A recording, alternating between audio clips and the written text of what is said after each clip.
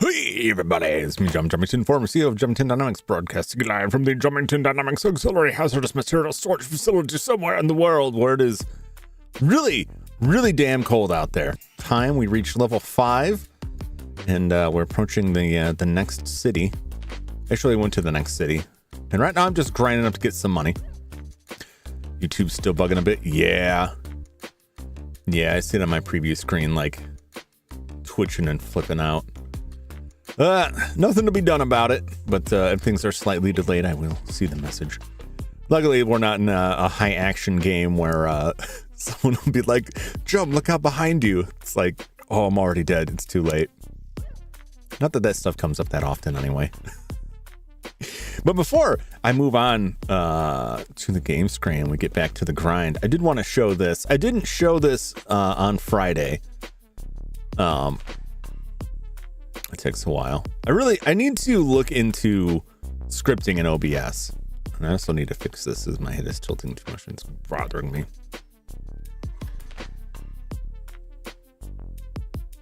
There we go. Yo, what's up, Kubi? Off to an early start. Yeah, I schedule a little bit earlier on Sundays just so I'm not going super duper late. I'm just kind of like a relaxed, chilled out day. Of going through. Members of the Discord will see I already have my schedule open, so I'm ahead of the curve slightly, which ain't saying much. Welcome in. Good to see you. I did want to show this off because I didn't show this on Friday because I put it all together and there was something about it I didn't quite like. I want to go back and change it. So that's why I didn't see the PS3 model. Standing tall, standing proud. And I've talked briefly about like the process for making these, but where that console sits, I'm not all of the stuff in Blender. I'm strictly amateur, so be forgiving of the faults and things. But this is the PS3 model that I made. I just noticed it started on, which is weird. I'm not sure why it started on. I'll have to look into that. That's just a button configuration thing with the Stream Deck. And so I make these, and then there's a render window that I make. And this was like a lot of trial and error because in order to do the video portion of it, where it's actually animated and there's sound and everything, I have to export a specific type of video that supports alpha transparency so that I can leave whatever's in the background. It's just the console and the desk, part of the desk, right? And there's a specific size that you need to make this because I don't make it. It's not like a 1920 by 1080 video that just takes up a little section. It's just a small section around the game. If you look closely, you can actually see a line there, which is unfortunate. Something to be looked into. How to blend that better. There's not a great way.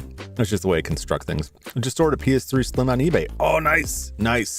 I've had my Super Slim almost since they were new, almost since they first came out. It's probably 6 months to a year after it. 320 gigabyte variant was 150 Australian. Is that like the current price? That's not too bad. That's not too bad. I like the Super Slim. Super Slims are really reliable, I have found.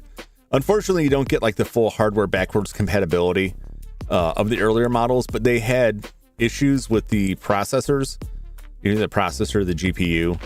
And so now what a lot of people do is they build Frankenstein systems where they will extract the later variant, more reliable chip from a Super Slim and put it in the old fat consoles. I am not equipped to do that kind of thing. Whenever it came with FIFA 16. Ooh, that's a good one. There is, I forget which game it is, but I think it's on the PS2. There's a soccer game that was like really huge in Brazil, and that modders are still releasing updates for the game where they've hacked in new teams and new game modes. This was a podcast like, I don't know, 6 months ago I was listening to. It's pretty wild. But I really like it. I really like it. I got a lot of use of it out on the PS3. Pro Evolution Soccer. I think that's it. It was pretty crazy hearing about that. But, you know, and as an American, don't at me. It's always strange for me because it's easy for me to take for granted, like, how cheaply and easily they can get a hold of a lot of stuff. And that's not really the case in a lot of parts of the world. I know Australia, from what I understand, a lot of stuff has a much higher cost in Australia than it does in the rest of the world. And then like Brazil, I want to say like the Sega Genesis, like way outlived its life elsewhere just because like they had good manufacturing contracts. Winning 11. It might have been Winning 11. I forget the exact name. I'm not super versed on the soccer games. Winning 11 sounds closer to it. I have to go back and find that podcast episode. It's pretty good. I got my PS3. I just want to show it off because I didn't get a chance to before. Look at the hard drive loading light everywhere. I'm pretty proud of this stuff, considering I'm just like a super amateur with it. But yeah, it's what I was saying earlier is like it's kind of a headache when I want to render these things, and I got it down for all the other consoles have a set render window that creates a set of images I can animate that are the correct proportions to properly export the video, because it has to be, the video only supports certain aspect ratios. But I don't have a list of that, so I just have to like make an image that is a certain pixel width and height and feed it into it and export it and see if it produces a video of the right thing, and then just adjust. It's kind of annoying in Blender too, because I can't just tell it to make a render window of X pixel by X pixel. I have to drag it out by hand and export the image. I have an add-on that's supposed to tell me the pixel size of the image, but it's not accurate. Like it's 480 pixels wide, but I usually have to set it so that Blender says it's 481, and then when it exports the picture, it's 400. It's how it handles all that. I understand how it works, but it's kind of tedious. Well, I had to make this one taller. I had to find a taller aspect ratio, a taller set of pixels that the video would render properly, that could fit the PS3, because it's taller than any other console I've put on here before. It just didn't look right laying on its side. It just didn't look right to me. So that's the PS3. I don't know if that actually played like the PS3 startup noise. What's up, Silas? I saw you earlier to say hello. Yeah, it's pretty like once I get it down, like now I have this size and I can use that size. And it works, but finding that size is like a bunch of like irritating trial and error. I have to look at these buttons too. Which thing won't? Yeah, it's really cold here. It's very cold. You may see my protein slurry there. I actually have a nice hot cup of coffee, which usually by this point in the afternoon, like I have stopped drinking coffee because otherwise I'm gonna be up late. But I need some. I could have tried to make some decaf. I don't own any decaf. I find it evil. Nor do I drink tea. I could have just heated up some water, if I'm being real.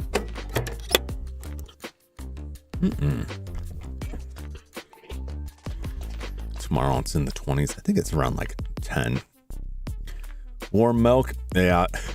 If I drink some warm milk, I would just be falling asleep on stream, which would be would be a thing. Just be like, oh, my stomach is warm and full of dairy product. I must return to my cavern for slumber. These cords. It's like the natural order of cables that if left to their own devices, they'll just naturally curl around each other. And then I have to regularly massage them to keep them from wrapping them. This NES controller is getting pretty jank. I've made a mess of here lately. I've been moving a lot of stuff around. Invest in hot cocoa. What's funny is I'll buy hot cocoa and then I'll drink like one or two, drink it like once or twice and then forget about it. And then for like 2 years, be like, I still have some of that. And like, no, it's old, it's expired. And like the first year I'll go and like, no, this is old, expired. I'll throw it out and I won't buy more. And then the next year, I'm like, wait, do I still have some of that? Like, no, I threw it out last year. So maybe once every 5 years, I remember to actually go out and buy it. Let's head over to the game.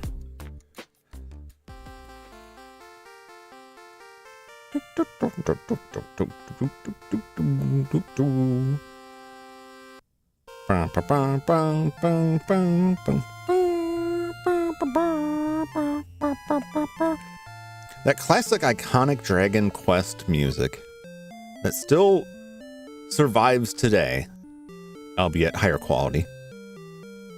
They really had in something good with that. I'm in love with like the cultural phenomenon, like the idea of the cultural phenomenon of Dragon Quest, to the point that they played Dragon Quest and Final Fantasy music during the Olympics. Because it's such a big thing. There's also another one of Hollow Knight VTuber, Usada Pecora, for one of her birthdays, this orchestra recorded a rendition of it, which is really cool. Jump!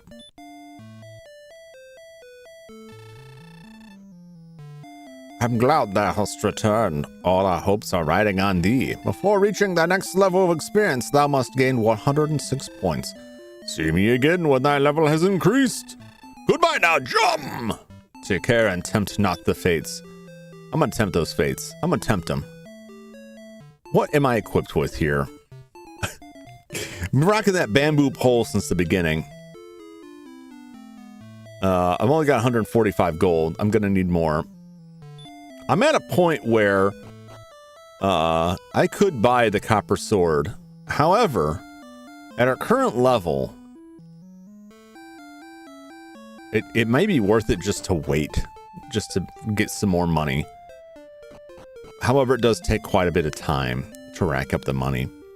And having a better weapon just is one half of the equation of allowing us to grind on bigger enemies to hopefully get a somewhat faster payout. Though the payouts never seem to get that huge, cash-wise or experience-wise. Especially the experience. You never get less experience for enemies. It's just that the amount you need to level goes up. You ever notice like some games will hand out less experience? I think Paper Mario did that. You'll get less experience for enemies relative to your level. This game is pretty standard, pretty static in the amount you get. It's just that it doesn't go as far. That level inflation keeps hitting you. So we get a copper sword. We can't buy one now. For 180 gold. We already have the leather armor. We could buy a small shield. I mean, I can just get a club, but it seems like a waste. But it's 180 gold. Where are we? We should probably rest, because I don't think that's our... that's our max HP. We're okay. We're okay, wise. Okay. Just get to the grinding. I had started a thought last time, and I realized hours after stream that I never finished it. Which, if I had the wherewithal and the patience to sit through my videos, I could probably build like an hour-long compilation of times that I started talking about something, and then my train of thought got derailed, or I got distracted by something in the game, and then never came back to it ever. Just completely forgot about it. And I usually remember like hours after the stream ends or the next day, like, oh yeah, I never mentioned this again. But I won't remember it when I'm streaming again. was one of the rare times where I've been thinking about it since then. Like, oh yeah, I forgot to talk about this. Now, I was talking about a DS game, Nanashino Game, the Nameless Game, which was a Japanese-only horror game where you are a college student, and there's a urban legend going around that people are getting, they call them the TS instead of the DS, but they're talking about DS. Everyone's got the DS, and they're using them to send each other games and messages and stuff, which is all stuff the DS could do. And there's supposedly a cursed game that if somebody sends you this video game and you play it, if you play the game, in 7 days, you will die. It may be 5 days. Whatever. We'll just say 7 days. Nice even number. Not super relevant. And so the game alternates between holding the DS like a book, and it uses both screens, and you have like a first-person 3D mode where you're walking around, which looks great in person, but it's a little wonky if you tried to like emulate it and record it. It's a little hard to pull off, right? But it works really well in person, right? But then it alternates between that or holding it like you regularly would and playing the cursed game, which is very reminiscent of Dragon Quest. And it even, like this music, it plays a song that sounds a lot like this music, but like cursed and messed up. So I find it very funny. There's basically a horror game about a cursed version of Dragon Quest that you can download on your DS that will kill you. It was a very interesting game. I quite enjoyed it. There's a sequel too. I don't know if there's a fan translation for the sequel. But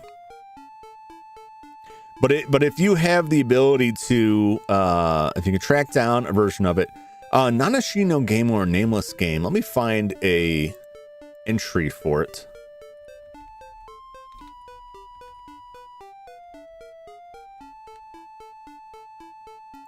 Put the wiki article for it. And that'll at least give you the name. You can search for this stuff. It's a very interesting game. I've seen a couple people put recordings of it up on YouTube.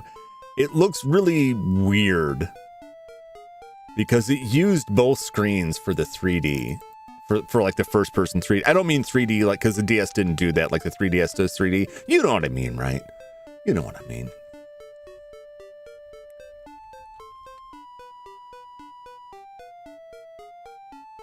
Yeah, there's a couple in that, but mainly Badass Hero played it.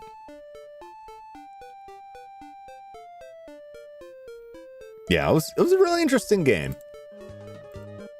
Mega Man again. Get me again with that. Yeah, if you have the ability to check it out, I highly recommend it. I was able to get a copy of it, and then I have, in order to handle the translation, I have like an old as hell flash card for the DS that I was able to load it on and play it on the actual hardware. It worked fairly well. It's the only time I played a DS game that had me like holding it like a book. It was very cool. All right, we are to the cave. We got the tablet of Erdrick.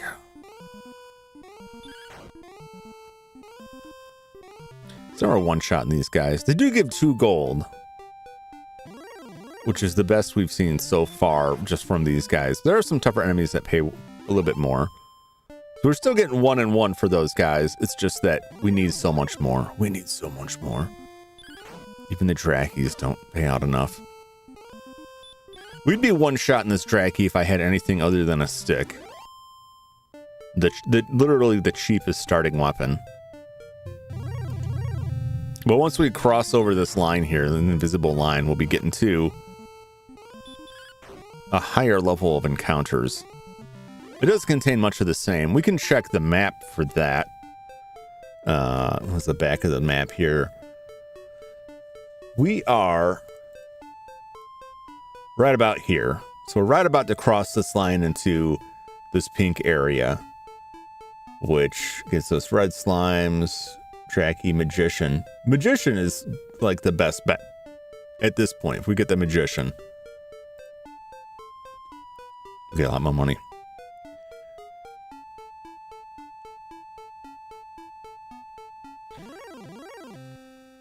Yeah, I would like to see some more monsters.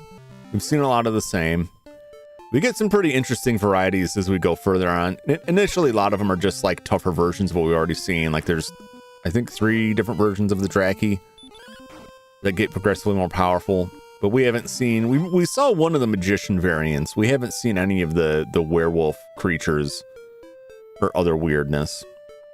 Let's pop into town real quick. Check the price on this. If this wizard will get out of my way.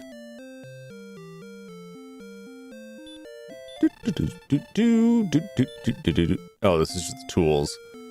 Torch. We should buy another torch at some point. We don't need it just yet. But we will. We don't desperately need the torches, in truth.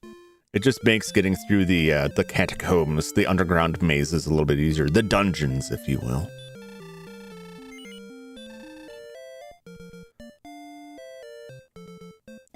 Hand axe, copper sword. See, I probably will just buy a copper sword because I don't think the hand axe is that much of an upgrade. I think we'll skip that. If we go off of this guide, right, that shipped with it, level 5, we're right about in broadsword territory. They don't even mention the hand axe. So copper sword might be better because we have a ways to go to the next town. You know, we're going right now. It's a dragon scale. Let's go ahead and buy a torch. Let's get a little spendthrifty here.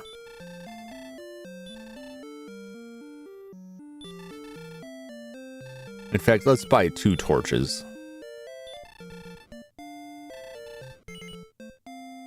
And I'll go ahead and buy an herb too, just so we have it.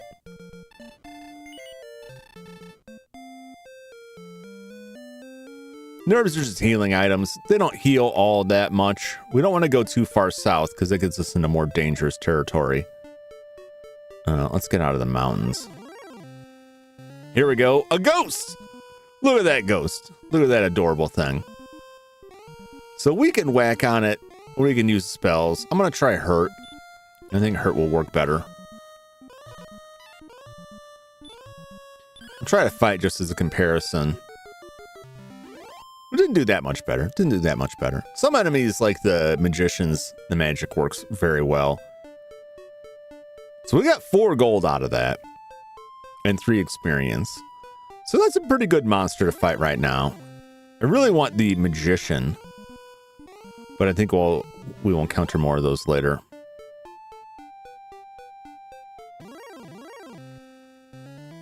Red slimes are not amazing. But they do have the advantage of one-shotting. So what we're looking for is 180. That's the big thing I'm looking for, is just to get the gold, to get the better sword. Because the 2 halves of your survivability and your ability to traverse greater areas are armor and the weapon. Ah, here we go. Oh no! We got ambushed. All right, let's hurt this man.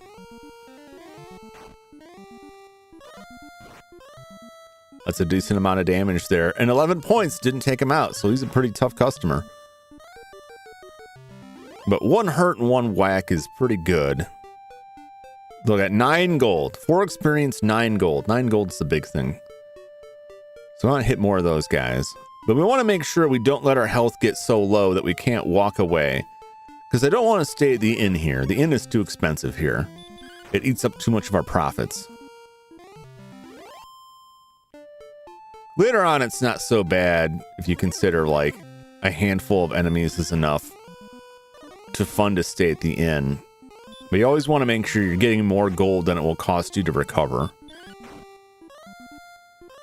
And if you have enough stat-wise HP, defense, attack, power, whatever, to get through like 5 fights, but the gold you get for 5 fights is just enough to pay for a stay at the inn, you're never gonna come out on top. You're always gonna be out, and you won't run the risk of dying and then going back to the starting castle.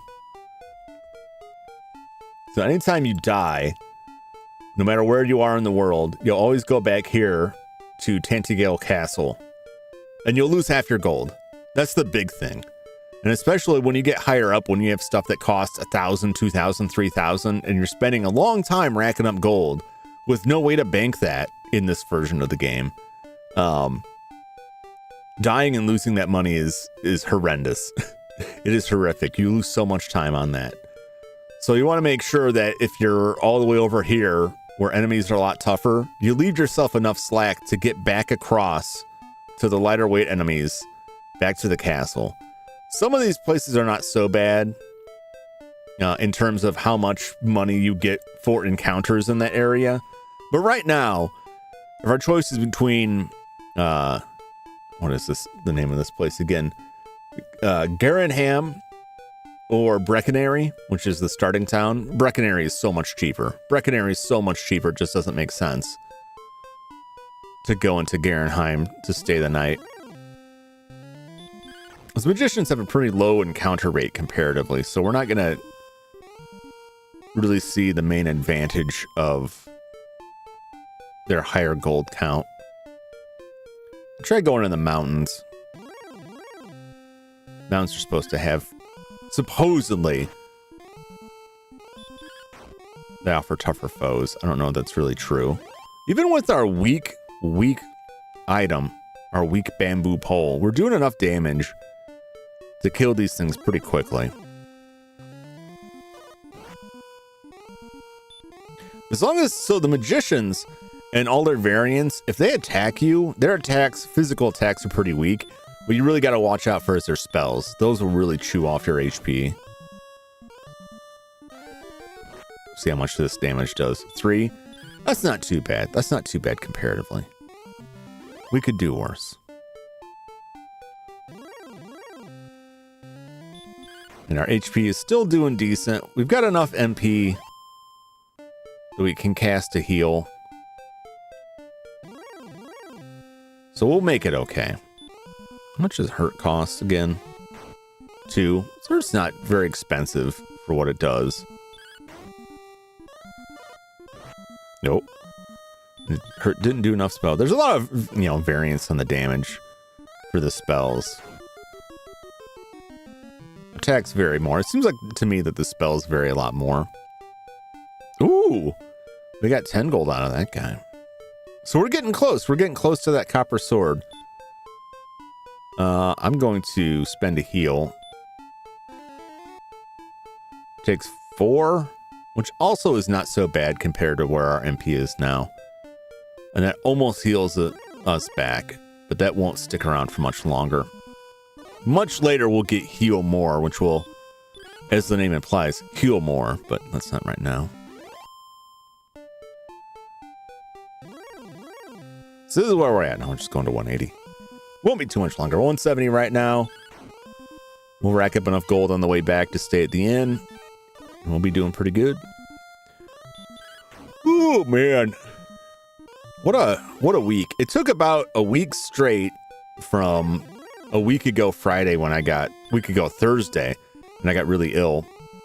It took about a week straight before I started feeling my stomach go back to normal. And it's pretty concerning. Because you get to be my age, like, stuff like that, you start falling into, like, the higher risk categories for all kinds of illnesses. And so, like, anytime my body starts behaving differently, it's like, oh God, do I got to worry about this? Is this a sign? And thankfully, no, it was just a little virus. But it takes a lot longer to recover from stuff. Which just feels awful. Yeah, it is scary. So thankfully, like, the stomach's pretty much back to normal now.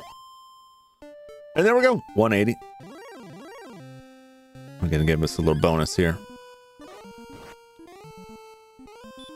But it was rough. Like, it's taken off my concentration on stuff and made me hesitant to go a real late any of the streams.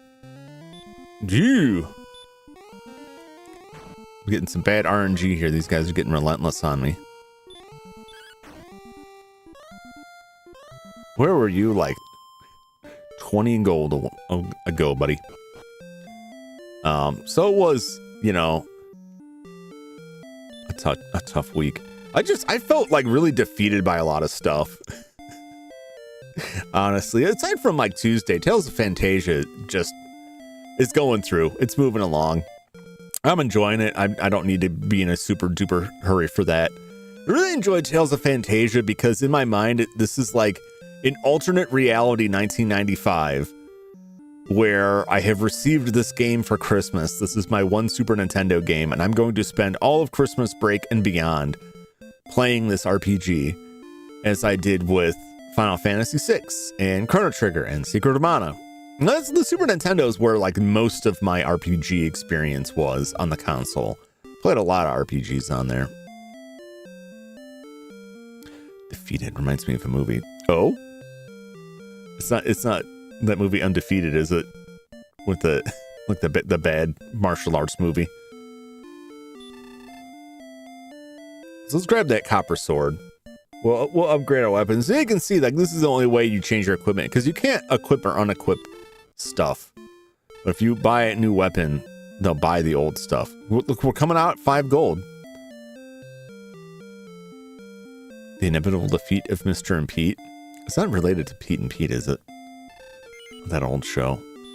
Quite enjoyed that. All right. So now we have... I don't think our status will show an attack power 22. I didn't really look at it before. I should have. Really should buy a shield at some point.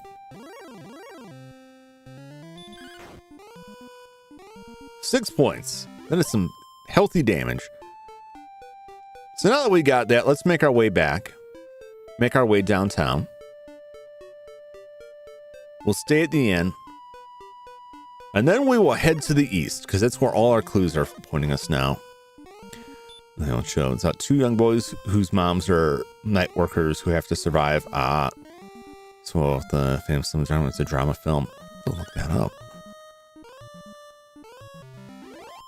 So now we're just one shot in these things. Or is that 2 shots? But yeah, it was those are Mega Man and base, like I feel super crushed by, because it's taken me like I went from finishing Mega Man games, like Mega Man 1 and 2 were one stream for both of them.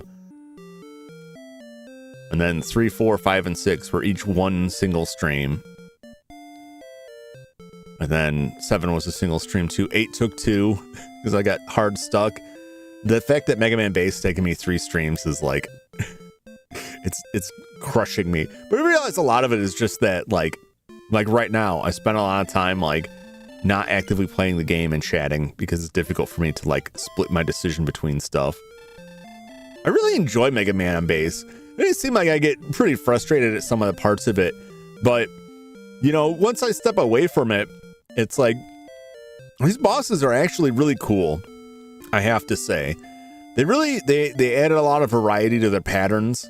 They have a lot of mix-ups in them, and also how all the bosses, well, most of the bosses anyway, kind of switch modes and add extra attacks once their HP gets low enough. I find really interesting. I'm just having a real hard time locking their patterns down and getting through them.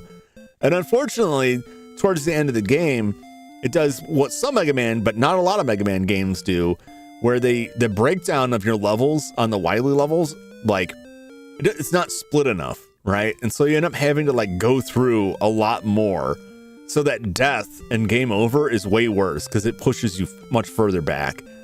And that has caused me some level of aggravation. But I'm curious what it plays like as Mega Man. I don't think I'll play the whole thing again as Mega Man on stream, but I would like to check it out. I was also checking out the sequel to Mega Man and Base, which released exclusively for the Wonder Swan from Bandai. It's like, man, how often do I get a chance to have a reason to play a Wonder Swan game? Not often. What's up, Sky? Welcome in. Good to see you. Always mom who's so independable gets arrested and they have to rough it out on their own. Ooh.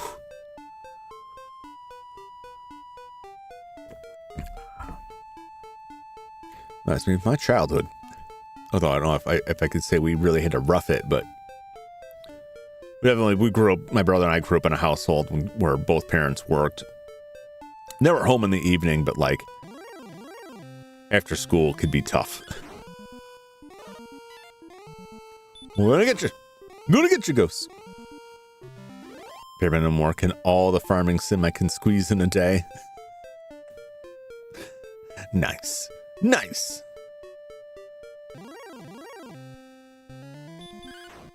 Oh, we got a bridge here.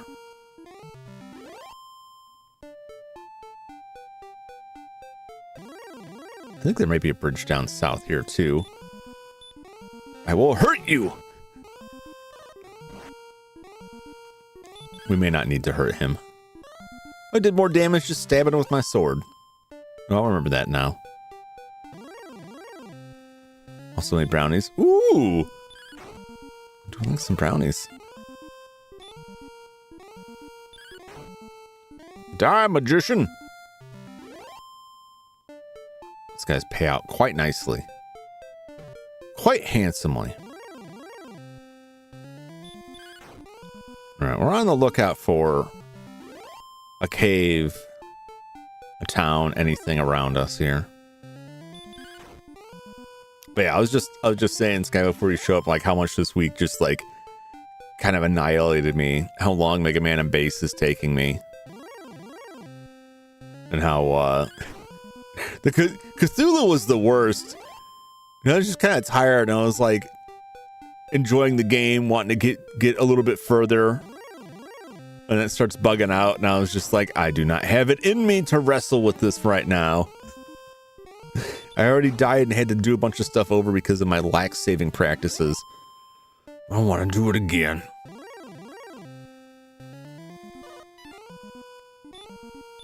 But Friday made up for a lot of it, just hurling stormtroopers around.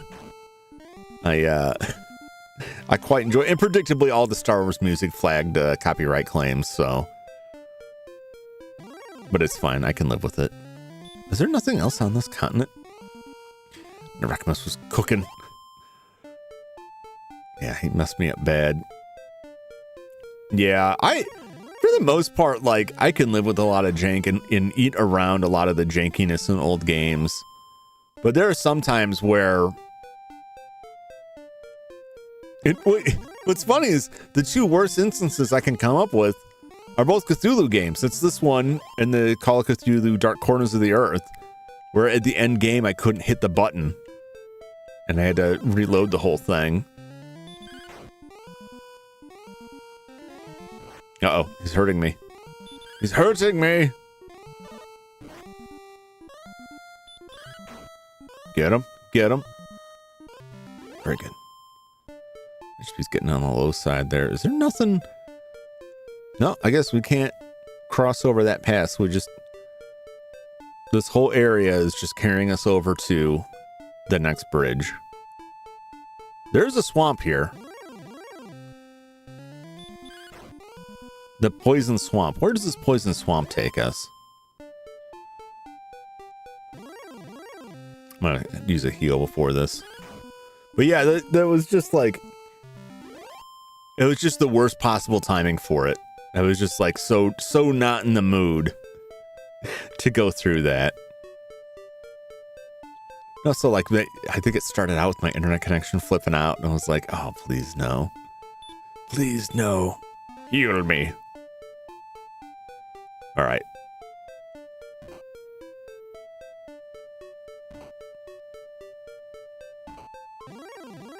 Yeah, 2 damage per step in the swamp. And it is a long time. It is a long time before we get a means to traverse the swamp without just eating it. So we're back on the main landmass here. But that is rough. So we can take this shortcut. But it'll still be worth it once we're like way later in the game. I'm just gonna go ahead and spoil myself. It'll be worth it to cross over that a little bit quicker, because we'll still have to travel through all of this area again. And we never get a faster means of traveling aside from the ability of one item to carry us back to the starting town.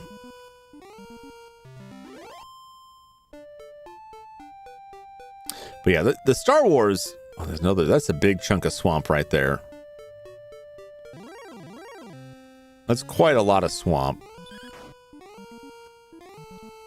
And there's a cave. So we're going to have to go down there eventually. Magician!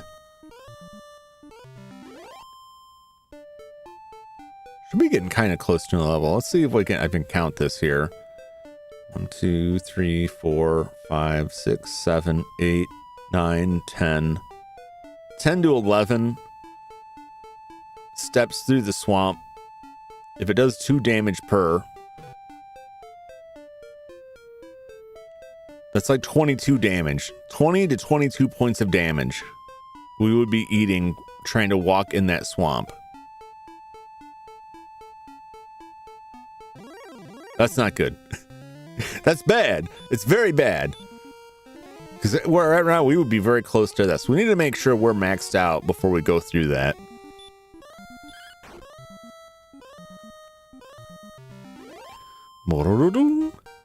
Hey, we leveled up. Yeah. Yeah, those poison swamps are up. You thought Dark Souls was bad. Get ready for Dragon Warrior.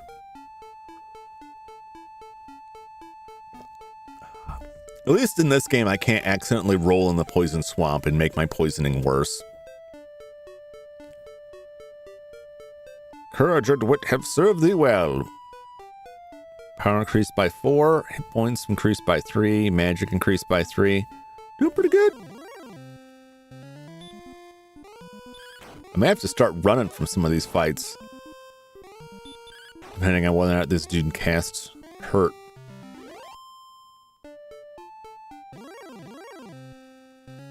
The scorpion. Oh boy. A cool feature. That sucks. Yeah.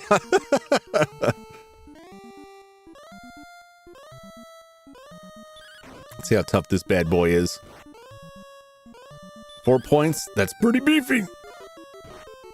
Oh boy.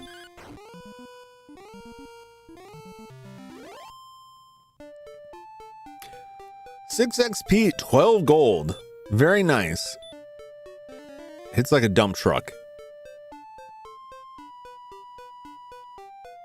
So this is a pretty good leveling area. So we definitely have rolled into the tougher area, but the rewards are greater. Oh, here we go. Here's the town. Magidracky. I'm going to keep my magic for healing. I'll take one swipe against him and see. Yeah, because he's got spells. 7 points is rough. But we got him in 2. So the amount of fights we can get into in these higher level areas is way less. But it doesn't stay that way for long. Yeah, those scorpions are tough. So we are in... What's this guy tell us? Talk to me. Don't walk away from me, old man. This is the village of Cole. Delightful. Delightful. It's part of the Shadow Wizard Money Gang. They love casting spells. That's what I have heard. Come back here. No. Don't you walk away from me. Please, save us from the minions of the Dragon Lord. I'm working on it. Dreadful is the South Island. Great strength and skill and wit only will bring thee back from that place. I presume that's the swamp we gotta go through. Will take us to the South Island. What's this wizard guy? In legends it is said that fairies know how to put Gollum to sleep. What are you doing? What are you doing? Get out of there. I gotta talk to this guy. Yeesh. Don't trap me in here. East of Hawkness, there is a town, 'tis said, where one may purchase weapons of extraordinary quality. Do we know where Hawkness is? Hawkness is all the way over here. We're over here at Cole. Hawkness is way down here. So east of Hawkness would be, it's 12. Cantlin? Cantlin? In Scotland, clearly. Clearly. It's way down there. So we are currently in coal. Old coal.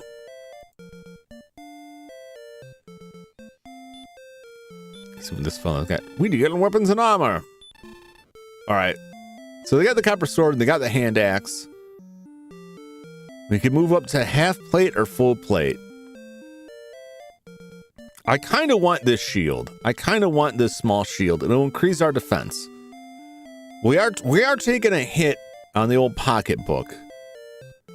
But if we can survive some more fights, all the better.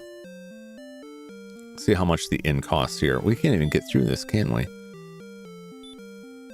Yeah, we need a key just to get in there. Hast thou seen Nestor? I think he may need help. I believe this was just like a tongue-in-cheek reference to Nestor and Howard, the comic, and oh, sorry about that. The tongue-in-cheek reference to Nestor and Howard, the comic strip that used to run in Nintendo Power back in the day. Yeah. I always forget about that. I'm working on it. Really, I'll just make that button a timer. It automatically goes away. Adventures of Kool-Aid Man is Battles Thirsties, DOA, and various fighters. Someday the dream will be a reality. But yeah, there's no actual Nestor in this game.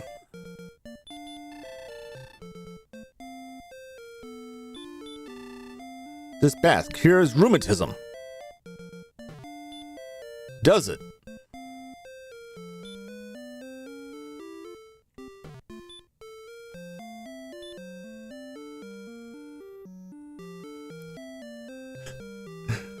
What does this guy have that is worth defending by being in a swamp? We're in town and there's still a poison swamp waiting to kill me.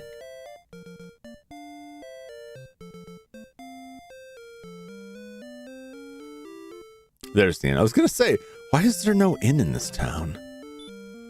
How much is this inn gonna cost? What's up, Autocast and Dumb Drum? You didn't say hello, but I didn't see you. How's it going? Super Ninja Ryo Hayabusa. I don't know if we can fit if we're keeping our RPG to the food brands. I don't know if we want to throw Ninja Gaiden in there too. That'd be pretty mixed up. Plus, I really, as much as I like to believe in Kool-Aid Man, I'm pretty sure like one shuriken would end his day forever. It's a joke. I know. But I like to think about the real possibilities. 20 gold is not too bad. That's not the worst. So this is our life now. We'll be battling foes around this place. Oh, get out of my way. You know what? I'm just going to leave the back way.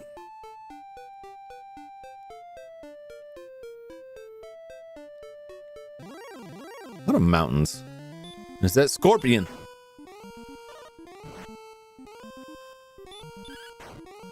Four points at a time. At least their defense is doing pretty good against these things. We need to do more damage. Class is Shuriken Bulletproof Healer from Humpty Dumpty. That's about the worst. Kool-Aid Man doesn't need more power. Kool-Aid Man needs less power. That's why they put the pants on to hold his power back. Ooh, we got a critical hit and annihilated that ghost.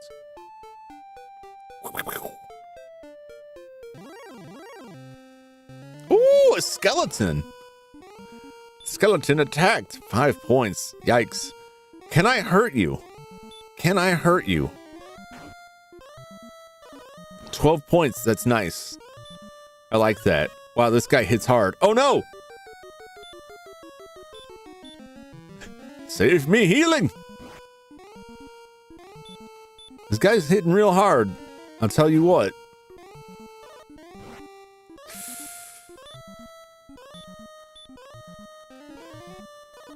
I may have to run from these guys.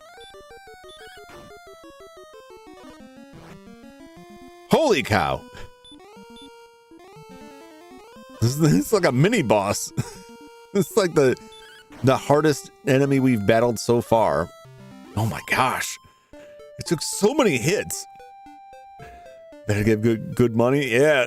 27 gold. See right there, that one fight, that's enough to pay for the inn plus 7. So we're ahead 7 gold because we're going to have to go to the inn like right now. Now I have to run from those guys from now on. So now we're in like the real diminishing return phase. If we fight guys like that, we can make out quite a bit. However, just one fight was enough to wipe me out.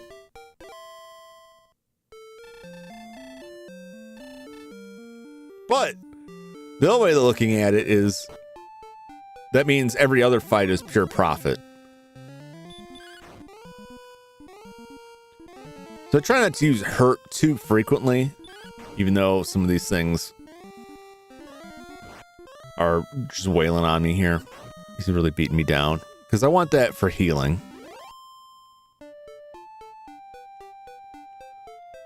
So we got to make sure we hit at least 20 gold before we go back. More is better. Yeah, 7 gold profit. Yeah. The cost of doing business is high. We'll try hurt. This magic fellow. 8 points.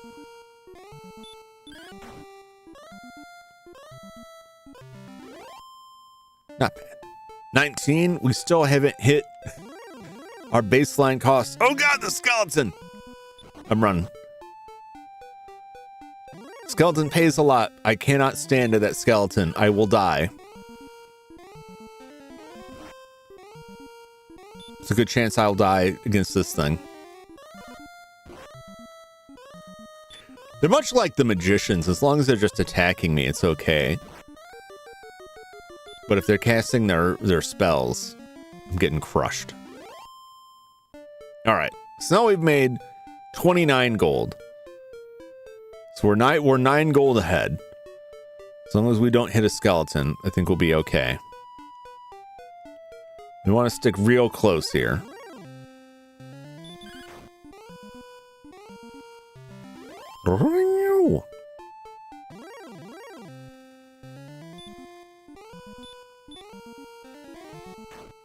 I will use hurt on this thing so I can end it quickly. Die. Very good.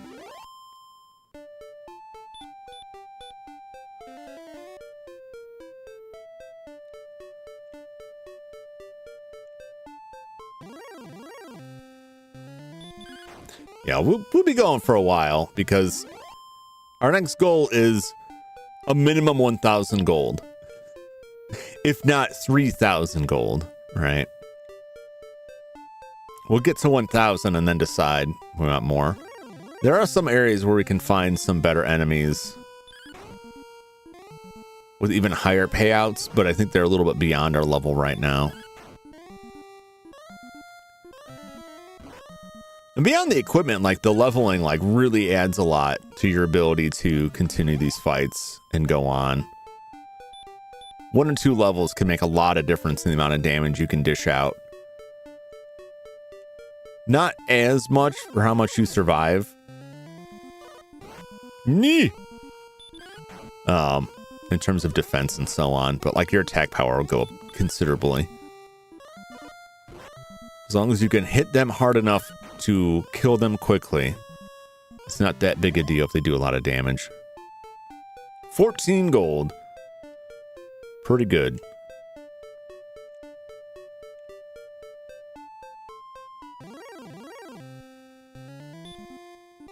When you start breaking down, you know, the amounts, we're still looking at, you know, 80 to 100 enemy fights.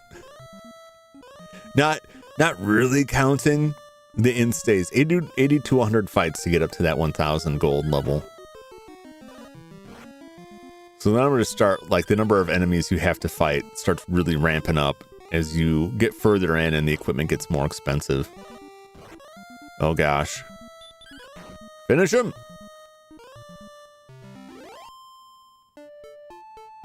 Okay.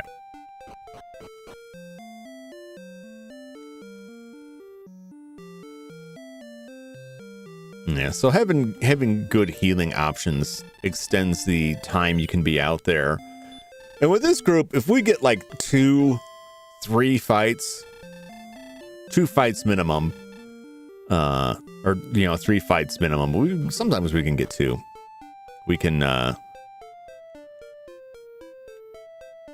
pay for the inn. So any number of fights, if we can get 3 fights and then heal ourselves and not have to go back to the inn, that's like just even more profit. She's indeed slept with the fishes. That makes it sound like you're out there ending people. Were you giving them concrete overcoats? Concrete boots? Send them to Davy Jones' locker. What's up, Headmo? How's it going?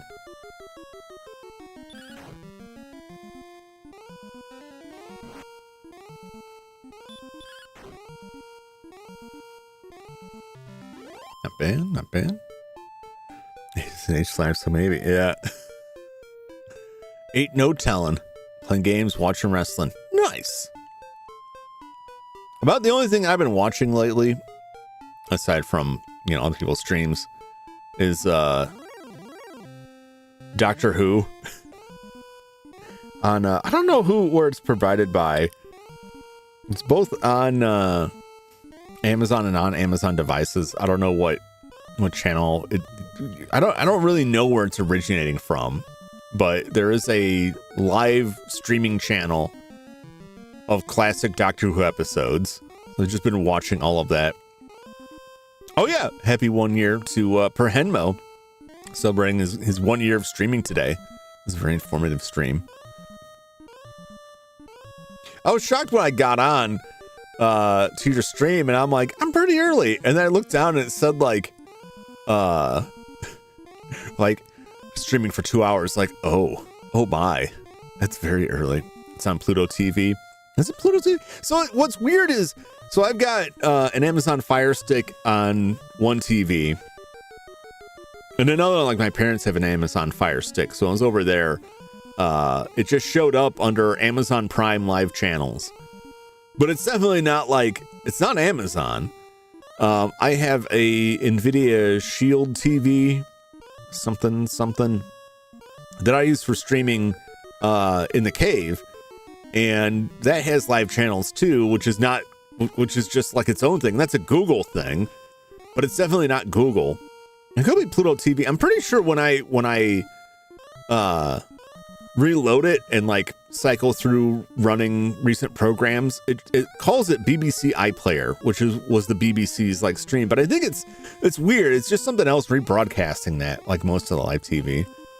It could be Pluto. It does have ads, but they're like primarily ads for Doctor Who stuff, which is like, I appreciate this, because if I'm gonna get an ad, I'm glad that the ad is like, we interrupt your broadcast of Doctor Who to bring you an advertisement for the Doctor Who Blu-ray collection, which is crazy. I gotta start buying those, because I do love classic Doctor Who, and I would love to have them so that I am not beholden to whatever random stream episodes are playing live. But the breakdown on the seasons is like, you can't get more than like 2 seasons in a row before like they're skipping 1 or 2 seasons.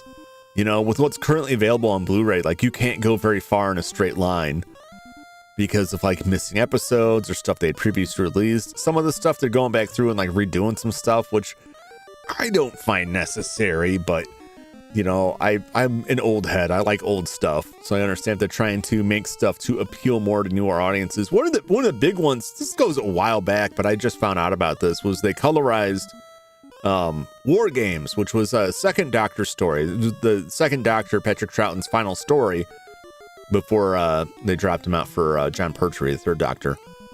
Back before they had the whole regeneration thing like written out, the Time Lords banished him to Earth and told him he would have to change his appearance. That's how they put it in the episode.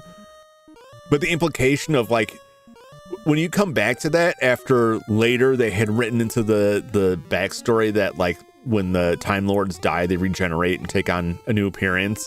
So basically like they executed him. It just made him use one of his regenerations. But the regeneration thing didn't really exist. It wasn't all written out. It was originally just a plot device because the original Doctor was in failing health and had to leave the show, and they wanted to keep it going. Anyway, they released a colorized version, and then they added some score in there to heavily imply that an evil Time Lord that appears in that story, the War Master, is actually an early version of the Master. They're like, yeah, he's the Master.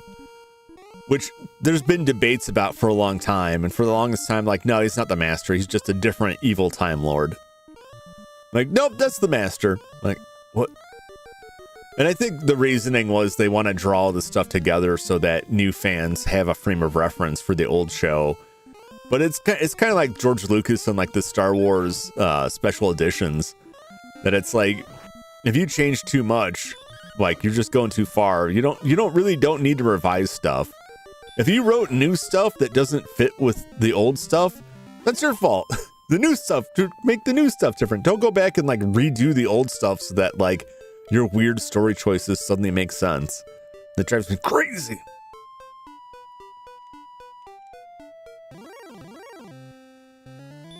Ghost. It's the kids who are wrong. I'm just saying, like, I feel like in my mind, there's not a lot you can do with classic Doctor Who to make it more appealing to newer audiences. If a newer audience turns on classic Doctor Who and they're just like, what is this? I don't think adding in like new background music is really gonna like sell them on it. If they can't like flip on and see like Tom Baker rolling around with K9 offering jelly babies to random space pirates, and they look at that and go, actually, this sucks. I don't think there's anything. I don't think the problem is that the effects don't look good enough. You know what I'm saying? I don't think replacing the effects with newer CG versions is what's really going to move the needle on that. Started watching it during the David Tennant's run. David Tennant was solid. David Tennant had a long run too. Longer than most of the new Doctors. The Space Rhinos. Oh, or the Jadoon. I like the Jadoon's language. It's a poor approximation, but just kind of barking like that.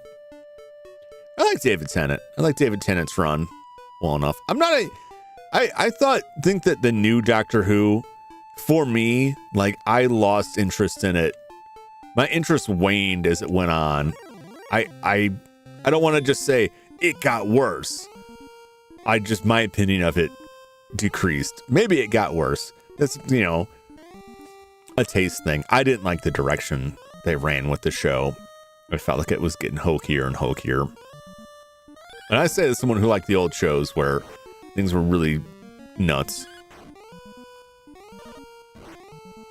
Getting close here.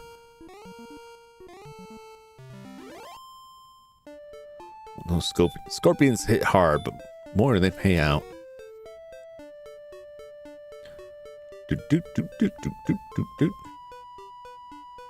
Yeah, I love the old stuff.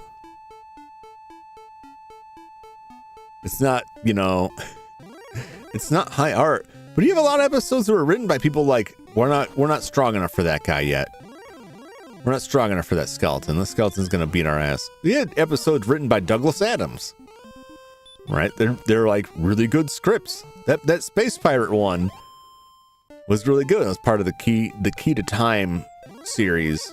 Like the whole season was just a bunch of stories leading up to finding the different pieces of the Key to Time. It was one of my favorite runs of the classic Who. Uh-oh, we're missing.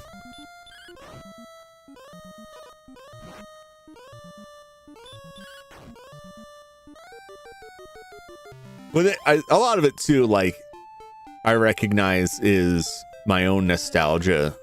Like, I watch the old stuff and I still enjoy it, but it has a place in my heart because my parents introduced me to the show when I was a kid. And the first Doctor Who story I ever watched was The Stones of Blood, which was one of the first parts of the Key to Time series with Tom Baker. And so all of my expectations for that show are centered around basically the early part of Tom Baker's run. It's like that's the standard by which I hold everything.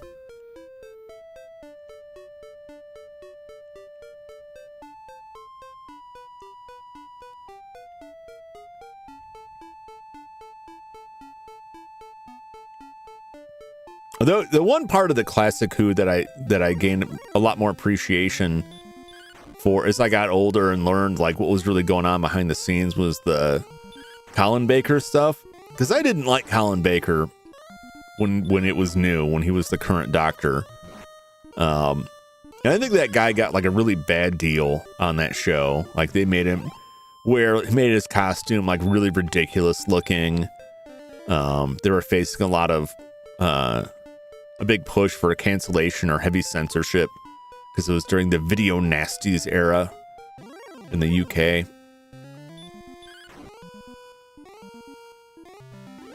But he had such a bad time in the show, and they actually fired him off of the show. And it ended so badly between him and the showrunners that when they brought Doctor Who back with Sylvester McCoy and wanted to do a regeneration scene, either he refused to come back or they just didn't ask him back. And so they just shoved Sylvester McCoy in his costume with a crappy blonde wig and shot him from behind during his death. And it looked bad then, and it looks bad now. But actually, I got his autograph as a kid. I still got it floating around somewhere. I remember being disappointed that, like, that's who was at the Doctor Who convention. And now I kind of feel bad because I was just so dismissive, like, oh, not this guy. I don't like this doctor. And, like, really, he had some really good stories. There was some good stuff in his run. It was just like a rocky time for the show. Not sure which it was either. Yeah, I forget. I thought it was that he refused to come back, but I'm not confident enough to say that, and I don't want to throw further dirt on the guy. But I like a lot of his one. John Pertwee too. I like a lot of his stuff. John Pertwee was fun because a lot of his run, like the Time Lords had banished him to Earth and made it so his TARDIS couldn't leave the planet. And he spent so much time like working on the TARDIS. There's so many stories where he's like working on the TARDIS to try and make it run, to get off the planet, to go back to flying through space. But so many of the adventures just take place on Earth until he reaches that point where he can leave. And then, like, not long after that, like, he gets poisoned by crystals in the Spire Cave and dies. But he was good. He was good, too.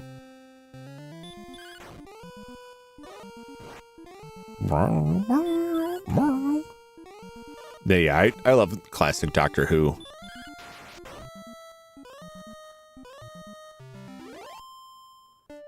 Even if, like, some of the acting can just be awful.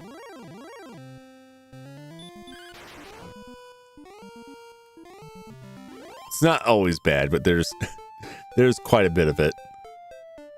There's quite a bit of goofiness.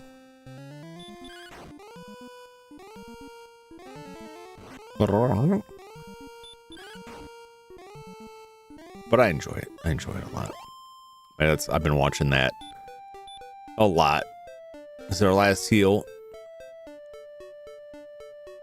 I think that only took 4. I think we got one more heal on us. Or we got to go back. Slowly building up to that 1,000 gold.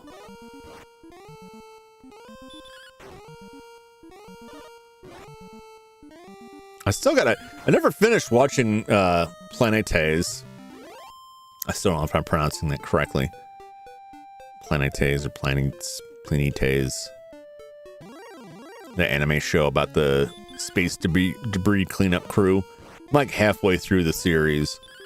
And I've got the tab open along with 100 other tabs. I always have 100 tabs open in my browser, and I click on it and I'm like, I should start watching this. And then I get a phone call and I'm like, I had to go do something. Like, oh, I'll do this when I get back, and I just forget about it.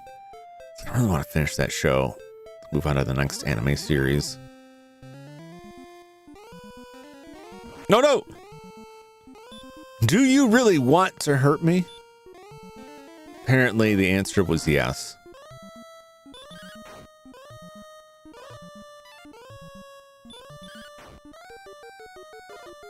Well, so at least we got new enemies here with the scorpion and the skeleton that aren't just like variants of existing enemies we fought before. We've racked up a decent chunk of change here off of one run.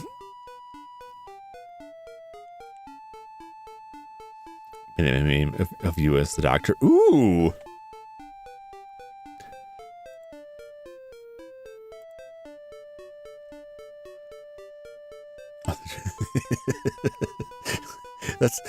That's a pretty brutal scorpion there. The Jumtor is in. The Colin Jumtor. I love when Colin Baker, when Peter Davison regenerates into Colin Baker, right? And his companion Perry, Perpigillium Brown, Perry's with him, and has no idea because usually like the companions don't stick around for more than one regeneration. So like, there's always that moment where whoever his companion at the time is like, "Why are you different?" Like, "Oh, it's a thing I do." The way it's written is like he regenerates into Colin Baker, and Perry's like, "What happened?" And he says, "Changed, my dear," and looks directly into the camera. And from the looks of things, not a moment too soon. Like really cocky, like you need me on this show to fix it. And then the next episode, they put him in a terrible clown suit. What's up, Joshua? How's it going? Just playing some Dragon Warrior. Right now, I'm just grinding my way up to 1,000 gold so I can afford a better set of armor.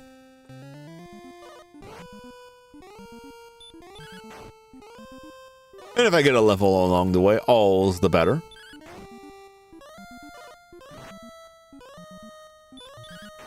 Oh. It's getting hairy here. Who would you want to play the doctor? Oh, I don't know. I mean, my take is always like, I don't want to see like some known actor now come in and play the doctor. I think whoever would be really good as the doctor now is just gonna be some like no name person. But that's just my taste. I wouldn't want to see like. I mean, some of it would be interesting. You're not a Dragon Warrior. Neither are you on a Dragon Quest. What a misleading title. Well, so here's the thing. I don't know what Dragon Warrior is, just the Americanized name because they couldn't get Dragon Quest. But it is a Dragon Quest because we are on a quest to slay the Dragon Lord, who is also a dragon. So that is our Dragon Quest. Should have been called Dark Overlord Warrior. Should have been called Dragon Quest. Is my thing. But dumb old TSR had a board game. They're like, no, you can't have this name. Not until part 8. Willem Dafoe is the doctor? That would be crazy. That would be very bizarre. I like Paul McGann. Paul McGann's another one that, like, he was really good as the doctor in a really crappy American made-for-TV movie that also started Eric Roberts as the master, which should tell you a lot about how crappy it was. I forget the villain, like a Dragon Dark Overlord. Yeah, I mean, we just know he's called the Dragon Lord, but we don't get much more information than that until we actually get to him. But it's sort of like how Final Fantasy is never really the Final Fantasy. Game was fun, but very short. Yeah, the entire length of this game is all gated behind the slow level progression and the slow accumulation of money to get better equipment. And in every subsequent release of this game, they have altered the numbers to speed things up. But when it really comes down to it, there's not a lot going on. If it didn't take so long to level up, if the numbers weren't so high for gaining levels and getting the money, like, it would go by so much quicker.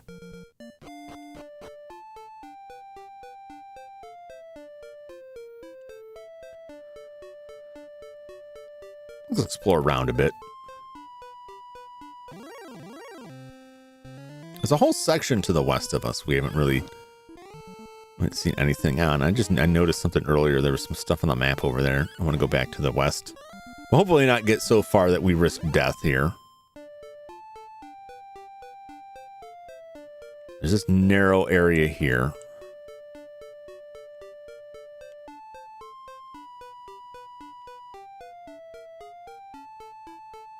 Aha! There's a thing.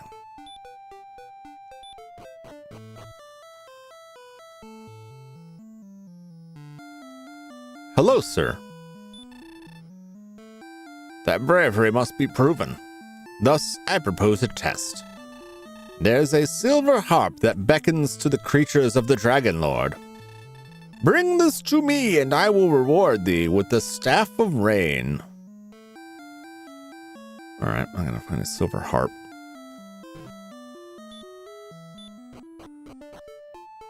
Yeah, Death is just hiding behind something with the sides, waiting for us to slip. Yeah.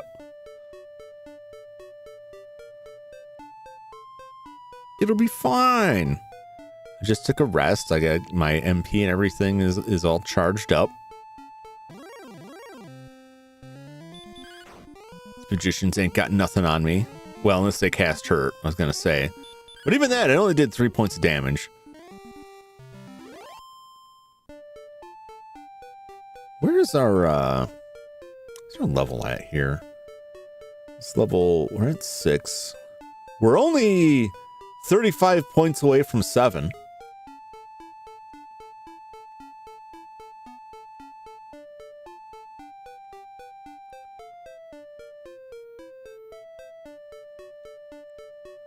Mountain Cave. Contains the fighter's ring. Where's the mountain cave at?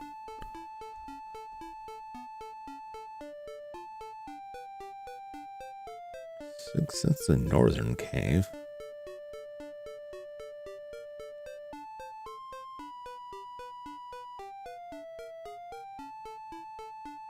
Mountain cave is number 7 on this map. Oop, not that.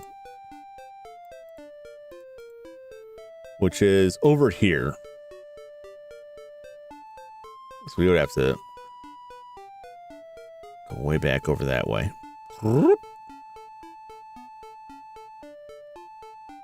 Is it worth it? It might be. It might be. Maybe we should go back that way.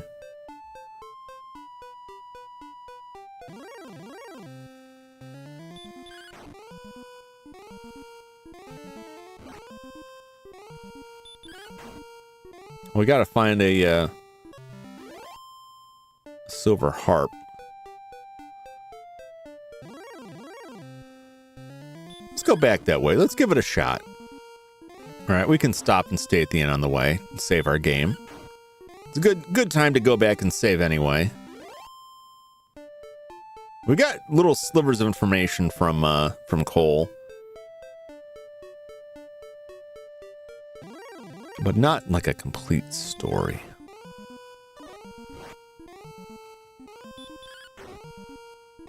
I think we can make this. I think we got enough MP to make this. I'll use this now. Should be enough to get us across.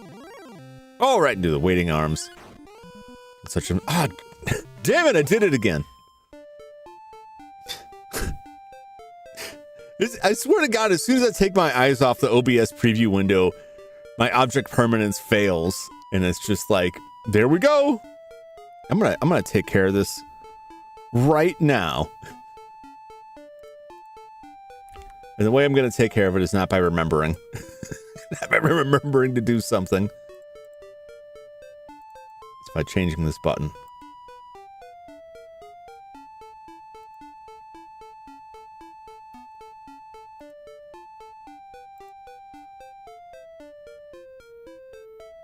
Okay.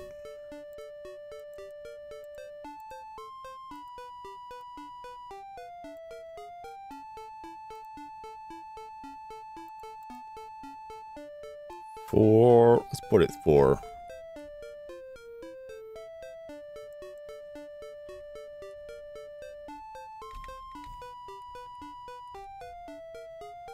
Make it 10 seconds.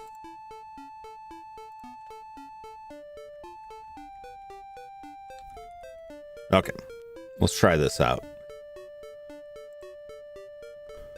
Let's just make it appear and then go away on its own after 10 seconds, which should give me enough time to pull the pointer out and poke at something and look at something on the map and then go away when I forget about it. There we go.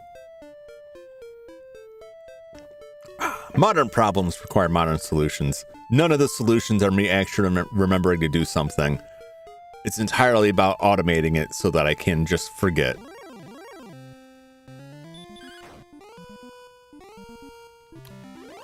That's at least three times now that I've done that. Twice in this stream alone.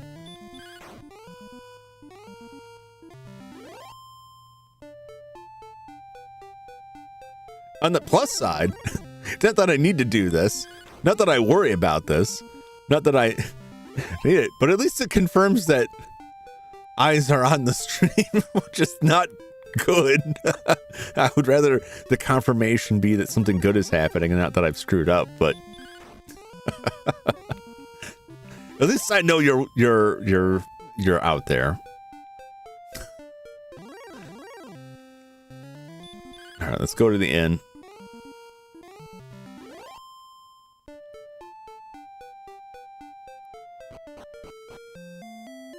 And we'll save. Then we'll go see what's up with that cave. 6 gold. How luxurious. If only it was this cheap everywhere. Only at gold wise 375. That's not bad. 11 points away from a level 2. We'll probably hit that on the way.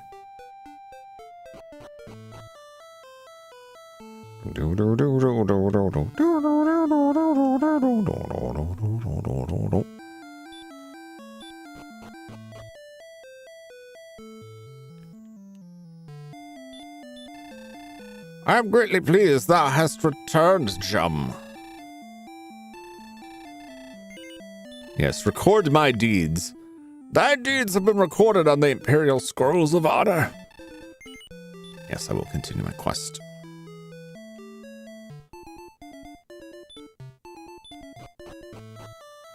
I still contest that the weirdest choice in this game.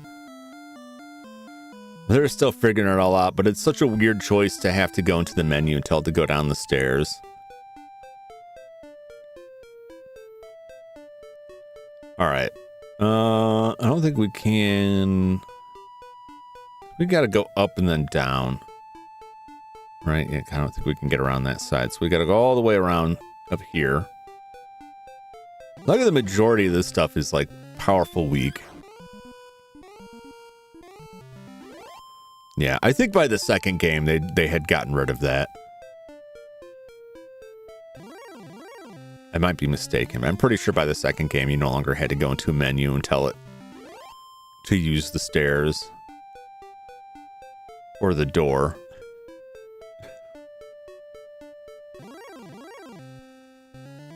Oh, the magician! Oh, don't hurt me. Don't hurt me no more.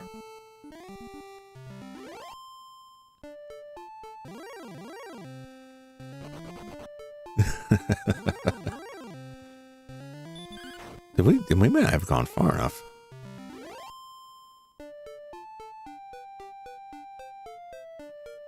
No, I think it's higher up.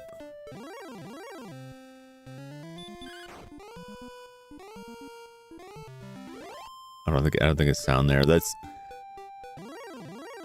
bridge would probably be a death sentence. We could dip our toes in it before we head back to town and the castle. Yes, here it is. No, I'm mistaken. How do I get in there then?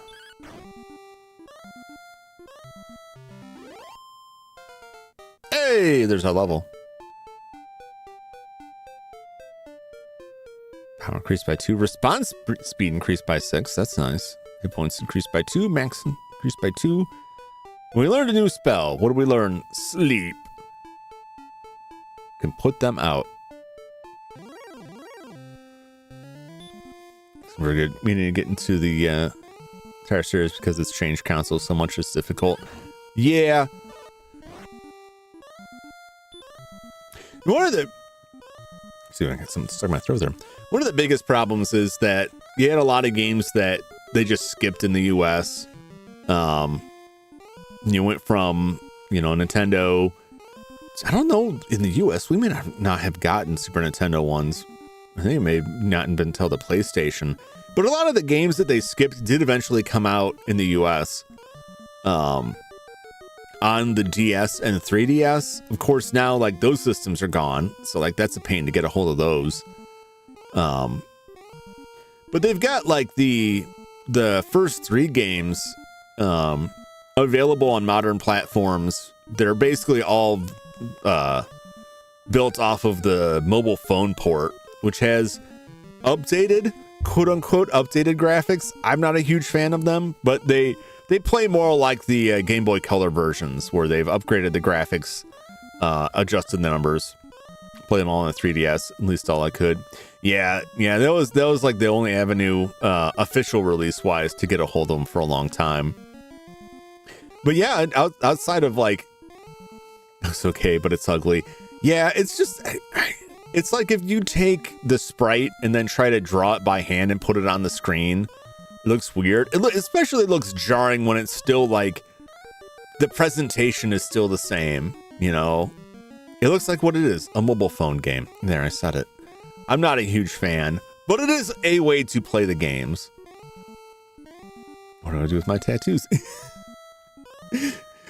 Your tattoos aren't like rolling around on like a pixelated map, because the maps still look very much the same. So it makes them all look off.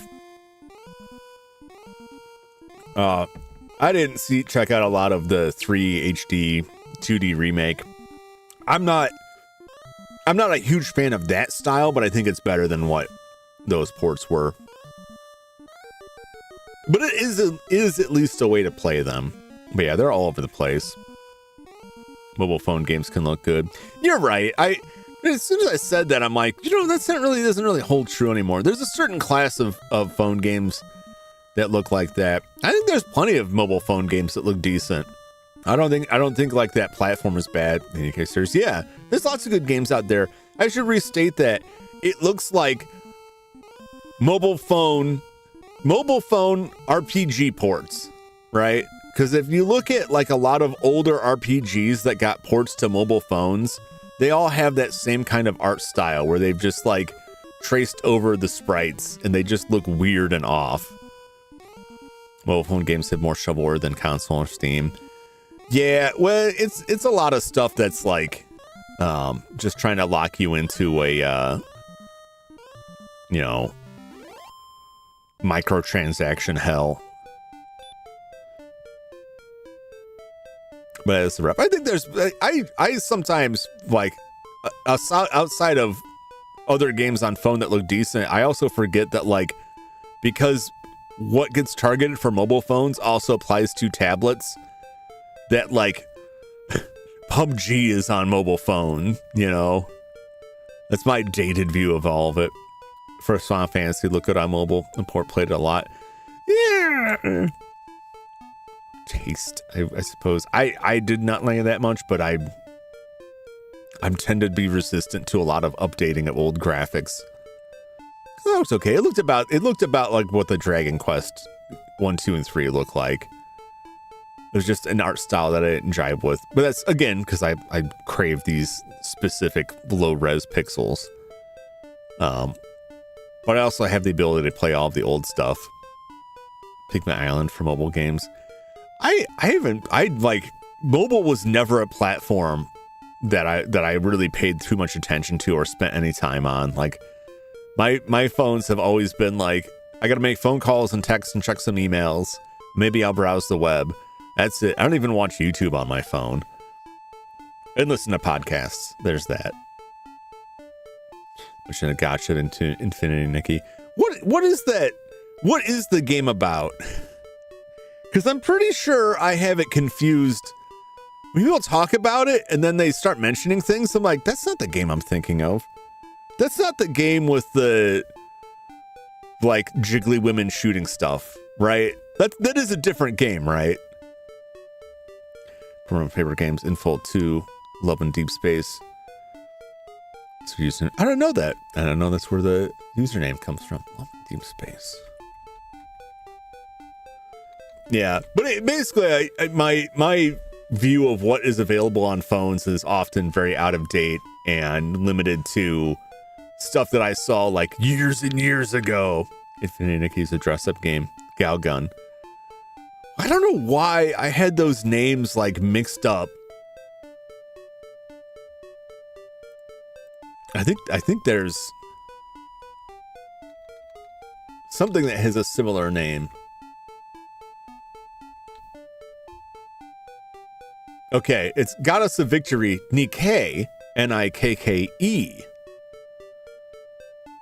Third-person shooter action role-playing video game.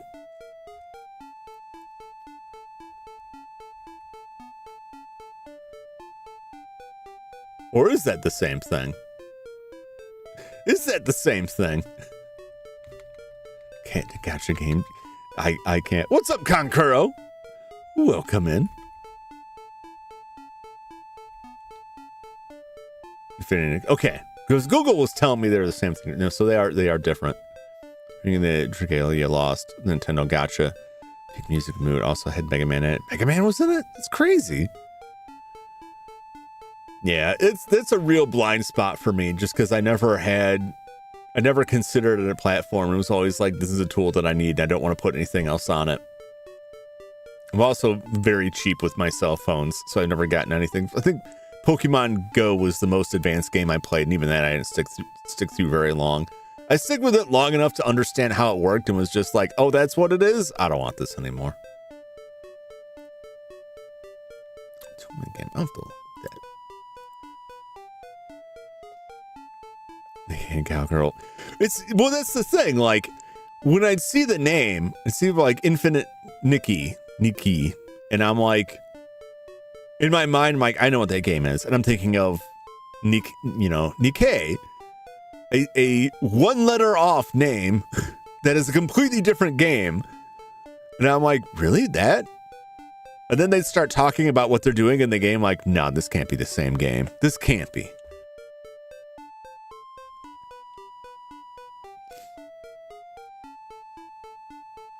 So Konkuro knows what it is.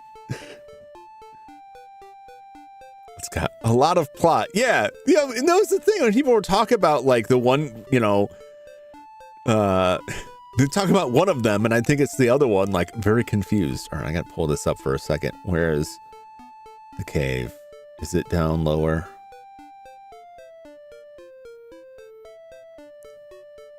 I think I do gotta cross that bridge, don't I?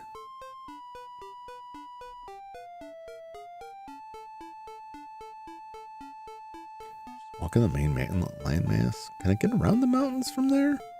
I can if I go further south, I believe. Okay. Try and find this mountain cave.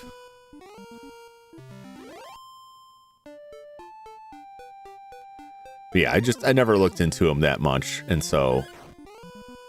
But about the only time I encounter stuff from the cell phone market is when it's older games like this that have a current release, and I'm like, why does it look like that? Like, what was built on that? Or sometimes the control schemes are meant for like a touch screen, and they don't really do a good job of fixing it to work with a controller, and then they release it on devices that use controllers, and it gets really weird. It's kind of people who read the Sears Laundry magazine for the deals that found their way into gaming. Yeah, I think that ship sailed long ago. For better, for worse. There it is. It just didn't go far south enough. I gotta go the other way. Blocked off by the mountains. It's fine. Just it's a lovely day for a stroll.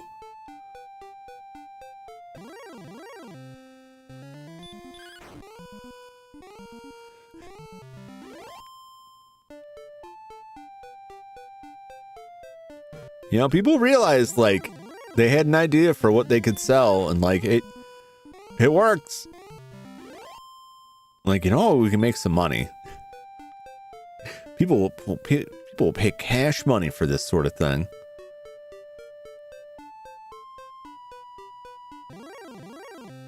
Oh, I'm not out to yuck anyone's yum.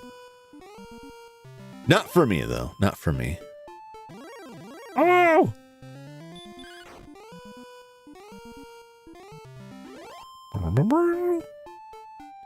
Here, let's see what nightmares await us south of the bridge. Oh, it's just more of these guys. We're okay. Or not. We're getting hurt. We're getting hurt real bad.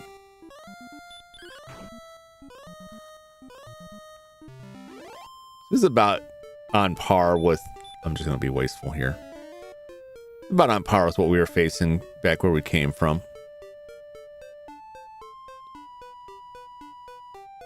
Oh boy, poison swamp. We just walk around it. It's fine. But it's also doesn't fill me with a good feeling that it's there. Columns clones really prosper on mobile. Yeah, that was like... It was stuff like Candy Crush is what I would think of with mobile games. But like it's a much bigger marketplace now, and has been for quite some time, than I ever really gave it credit for. And I'm always surprised when I find out about a game, right? And then I'm reading about the game, and it's like this first released on iOS at this point. I'm like, really? Really?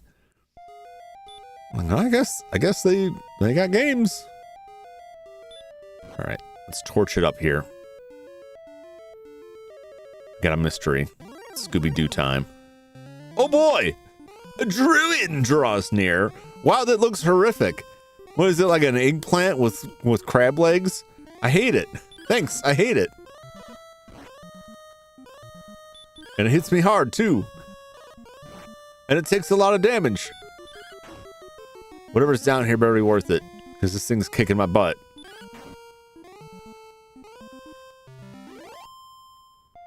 $15 gold though. Can't beat that.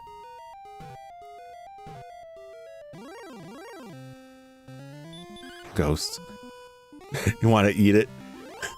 Boil it. Boil the mushrooms, stick them in a stew. Dare I just go down? I feel like... I think I'm just going to run from a lot of these fights here.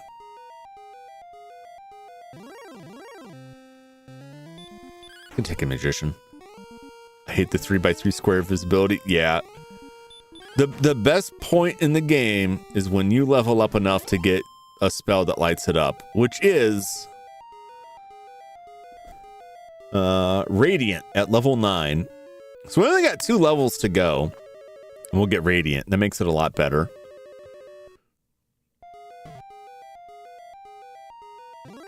But until that time, it's not fantastic. Oh no, the ghost is dodging me. How dare you dodge me? Don't dodge me.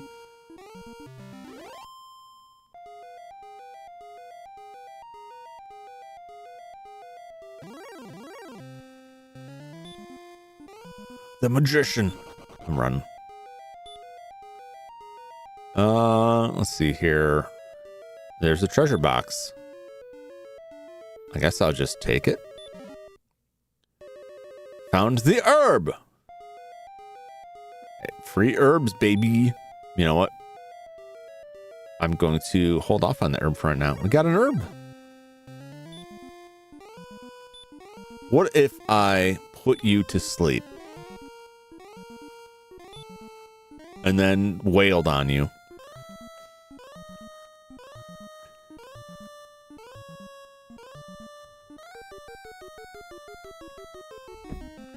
Feel bad from old gamers to get the "you are lesser gamer" treatment.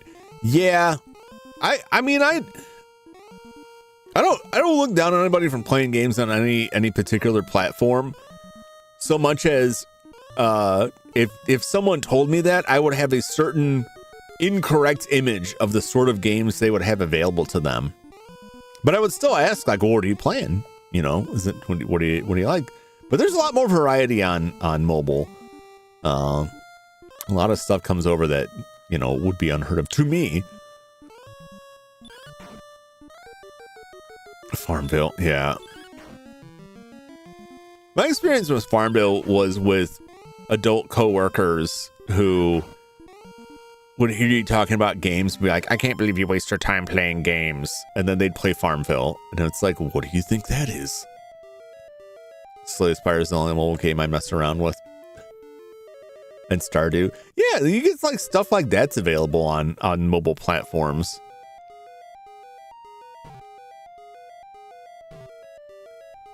So it's not as though you don't have access to many games that people would enjoy playing it on PC or Switch or whatever. So that's another thing I never really got into. I see that pop up when the brief stretch of time when I was on Facebook, and I was just like, I've got other games to play. I'm not really interested in this. But it was also for like those type of games that are like you can do X amount of actions per day, and then you have to wait for the cooldown to finish, or you could pay us money to make it go faster. And I was like, no, I've got games that I can play that don't need that. And that's a lot of what fostered like the negative view of games, not the gamers playing them, but of games on mobile, was the hyperpensity for games to be like that. Like when they put out a Dungeon Keeper game on mobile, right? And then that was just like a terrible cash grab. Roblox seems to be popular with the kids. Yeah. And that's another one too that I completely forget when, if I think about it, the last thought on my mind is that's on phones. Dungeon Keeper, yeah. They had something similar with the Diablo. Was it Diablo Immortal, which was on mobile? And I remember that all I remember is people being upset about it and the person responding with, well, don't you have phones?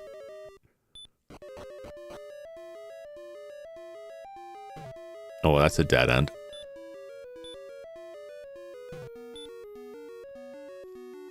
Some wild game and more games on there that look like normal games. Yeah, it's pretty crazy.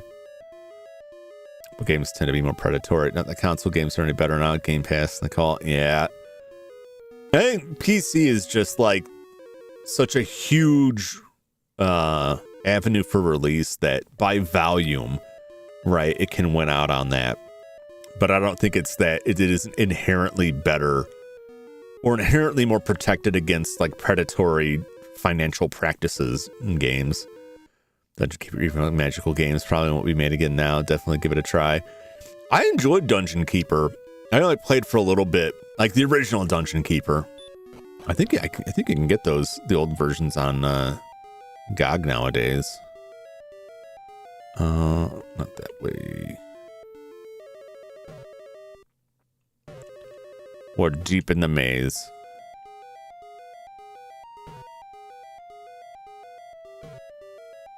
Oh, I see a staircase there. Can we reach it?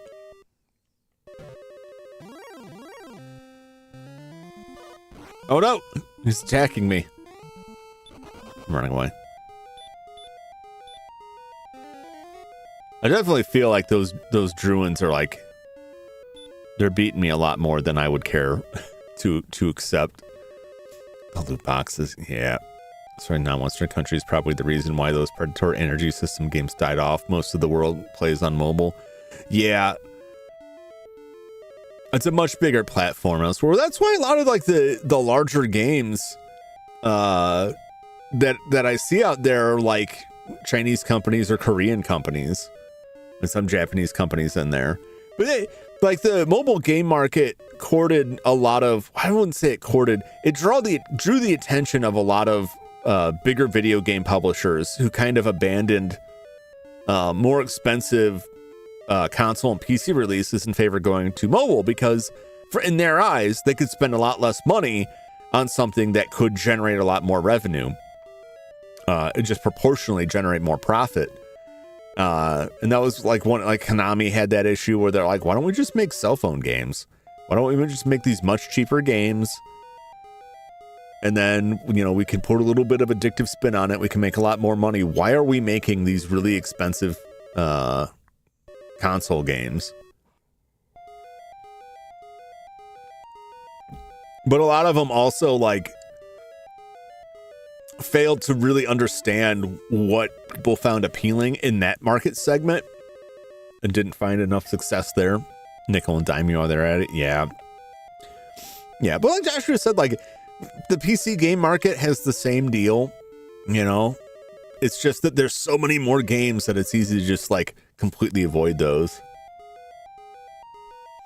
Mega Man got Java games. We got games made with Java. The only ones I knew was like Mega Man X. A couple of Mega Man X games had DOS releases. There was a Mega Man DOS game that was not great.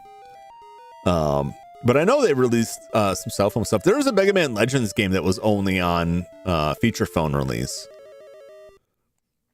that was recently translated. I don't know that they translated the game. I think they just have a translated script for it.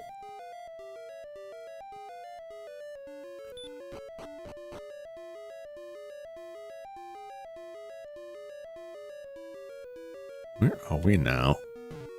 Dang it. Also not the place. A warlock? Oh, we definitely can't fight a warlock. Certainly not. Mega Man where you can play his role. That's bizarre.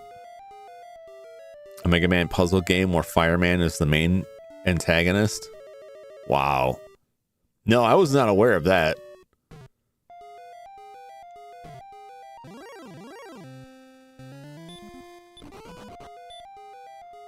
I don't want to lose my $500, my 500 gold, but I need to find my way to over there. I want to go to there.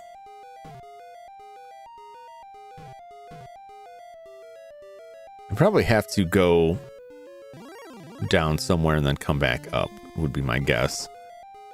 Too bad on Network Games, Fan of the Network, and Legend of the Network. Those I did know about. Those I did know about. Well, games are worse at least you can't carry a game on most consoles on the go. Yeah. Yeah. Oh, that, I mean, the Battle Network games are a prime example of like coming into a market with good ideas and just trying to make like a solid game and just choosing a different platform for release. Because you consider like those games were handheld, and one of the biggest problems with a lot of those games was that the cartridges were expensive. Like, I was all the way back to the NES days. Cartridges were expensive to produce, and if you could sell your game without having that expense added in, why wouldn't you?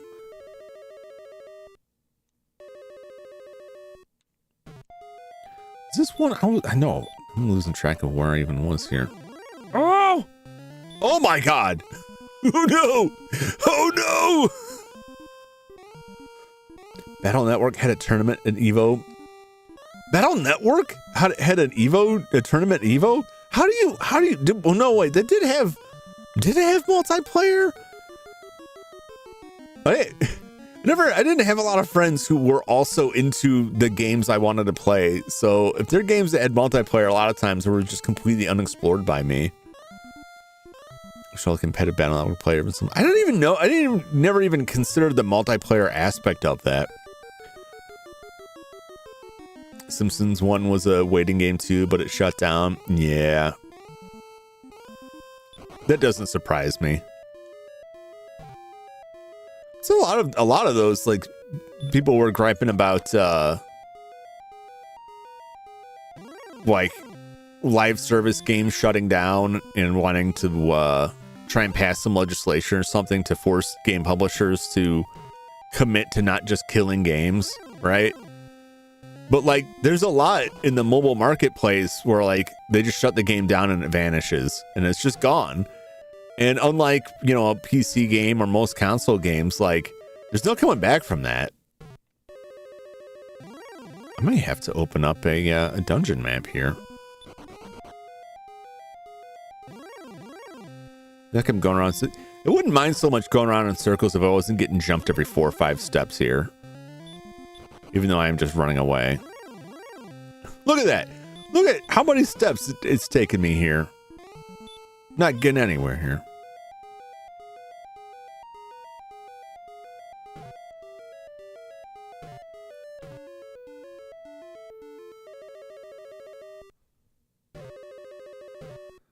feel like I just keep coming back to like the same angles.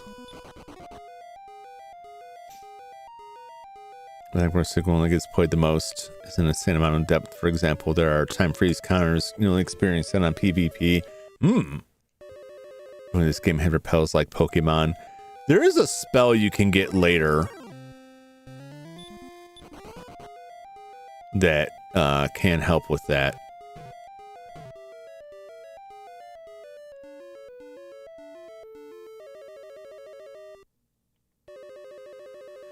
Do I have in my maps?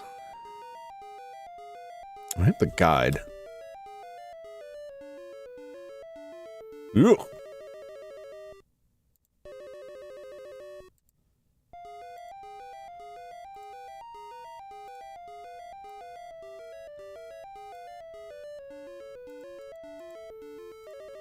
Oh, why does it look so terrible?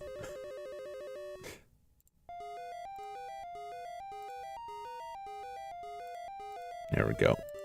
The guidebook.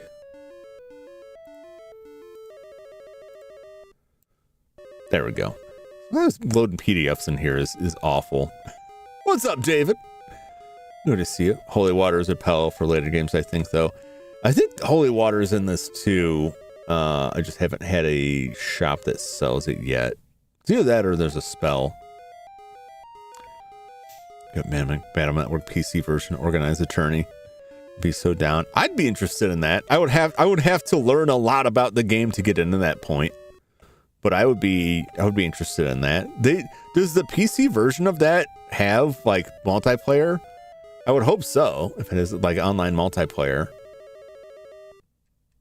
Because sometimes, you know, they do those collections and like the multiplayer just doesn't work at all. They don't bother to get any of that.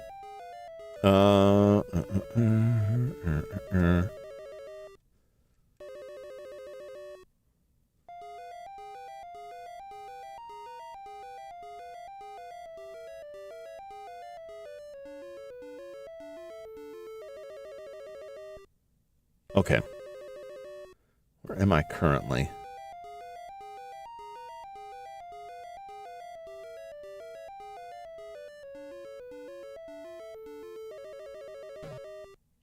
I need to get acclimated to where I even am.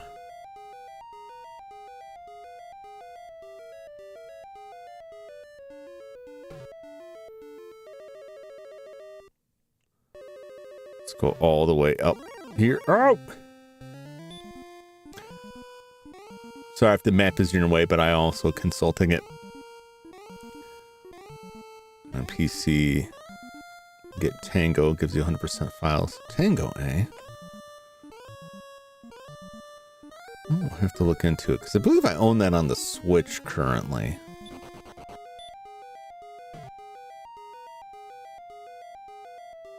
Okay, I think I know where I'm at.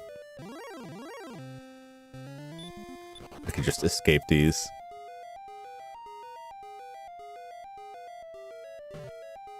Yep, there's there. Go down here.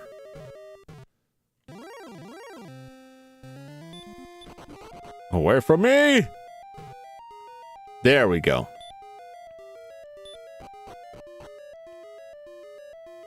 All right. Wait for right now. I'm gonna use Tango. What is Tango? What is Tango? I'm not familiar with that. Emulator runs the Legacy Collection, is 100% files, and it used for PvP and big links. Oh, okay, okay.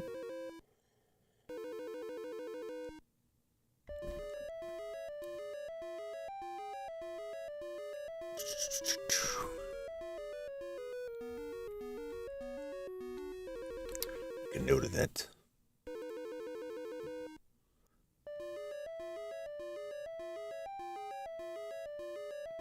Interesting. I was not familiar with that.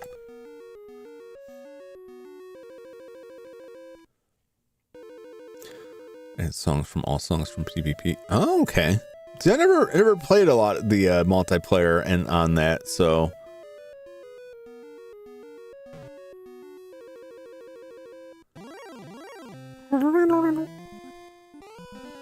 Oh God.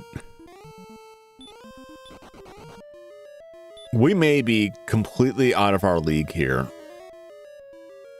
We took a lot of damage from that.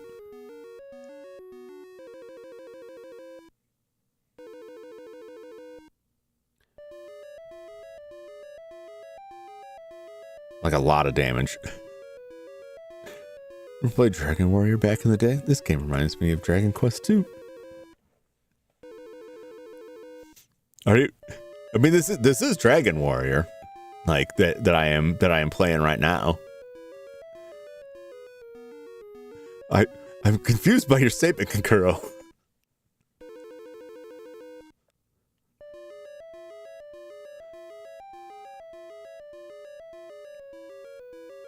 I don't know if you were aware. If it's a joke that I have completely whooshed over my head. Where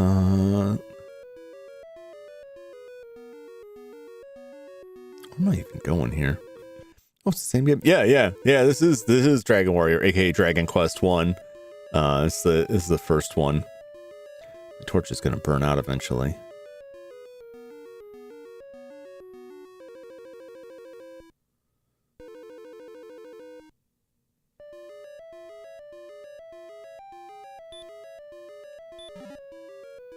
$10 Oh my God.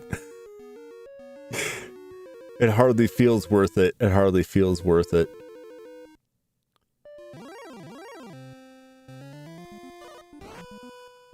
Ugh.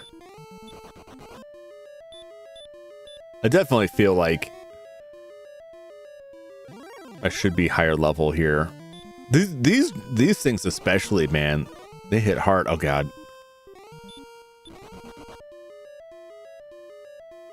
Just let me flee this area. All right, what do we got? 2 chests here. Found the torch. Good, I'm gonna need that. Ooh, the fighter's ring, Al. Eh?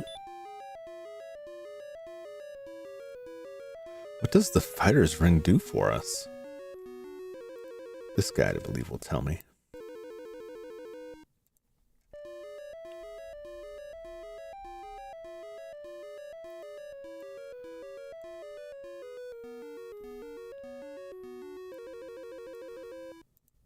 Why? Why? Oh, that's because I told it to do a thing.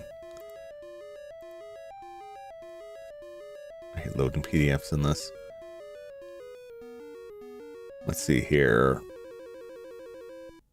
Fairy water. Fairy water is what it is in this game. Answered that much. I'm playing Phantasy Star and going upwards. I just feel like his other enemies one-shot me. Yeah, Phantasy Star is fun. I really love the release, the Sega Ages release they put on the Switch for Phantasy Star. They did a really good job of that. It gets you access to the FM music that was not available in the Master System US release, because the US Master System did not have the FM synthesizer add-on. And even though many US Master System games still had the code to use the FM synth, that you could enable if you had played it on like a different Master System or had some way of adding the FM synth to it, the Phantasy Star US release did not still have that code on it.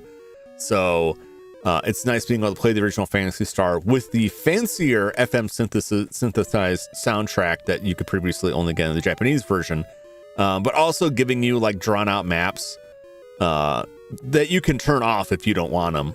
For the dungeons was a lot nicer, and having a manual, easy access manual, give more explanation of the items, because the text was so limited in that game that like you really had no way of knowing what stuff was or what it did. But they did a really good job with it. It's a really good release. I remember them talking about how Yuji Naka had created such a clever system of cramming as much graphics as possible by hiding chunks of enemy sprites in background art to conserve space. And it was so well done that when they were going back through to make that Sega Ages and they made like a monster compendium in the game, that they couldn't find in the game Like the game code within the background, they couldn't find where the sprites for one particular enemy was actually stored. They had to manually pull it from the game. They couldn't extract it from like sprite sheets from the game because they just couldn't find it. They couldn't find where he had hidden it in any of the graphics. Well, I think that was, you know, I don't think he probably doesn't have it documented. I don't know if they consult him about that. That would have been before he went to jail for insider trading, which is rather unfortunate. Fighter's Ring. Use this item fighting ability to increase. Also cause some enemies to run away. I can live with that. I remember there was some downside to it. To the Fighter's Ring, and that is that some weaker enemies will go away. Will run. Let's use it. So now we have a higher attack power. Yeah, Yuji Naka's pretty, Yuji Naka is a very clever programmer. And I think Yuji Naka just, you know, made some poor choices. I don't know the whole story there, but I know that's what he was convicted of, insider trading. Financial crimes. I think that's what they busted him for.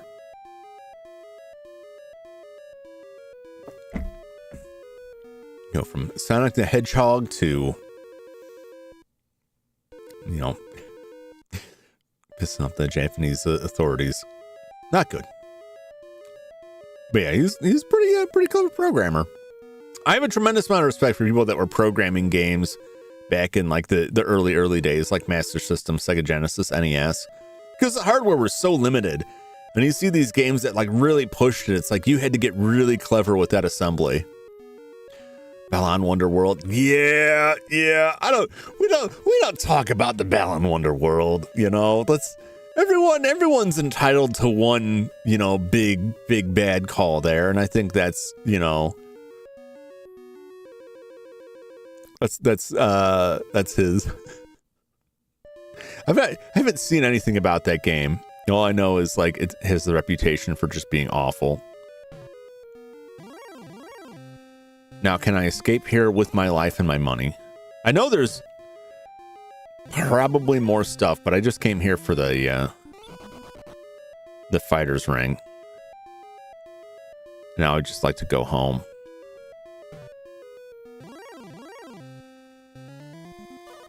Oh, geez.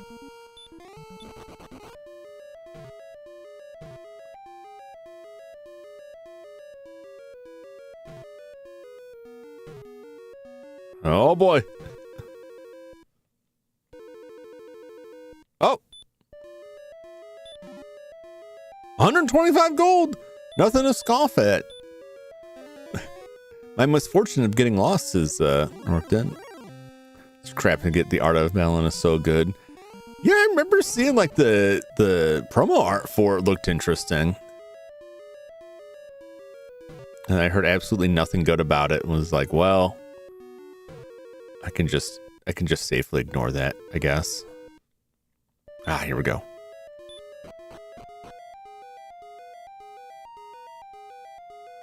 All right, we're getting out of here. I found what I came for. I'll fight the scorpion.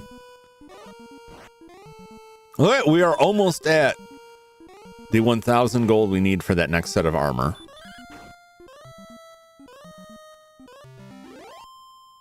Or we could save it and try and roll it towards 3 grand for armor past that. I don't think I'm going to do that, though.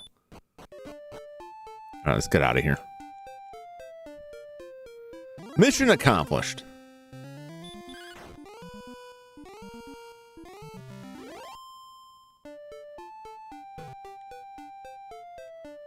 Head back to town. Wow.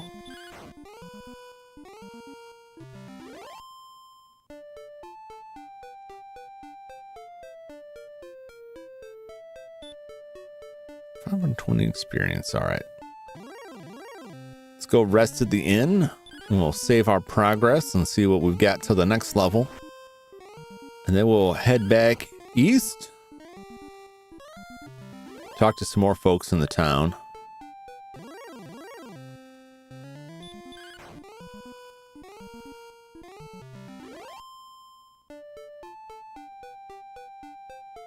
Oh, gotta go up this way over the bridge. Damn you, magic jockey!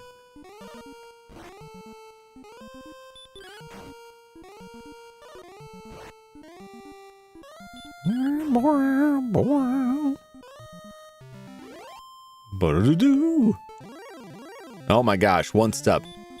One step's all you'll give me. Ugh. I'm gonna have to start running from some of these fights just to make it back without biting it.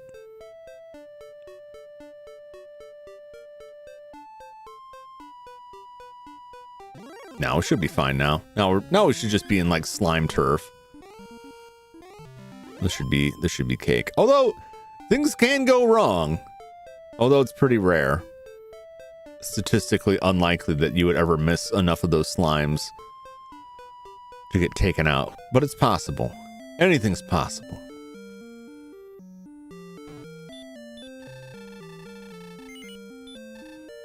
Yeah, the dungeons in this kind of rough.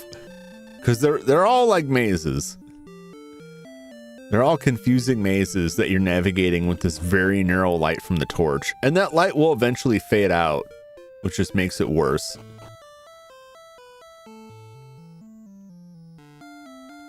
But now we have increased our combat abilities.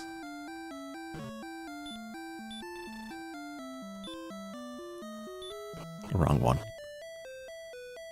We can fight a little bit harder now. Grind a little bit faster. 264 points to the next level. Yeah, it starts going up pretty exponentially.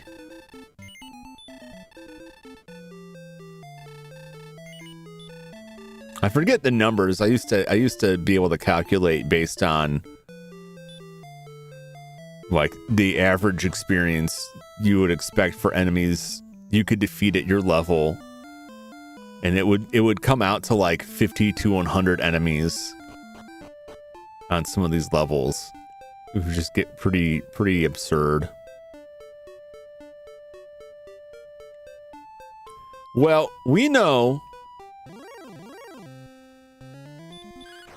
the fairies have a means of, what was this they said? We're gonna go back to that town, fight around it for a little while, and then we're gonna head south. So I want to check out that cave surrounded by poison. Fairies had a secret weapon. I forget who to fight. And then we have to find a silver harp.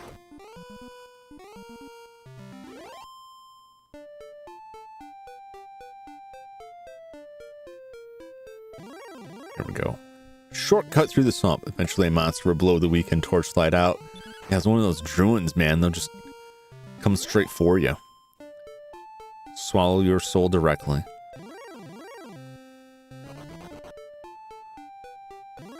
Some of these monsters, lower level monsters, would run away from you anyway. So pretty much like that fighter ring is not that big of a deal because the only stuff that's going to run away are things that would grant you like a single point of experience anyway. So unless you wanted to fight a billion slimes, you're not going to be fighting them a lot either way.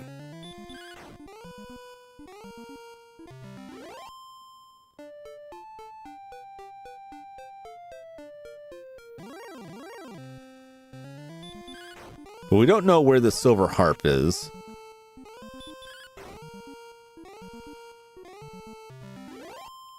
Or where we find fairies to ask them their secret. Whatever that may be.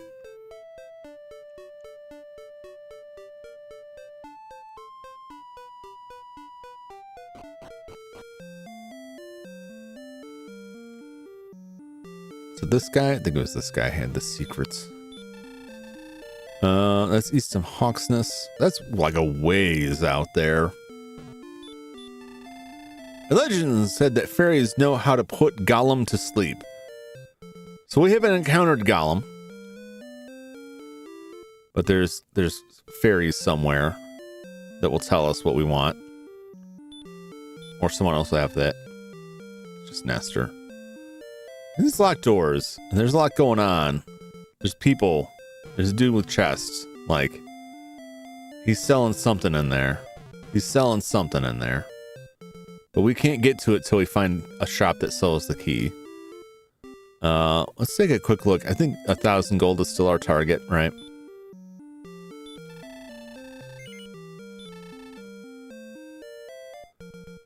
$1,000 for half plate, or 3,000 for full plate.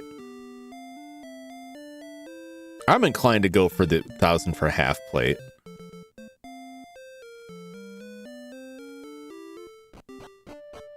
And if we have to grind higher than that, so be it. When are we getting Puff Puff? Not in this game. which is a funny thing for me. I remember reading on some message board somebody complaining about how they censored it in this game, and I'm like, without knowing, just knowing what it is in this game, I'm like, there's no way they censored that. What is there? There's nothing to censor. Nothing happens. Nothing happens. Nothing is shown. They did. When we find the town, which I think is south of us here, that has the woman who offers a Puff Puff massage in the Japanese version. They've replaced it with a line saying she's all sold out of tomatoes. I'm all out of tomatoes today. But the original, like, they offer you a Puff Puff massage, and I think the screen goes dark, and that's it. That's the extent of it. That's all of it. And then further games in the series added a joke where it was always, you're told you're getting this Puff Puff massage, and then it ends up being like literal slimes being rubbed on you, or one game they throw you up into clouds, and that's the puff. It's always like a bait and switch, and it's like a running gag in them. Yeah, 2 slimes. One of them is a dude. It's a dude massaging you. Like, you're always getting conned over it. It's never actually what you're led to believe it is. But it's still like a lot of that stuff gets censored out. I think it's relatively minor. I don't think it's enough to get that upset over, but it is worth mentioning. Like, yeah, it's not in this. But I'll bring it up when we encounter the woman and she gives us a tomato line. We can look at that.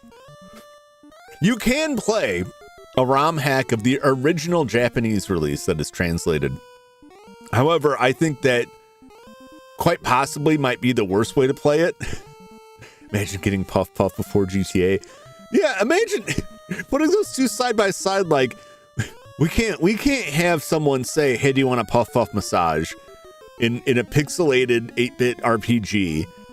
Like, just that text is too racy. But like picking up prostitutes in your car in GTA is like, that's all right.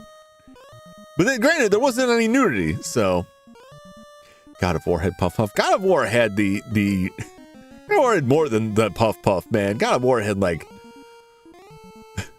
God of War had some action, all right? We'll put it that way. And God of War had like a little rhythm game built around that too. Yeah, those other games, but it's Nintendo. Nintendo had, a certain restrictions they put on stuff to try and keep things all ages, and they still do.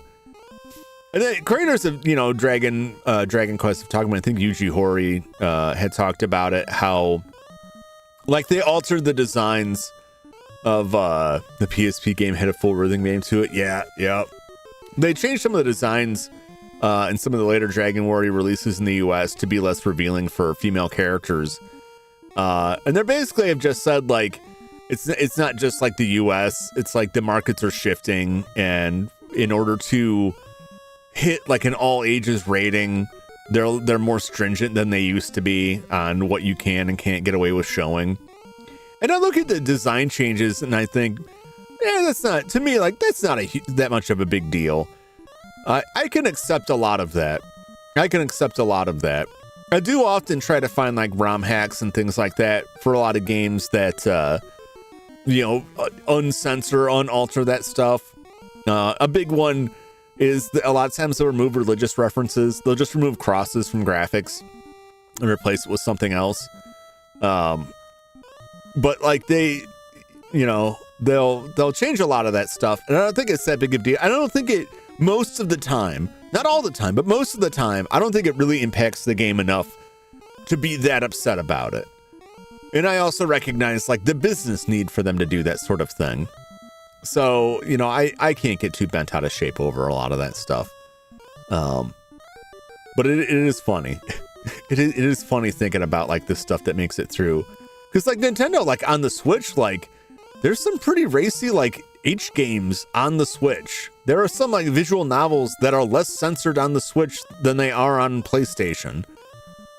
But that's the Switch. And the Switch is a lot more like Steam, where like a lot more stuff gets through.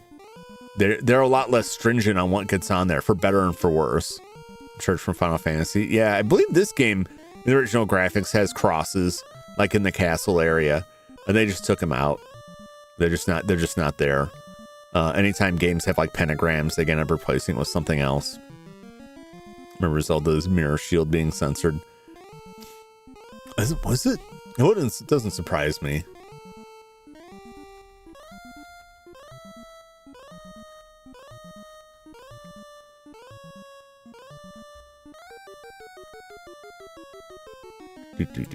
Was that the Ocarina of Time?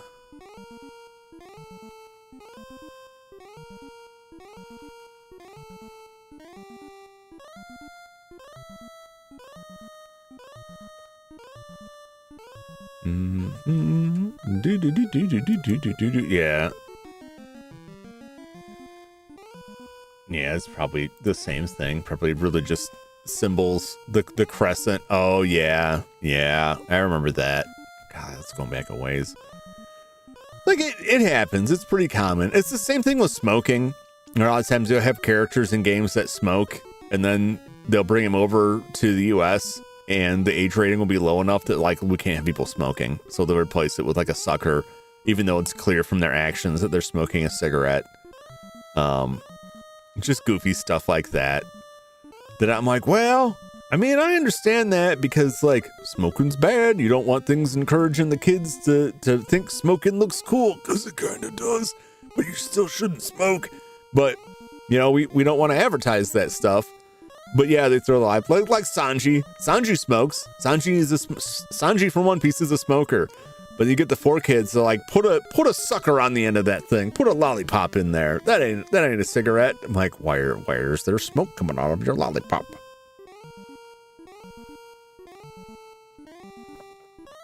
Yeah. Well, but that's like, you can't reference like a horrible life-ending accident that happened like a week ago, but you can reference the Titanic. Like there's a certain passage of time where it's like, whatever. But also there is a certain amount of that's like, ho, those hokey old religions, they were crazy. They thought there was a guy in a chariot chasing around the sun. Good thing we got it all figured out, and then go on to read like some equally spurious thing that's totally, you know what? I don't mean to cast any insult on any religious beliefs. I'm just saying, you can't look at mythology derisively or without any respect. Like, I can't believe people really believe that, without also looking back on yourself and going, what things do I believe? What things do I quote unquote know to be true that maybe are just a belief that 500 years from now someone's going to be like, wow, they were nuts.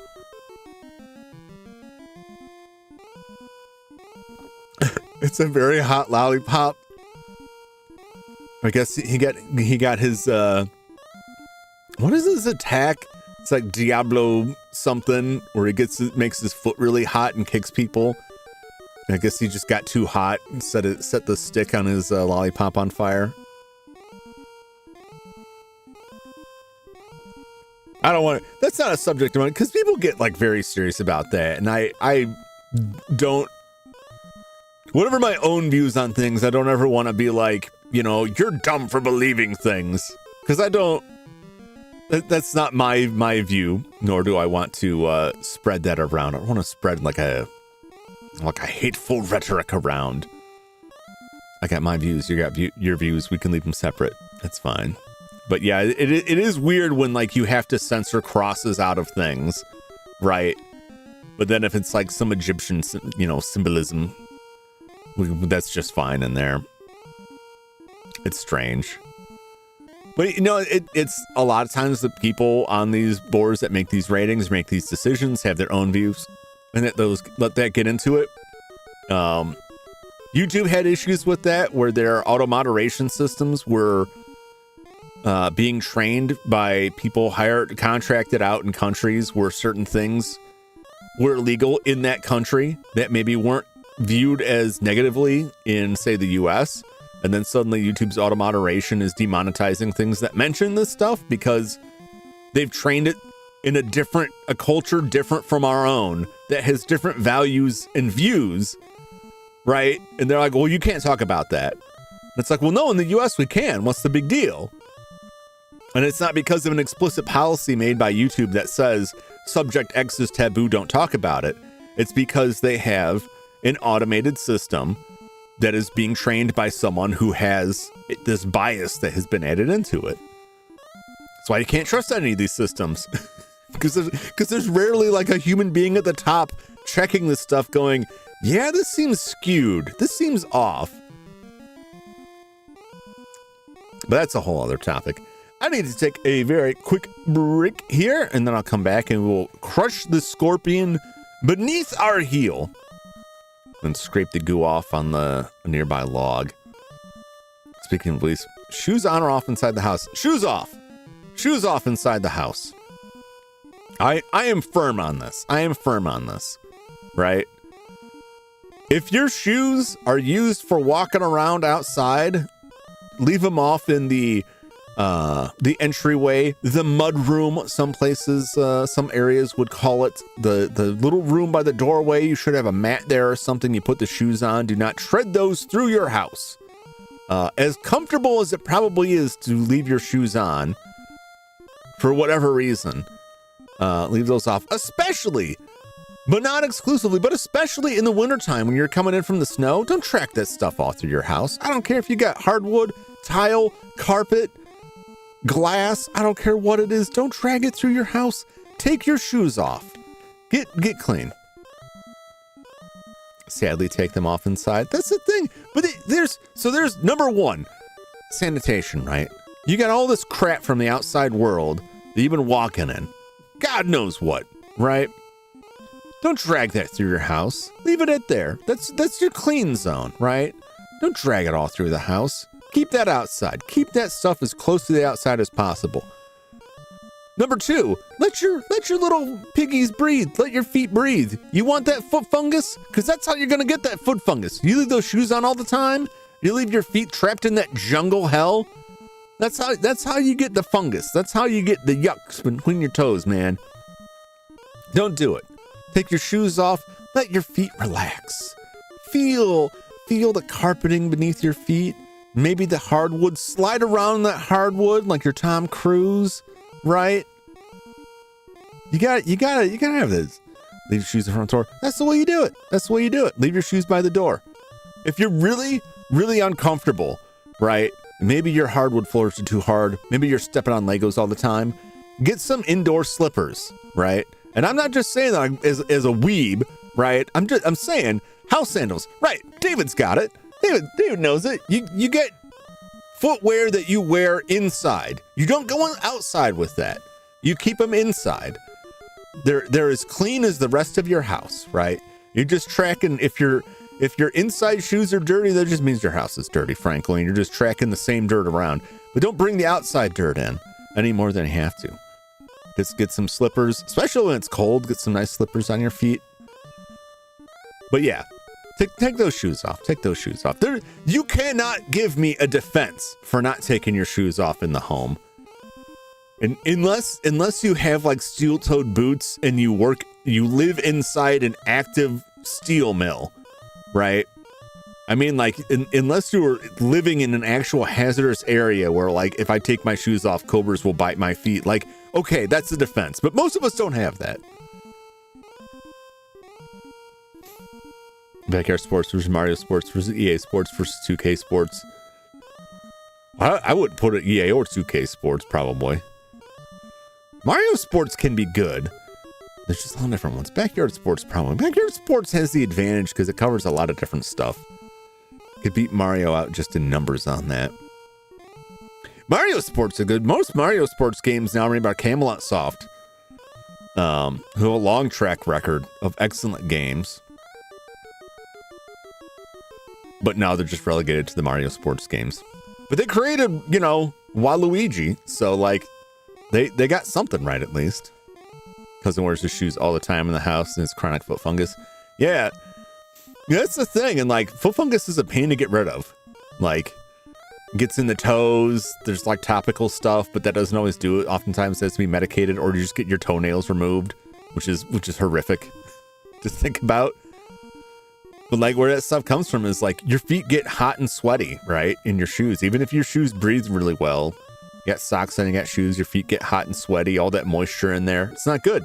There's a whole reason in Forrest Gump, right? Lieutenant Dan meets him and he makes a big deal about like keeping their feet dry and having extra socks. It's so they don't get the fungus in there. It'll mess you up. Lost faith in 2K and EA's Lost Cause. Yeah. They've been around. They've been in the game too long. Too many people have dropped in and out of there. Do better without shoes. Yeah, it's nice. It's nice. Look, most of us honestly probably don't have shoes that fit properly either. I'm just gonna make that blanket statement because everyone's feet are different and the way shoes are made generally don't conform to like how your feet should probably be. If that makes sense, like the shape's not quite right. They're usually maybe not wide enough or just not quite long enough. And you leave your feet on all the time, like could be cramping them. Let me tell you something. You know what a bunion is? My dad's got really nasty bunions. When I was a kid, I thought bunions were just like a blister, right? My father wore improperly sized shoes and didn't get this treated when he was younger. And now his big toe is almost turned 90 degrees in towards the rest of his toes. His big toes are so turned inward, and that edge of his foot, which is like the joint around his big toe, just sticks out there. And that's the bunion. And he has a lot of difficulty finding shoes that are wide enough for that not to constantly get aggravated. And you know what they can do at that point? Or they could break your toes and try and fuse the joint and do all kinds of stuff. Like, that's just all the more reason. Take those shoes off. Let your toes fly, man. Let them grippers free. My shoes I got from Cobbler in the City. Those are everyday shoes. Yeah, I mean you get like, like Cobbler made shoes like that. They're gonna be quality. You know who could tell you a lot about the feet? Probably Cecily, the professional foot tickler, Cecily Polichinella. She probably knows a lot more about feet than I can offer you. There would be Backyard Kids, Metro City, Southtown, Metro City, that rock the world. I have almost no familiarity with that, but that was just because I chronically avoided sports anything. Can't use shoes anymore, can only wear combat boots with steel toe. Simply an EA game. It was Escape from Jungle on Sega. I've probably played more recent EA games, but it was mostly like games made by companies that EA gobbled up. Let those grippers freeze. Sounds like a meme to me. I'm just saying, man. You release the grippers, release the feet. Let your toes like just hang out there. Get out there and like stretch your toes all out, space them out, get them all nice and straightened out. Rub them on the carpet. What was it they say in Die Hard? Make fists with your feet and walk around on the carpet. Like that stuff is relaxing. Command and Conquer. Yeah. I like the Command and Conquer series. All right. I gotta take my break. Let the grippers freeze. The Warcry chat to their VTubers. I don't know how that became a thing. I don't know how, of all the things, suddenly it was just like this plague that swept into VTubers. Where it's like 1K subs, is that when we get the feet pics? Like, I don't want to give the feet pics. The amount of people like reluctantly putting out pictures of their feet. I wouldn't put my feet pics out there, not for all the money in the world, I'll tell you that. where Mega Man toe attackers, they look comfortable. Or those like the spacers in the toes. That stuff works. Who knows when it happened? What a weird thing. Again, not to yuck anyone's yums, but like, I just don't get the foot thing.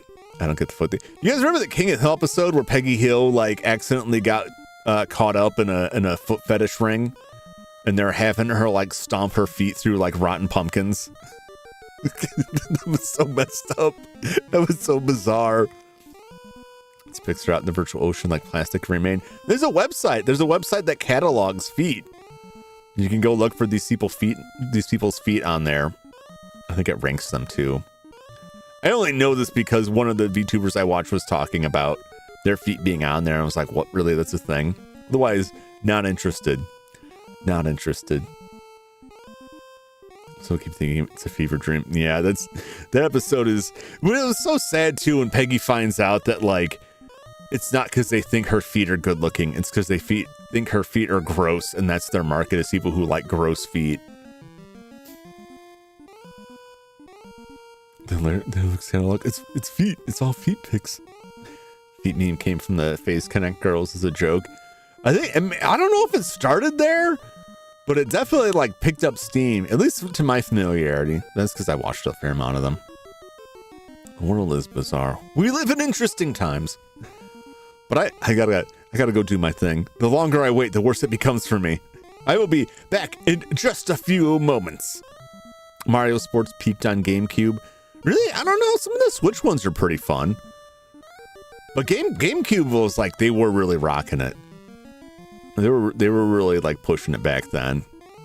I will agree. I don't think they have been as good. I don't think they've gone like real far downhill, but I don't think they have been as good.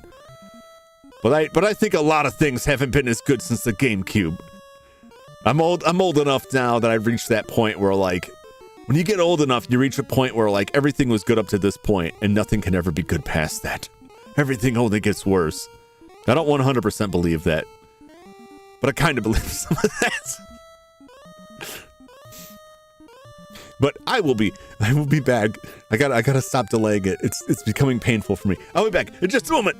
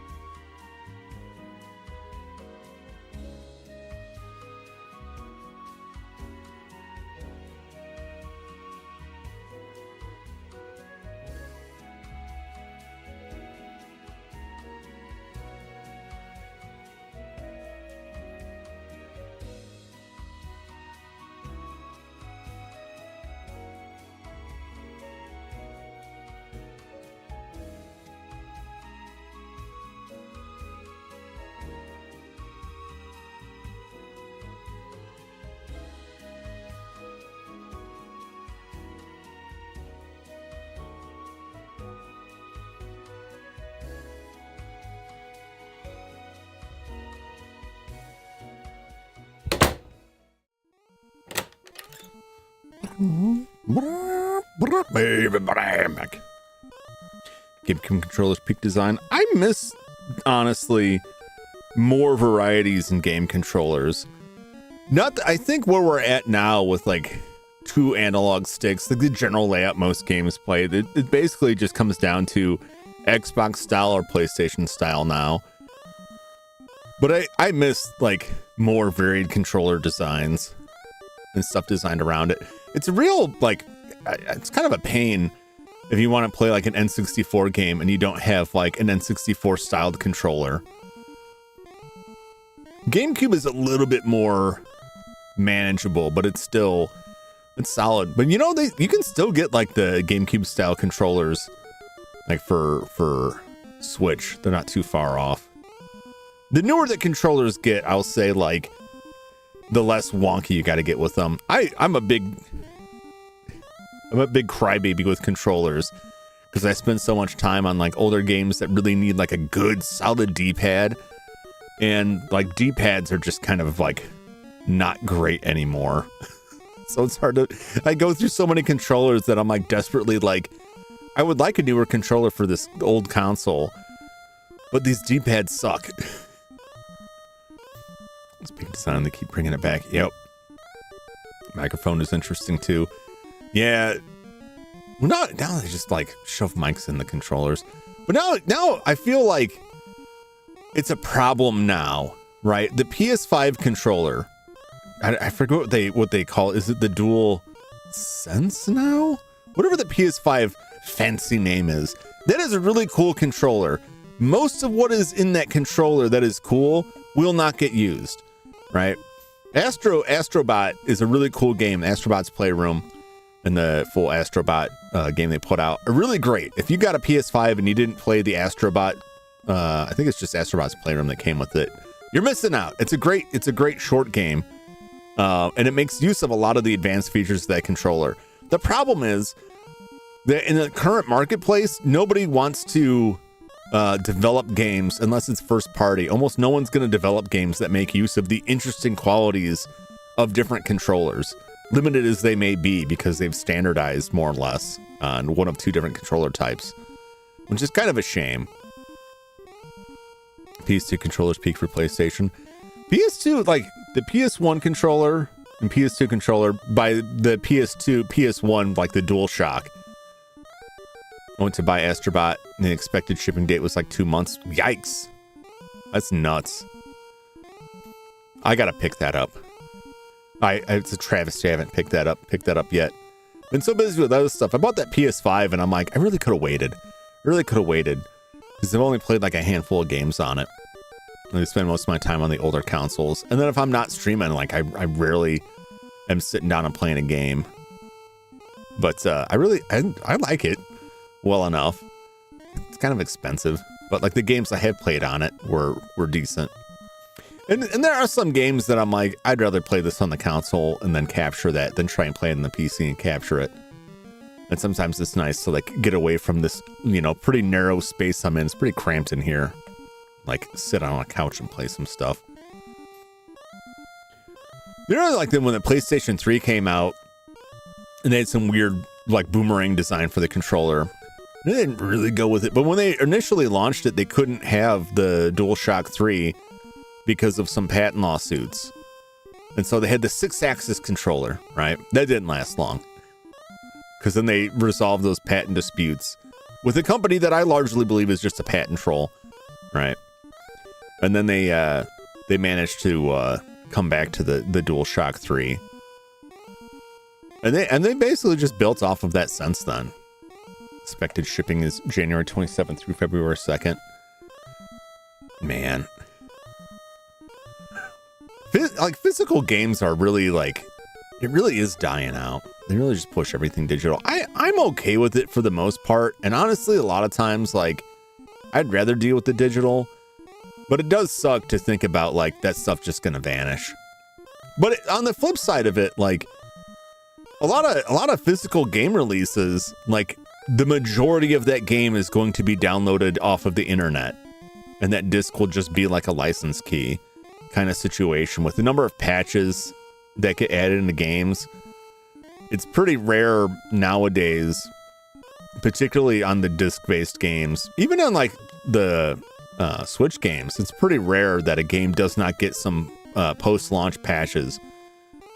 And obviously none of that stuff gets written to the cartridge or the disc, right? And so 10 years from now, if all you had was that disc, you're probably going to have problems that have been patched. And then the only way that stuff's going to still stick around is because of piracy. If piracy exists and they manage to capture that. But you'll still have stuff that's lost. It's less likely now than in some prior cases. Do you all know about the Silent Hill? I don't know if it's fair to call it like a visual novel that for the Game Boy Advance. It's very interesting and is pretty much almost completely lost. The play novel, Silent Hill, right? It's an adaptation of the original Silent Hill for the Game Boy Advance in the form of a visual novel released exclusively in Japan, adapted to different ports. However, there are multiple parts to this.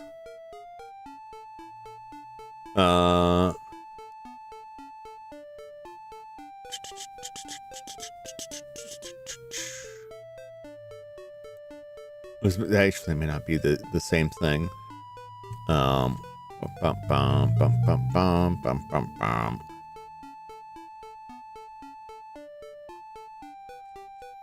I think my cousin having it playing a little. They released a. There was a.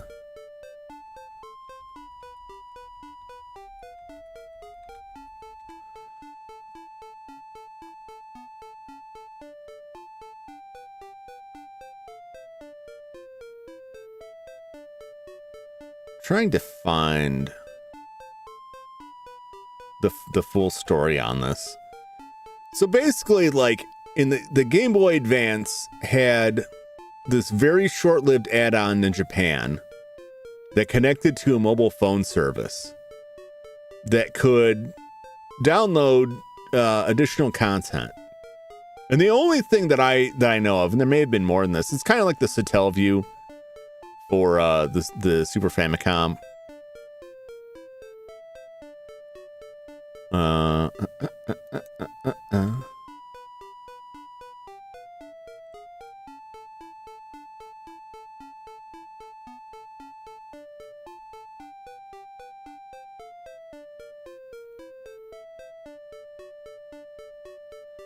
Yeah, I can't find the info on this now.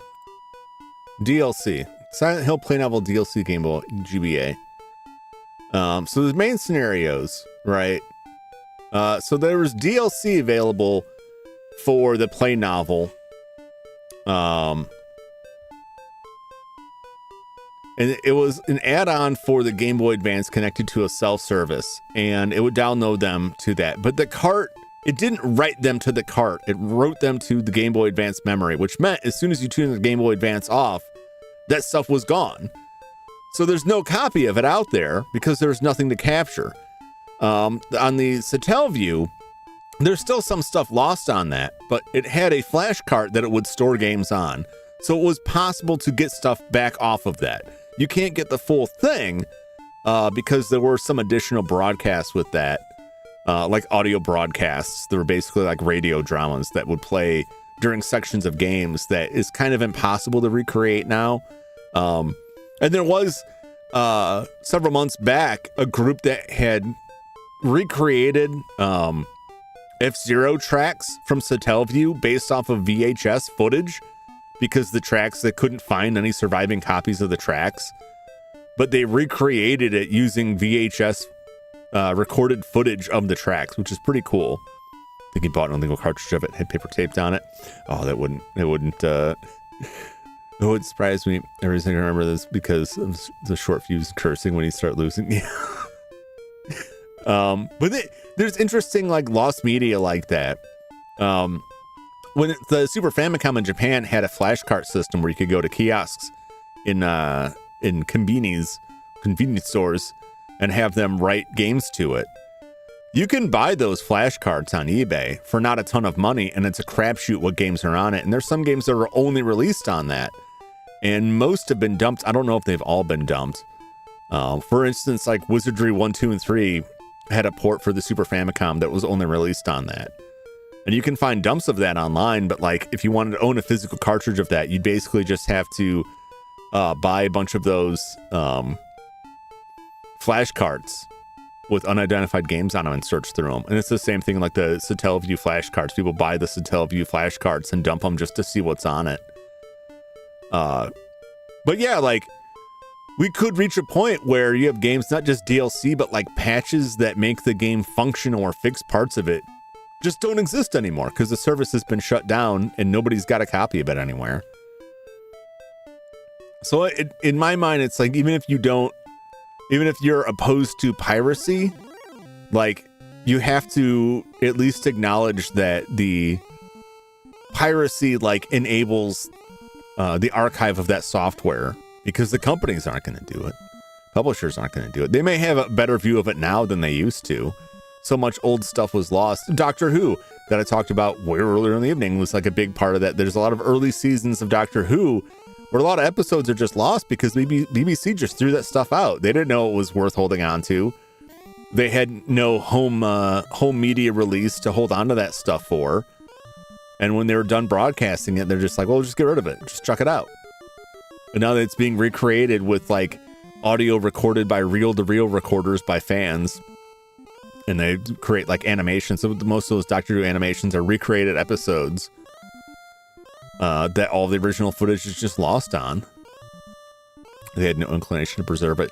No, and then like the expense, right? Like what if you're not going to be able to release this stuff, like you don't need to hold on to it for an eventual DVD release because DVD doesn't exist. VHS doesn't release. There's no home video market, and it costs you money to hold on to that. Why would you as a business hold on to that? You know, you're backing up tons and tons of data. Who's actually going through that? It just goes and gets stored somewhere. And then 20 years later, someone's like, you know, we should look at that. And like most of those tapes are gone. That happened to Nintendo. Nintendo was backing up a lot of data onto tapes and then just storing them. But by the time they went to retrieve anything from them, it was some ridiculous low number, like 7 out of 20 actually had recoverable data on it. A lot of the stuff's just lost to time. A lot of companies just didn't keep source code for stuff. When they went to recreate Silent Hill 2 and 3 for the Silent Hill HD collection, Konami didn't have the original source. They had like earlier unfinished builds of Silent Hill 2, and the company that handled those ports for the PS3 had to recreate large parts of it, and that's why those games like the HD collection release of Silent Hill 2 was such a mess, because they're working off of an older incomplete code base because they just didn't have the source code. Final Fantasy VII, last I heard, they don't have the original source code. Every subsequent release of Final Fantasy after the PS1 has been based off of the version they created for feature phone and mobile phone releases. It's been adapted from that, so it's not, unless you're playing the original PS1 version, it's based off of a port that may have several differences because the original code is just gone. Because like, why would they hold on to it? What are they going to do with it? We're not going to do anything more with this. We're not going to update it. It's a disc. The disc is pressed. It's out there. It's in the wind. We have the masters. You know, we can sell another copy of it, but we're not going to tweak the code. Why would we? And now I think they would think differently about this because they can take that game and just up-res some of the graphics and slap it back out as the HD remaster every couple of years. But like, it's very different in the old days. But I mean, I love reading about that stuff. But there's a part of me that's like, I don't know if I would ever be able to play that game. But it bums me out that the option is just completely off the table because it's just completely gone. It's like, who knows what was in there? Who knows what kind of craziness was in there? It probably wasn't amazing or mind-blowing. There's a billion other games that would rush in and fill the void that left, but just the fact that it's just like completely gone is crazy. 5 points off of that versus hitting him for 7. From what I remember, the skeletons just like to get beat out. Look at that skeleton design, though. That's some solid Toriyama work right there. Big, long head. Big, long Homer Simpson style head. God, this guy is rough. I took a gamble there. I took a chance that I was going to be able to kill him with that last hit. Otherwise, I'd really be pushing it. We are less than 300 gold away from our 1,000 gold goal. Can we make it before the night is out? These guys in their spells. Ah, jeez.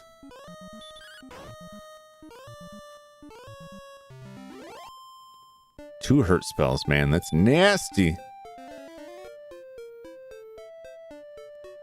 You know, I should put my...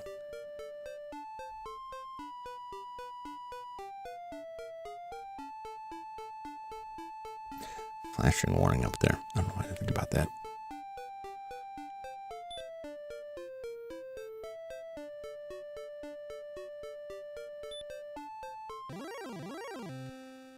We got about 30 to 40 more fights here.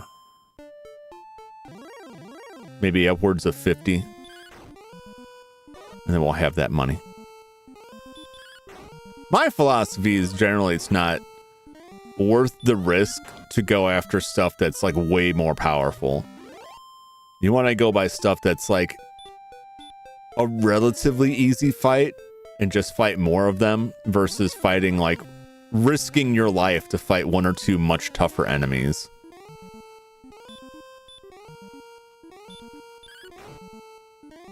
We'll just fight. Fighting's been good. Fighting works for the most part. Yeah. 2 hits, they're good. Let me get rid of this tab here. Oh, these ghosts. I love character design that has like the really giant witch hat. Not too giant. Not like super duper giant, but like a little too big, oversized big witch hat with like a cape. I think is a really good design. Really good character design. I really enjoy that. Yeesh. Can I put this dude to sleep? Let's just speak of Jum, the cautious and prepared warrior. Like when you lose half your gold by dying, it just ain't worth it. When you're slow rolling up to thousands of gold, 10 gold at a time or less. Do you really want to risk dying for that? To get like another 5 gold out of it? It's just not worth it. It's just not worth it. You gotta take it easy. You gotta take it nice and slow. Prepper Jumington. So you gotta take the long view of it. You take those high risks, you get a little bit more reward. But really, you could just fight 2 weaker risks, 2 weaker enemies, and get about that same amount of money.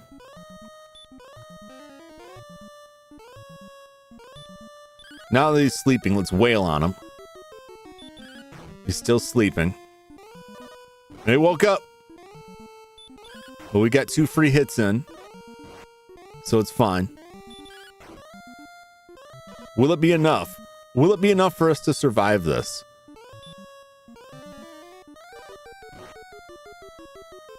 It's gonna be close. I'll tell you that. Ooh. That's 28 gold. So that's about as risky as I want to get. And that skeleton's a pretty big risk. And I'll take that risk, but not more than that. And also because we're not only fighting the skeleton. If we went like further south, we would be fighting enemies like that like day and night. Every fight would be a fight to the death. Our death. It'd be a huge risk. And given that we're inching closer to 1,000 here, it is worth it. It is worth it. Plus, we're getting experience, so you know it'll work out in the long run. However, it is rough when you consider like that 1,000 gold is like a really nice. That's 1/3 of the way to the 3,000 gold to the better armor or a better sword. But in order to facilitate getting to that, sometimes it's better to make that investment in the lower equipment so that these fights are more survivable. But that's a lot of this game, to me, is just slowly powering yourself up to be able to grind better. Again, it's the long game. You want to race into the higher tier equipment, because making that investment means you can fight longer without having to stop, which means earning that money faster. So ultimately you would earn that 3,000 just a hair quicker than you would if we just ground up to 3,000 right now. And every little like boost of time, every little time save adds up. It may take till the end of the game to really realize the time savings, but it's there. And it's the same reason you want to avoid death.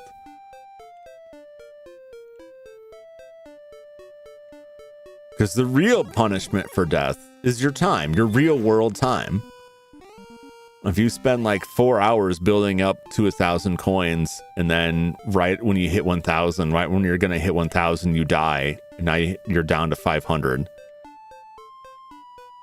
You've probably spent a solid hour, 2, 3 hours racking up that 1,000 gold. That time is just in the wind now.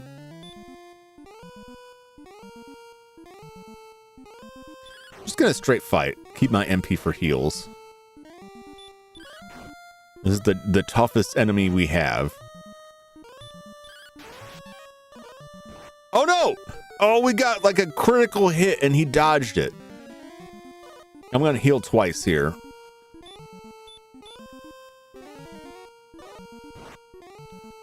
And it's still gonna be a hairy battle here. I'm gonna heal again. See, this is like... Even this, I feel like I should just run away from these guys. I'm just tempted because I know I can take them, but I'm getting so close here. Even with that heal, I'm not healing as much as I would like. Our payout's pretty good. It'll pay for our night at the inn. But like, we're losing most of that money. 28 gold. So the reality is really kind of making... Do you got anyone speedrun this game? Oh, I guarantee it. I can only imagine the kind of tricks involved with this.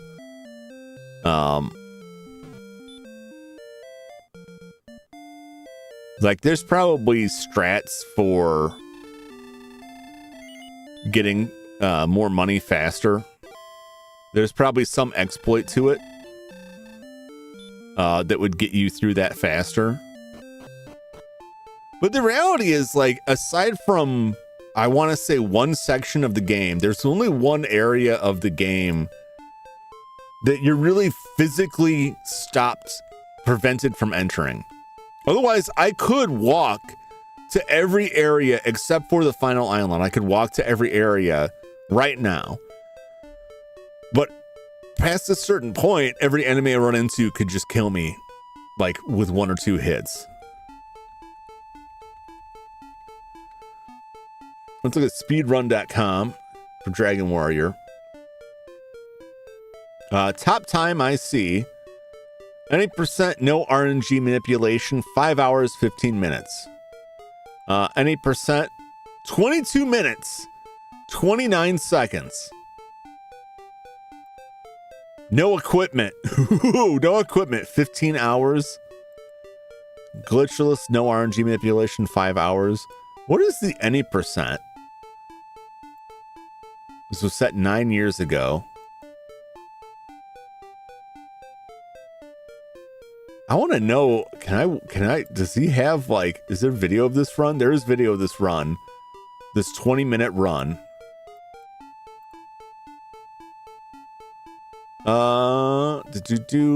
Manipulation.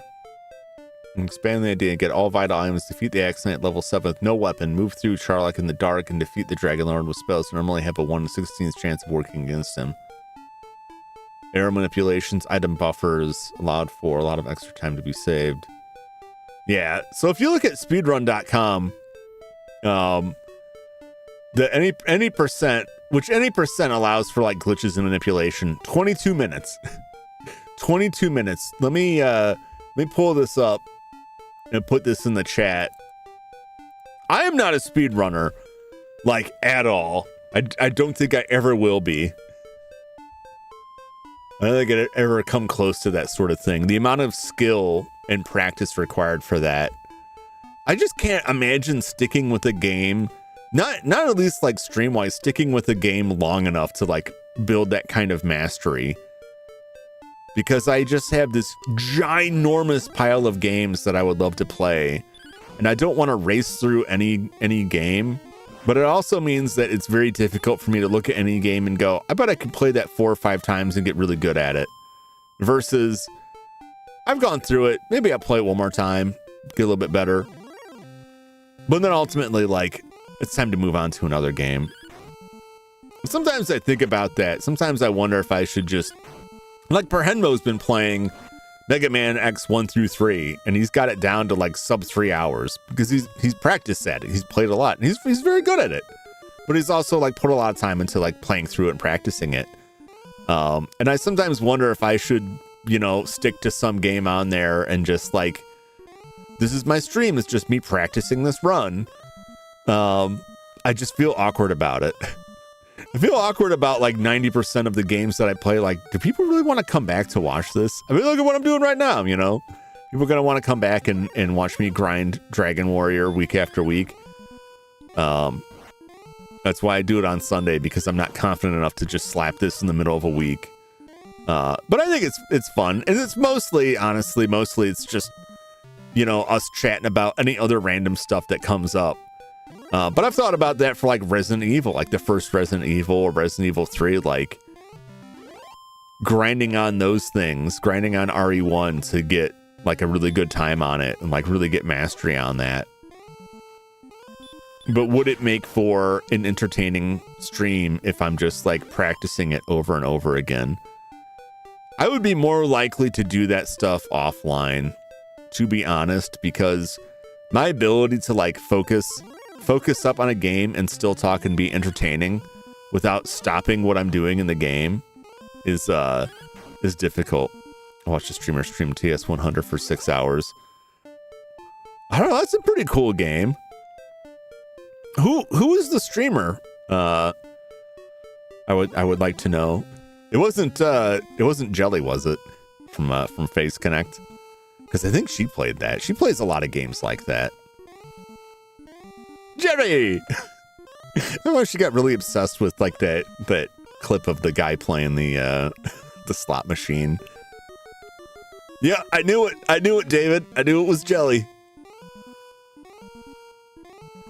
If someone tells me they watch a streamer playing a game like TIS 100, like that's more than likely 99% it's gonna be Jelly. That's your Kamiyoshi? Yeah, Jelly's cool.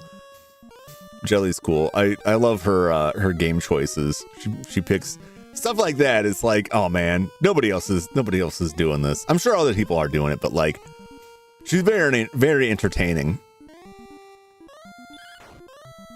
Another skeleton. I'm not feeling it. I'm not feeling it, skeleton. Those skeletons just take too much out of me. I'm not doing it. Oh, wow, wow, wow, wow, wow. Yeah, Jelly's cool. See, I'm interested in games like that, but I would have a hard time streaming that because, like, I can't divert my attention enough. Especially like the speedrunning thing is like, I need to focus on the game and just kind of ignore chat or not really think about what I'm saying to chat, which could be dangerous, and focus up on the game, like to an extent that makes it difficult. That's something that I could get better at over time with practicing. I've only been doing this for a year. I don't know if I think I've gotten somewhat better at splitting the attention, but there's still times where I'm like, this conversation is really interesting and I really want to give like a well thought out response to this. and I can't think about what I'm going to say because I am busy trying to dodge the zombie. So I need to stop trying to dodge the zombies so I can actually engage in this conversation. Which is my preference. But it does mean it takes me, 3 multi-hour streams to beat a Mega Man game. Whoa!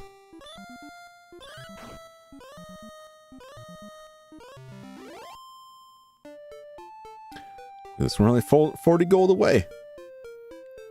Chat reflex streamer. Yeah, I don't know. Oh jeez, I don't want to do it. I don't want to do it. It's too much risk. That 28 gold is mighty tempting, but like it's too much risk. Too much risk with those skeletons. They kick too much ass. It's universally so.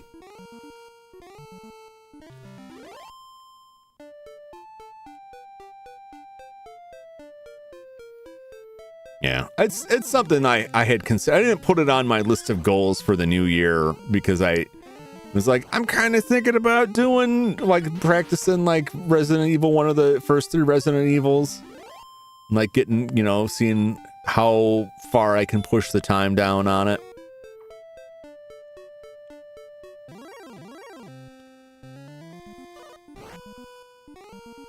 But I don't know. I have my reservations on it.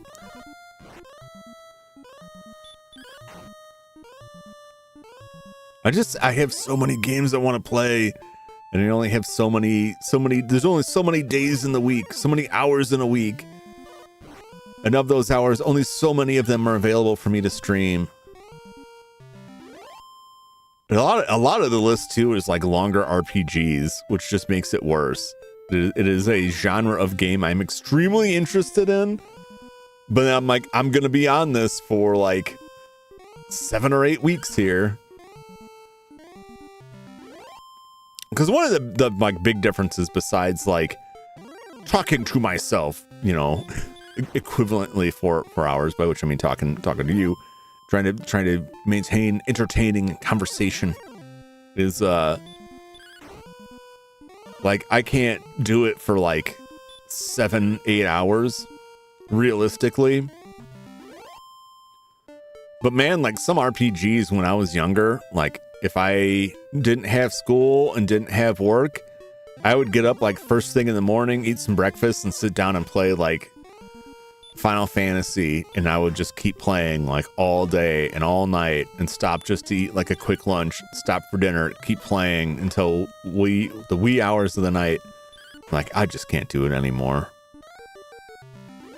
I've done it once or twice in my adult life. In recent history, I think it was 2 years ago, I played through all of the RE2 remake in one sitting.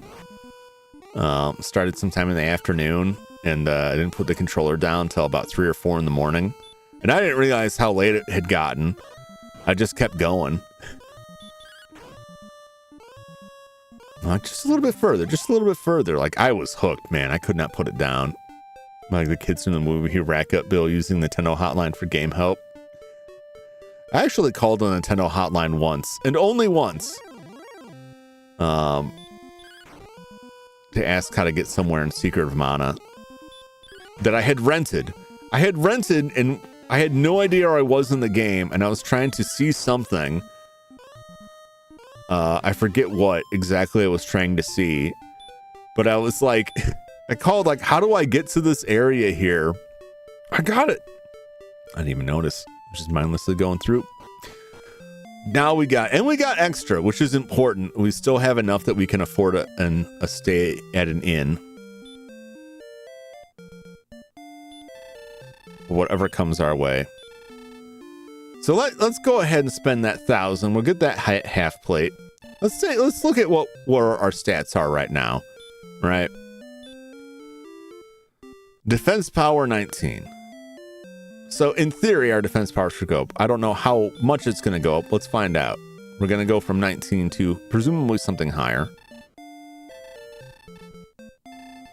And we'll get 35 gold back. Nothing else. Okay. Defense power 31. Defense, we added 12 points to our defense with that armor upgrade. That's a beefy upgrade right there.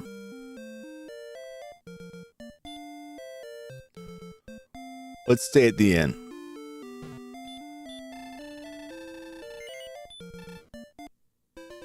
Let's take a quick look at this card here before I go back, just so I don't have to go all the way back. 739. We're less than 100 points to level 8. So let's try to get to level 8 before we finish tonight. I don't know if we could make it to level 9. Level 9 will be pushing it. But let's see if we can get to level 8. Now you can take on that skeleton dude. I'm gonna try it. We should take less damage now.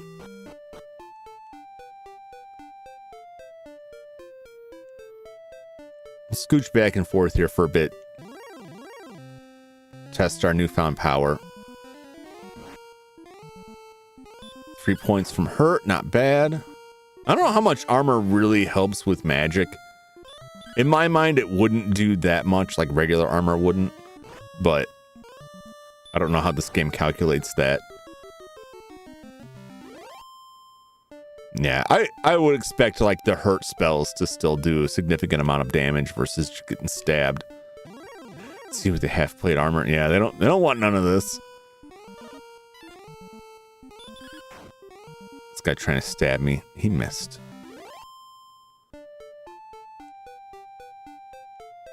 They're never around when you want them around.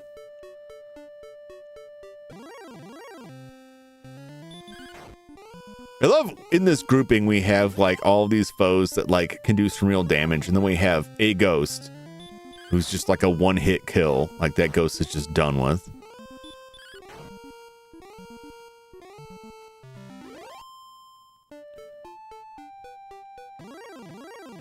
We get a level or two above this. Maybe get like the next tier of weapon, and like this stuff is just like cake. Not even worth our time to fight. That's ultimately what is the best and worst is when you reach a point as you go on in the game that like enemies that were life-threatening, like the slimes were life-threatening in the early stages, as ridiculous as that seems, and now it's like they're just not even worth our time to fight. If they even stick around long enough to attack us, we'll take almost no damage. We'll surely kill them in one strike.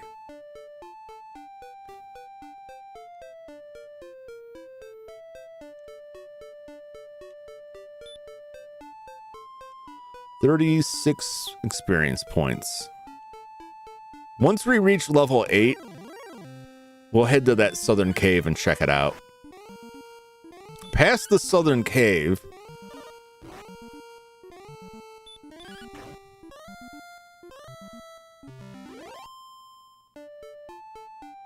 there is a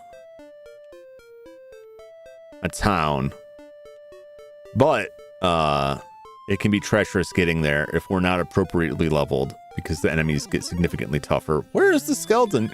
I think you're right, Silas. The skeleton just doesn't want anything now. The skeleton realizes it's outclassed. Or we're going to get to that skeleton. The skeleton's like, your defense means nothing to me. I go for the eyes. The skeleton attacks us directly in our soul. He's attacking us psychologically and making us face our own death. We must face the reality of the skeleton warrior within us all, waiting to escape.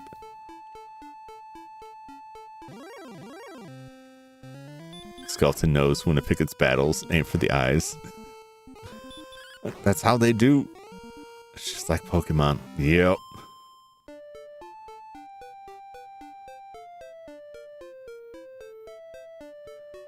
It knows when you want it, makes you work for it. I forgot to cleanse my desire sensor. Is the problem. Scorpion! See, Scorpion's doing less damage now. Let's see if it keeps up that way. Scorpions were doing like an average of 5 damage. Now they're just hitting 2. Imminently survivable. Skeleton doesn't want what the Jumington is cooking. Nope. He'll show up eventually. They did have a lower encounter rate.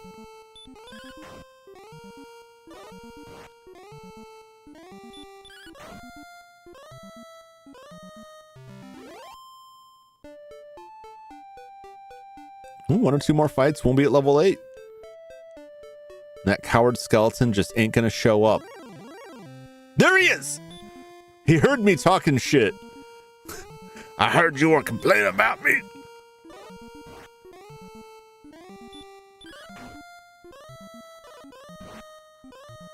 Three points, 1. He's doing a lot less damage now. But he's still got a lot of hit points. Yay! We got exactly 800. That's pretty funny. Yeah, he's way more survivable now. He's much more doable now. So what do we get for this level? Power increased by 4, response speed increased by 3, 6 more hit points, 3 more magic points. I think with the name we've chosen, our hit points are favored over our magic points. No, not you.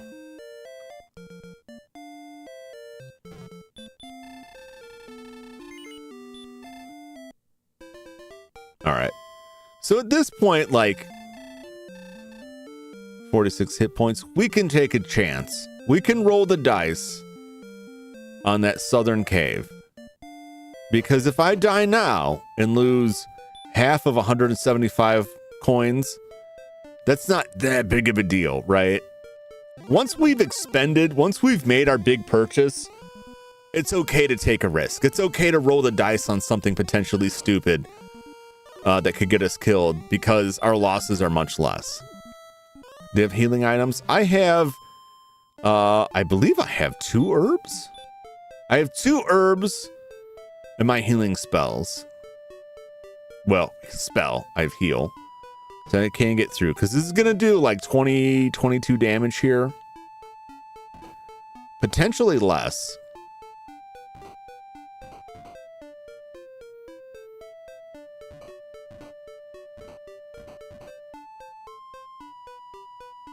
No, it did like 20 points of damage. Getting here. Do I still have a torch? I do still have a torch.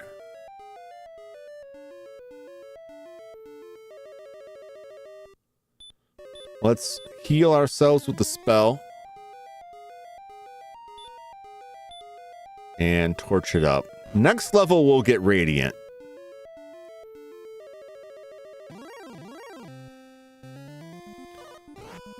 Radiant will let us light up the dungeon. It is kind of wasteful. Poison squares are brutal. Yeah. We will eventually get a piece of equipment that will let us walk over the poison squares, but that's like quite a ways off.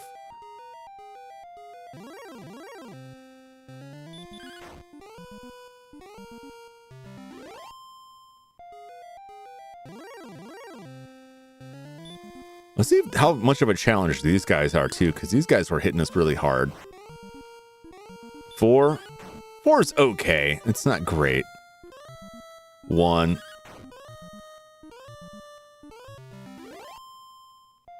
Yeah, see, those guys are a little bit better off. Where is the next level is 1300. So that's another, what, 500 experience points. But from 7 to 8 is 350 points. From 8 to 9 is 500 points. So like the amount is constantly raising.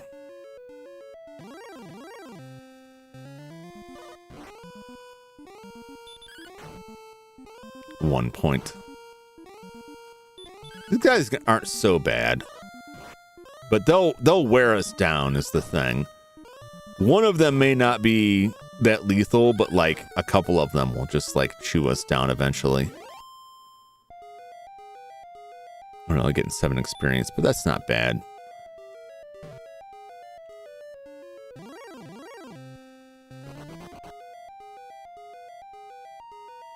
All right, that's the exit.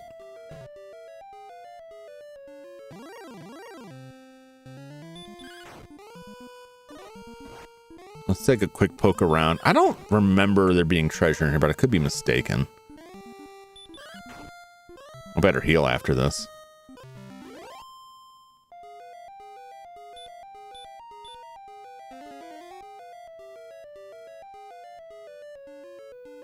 I thought Final Fantasy 1 was grindy. This is even worse and for so much less gold. Yeah. There's a reason why like every subsequent re-release of this game like tweaks the numbers. Because they learned after this. Like, Final Fantasy learned from this too, that like people don't want this. You could give them a little bit more. But a lot of the earliest RPGs on console, this Final Fantasy, Phantasy Star, they're all quite grindy. You spend quite a lot of time just fighting enemies for just little droplets of experience in gold. If we compare this to the Tales of Phantasia, which is later in the life of the Super Nintendo, that I'm playing on Tuesdays, and like a little bit of running around, and I've got like 25,000 gold. I have like an unbelievable amount of money, which kind of makes me nervous because I haven't encountered anything that was so expensive as to make me think like I really need all of that money, you know?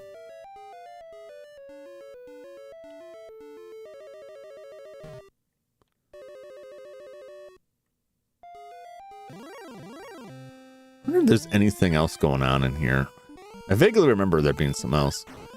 No, I was swimming by money at this point. Yeah. Like most other games, like you do much better with this. The numbers are just real low in this.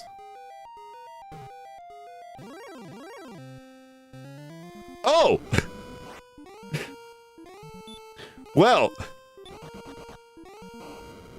I may die here. I died. There's a dragon in that cave. We're definitely not up to task on fighting that dragon.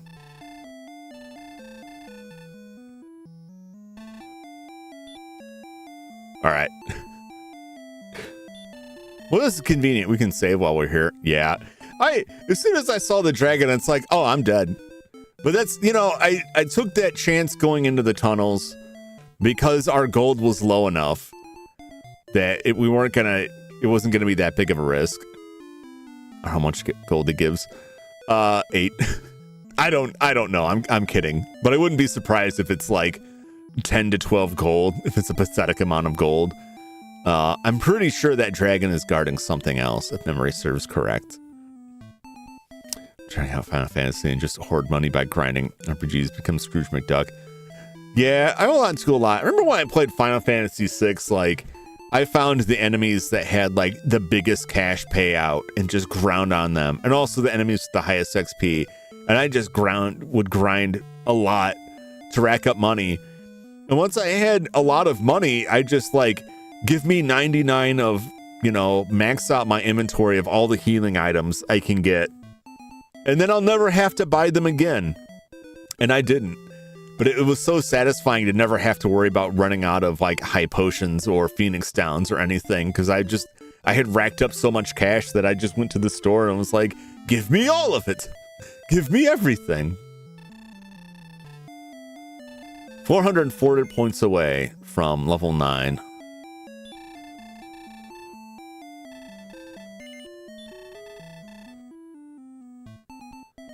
Can we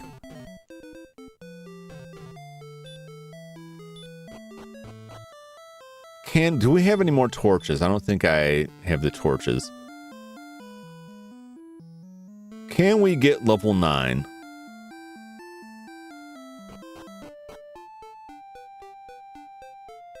We'll find out. I'm gonna go here and buy a torch. More satisfying is go back to enemies who messed you up and then just wrecking them.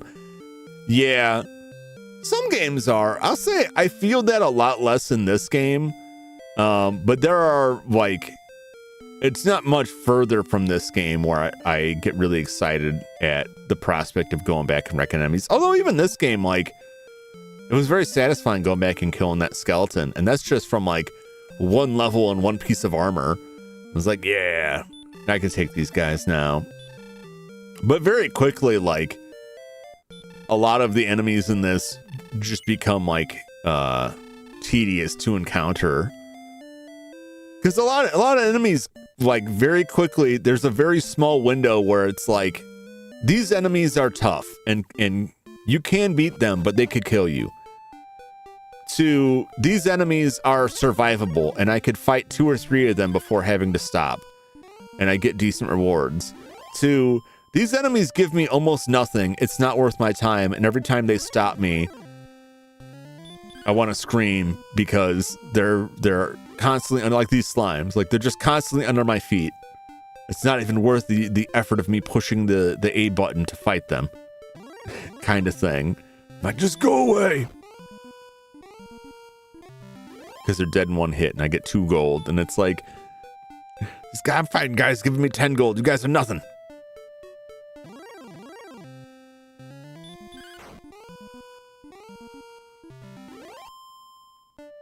At least those ghosts like go down fast and they give, 4 gold. At least they give a little bit more. I gotta remember to keep an eye out for the metal slimes. I have never killed a metal slime in this game. They have always run away before I have ever even had a chance to attack them.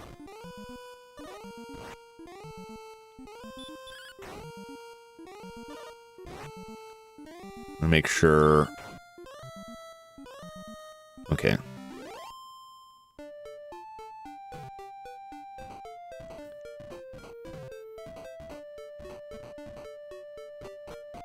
All right, we're not going to bother with the torch. I'm going to heal. It's like Abra. Yeah. Yeah. I'm going to do that again. That didn't really...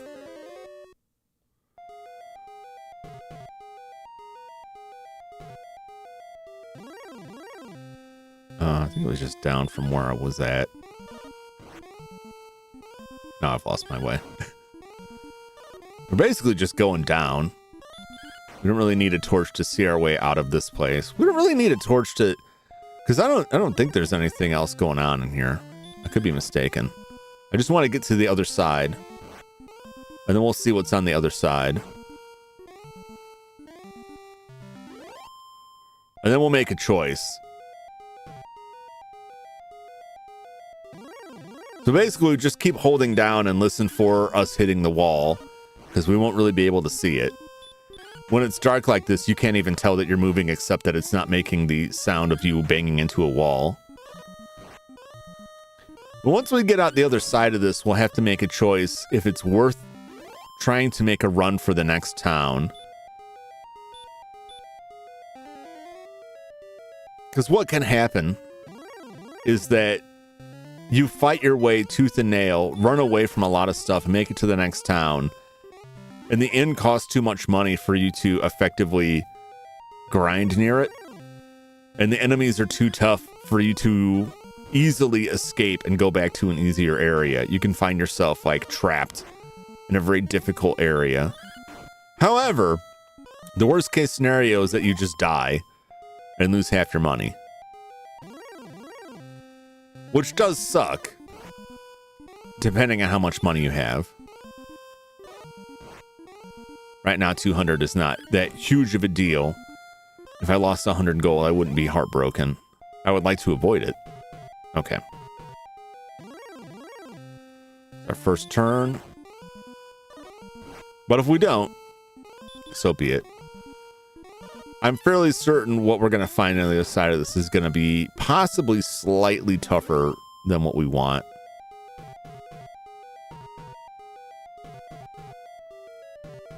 Okay. And we're out. More poison swamp. A lot less poison swamp here, though. Hello, friend the skeleton.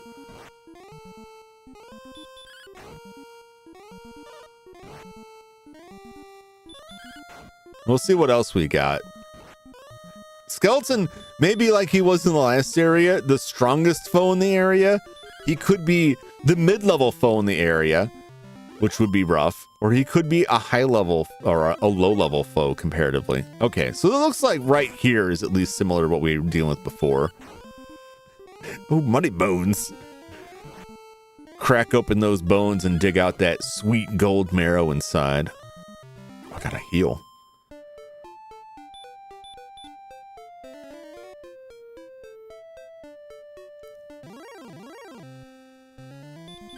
A lot more skeletons, I'll say that much. And while they're not like each independently the big threat they used to be, I definitely don't want to fight like a dozen of them at a time here.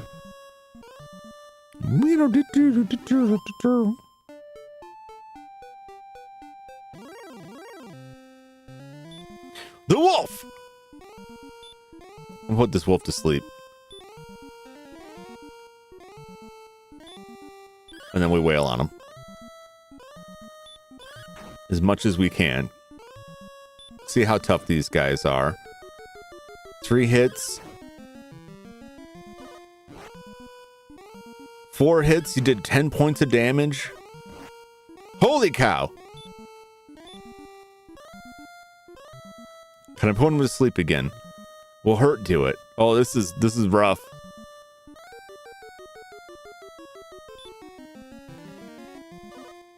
Heal ain't gonna be enough.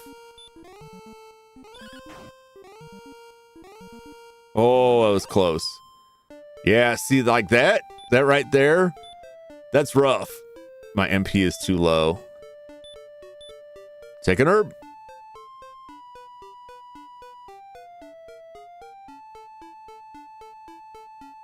It's like, it's right on the edge. Skeletons, magic tracky. I can deal with it.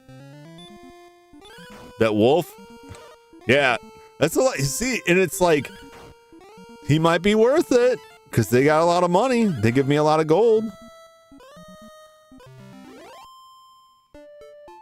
And we're creeping closer to the next level. But so far, he seems like what the skeletons were the last time, that we're more likely fighting skeletons. If it's just skeletons, I can deal with that. We'll use these guys to grind up to level 9, and then they'll be a little bit easier. But those wolves, the wolves have a nice payout, but they can do some serious damage to us. I'm running. We're going to treat the wolves like we did the skeletons the last time. We're going to run. But everything else I've encountered in the area is okay. Now, the second question is, how much does the inn cost? Because if the inn is really expensive, to the point that, like, you have to fight that wolf to break even, that's going to be tough. No, I have no tomatoes. I have no tomatoes today. This is the woman right here. This is the woman in the original Japanese. This is the woman that offers the puff puff massage.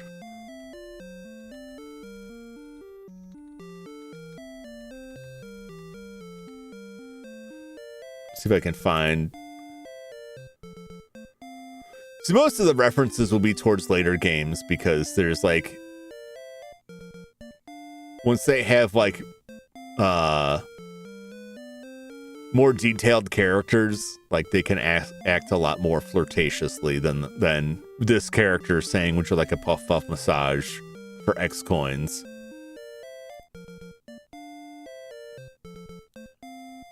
But I can't even find like a screenshot of it, because anything that came out of it would come from a later game.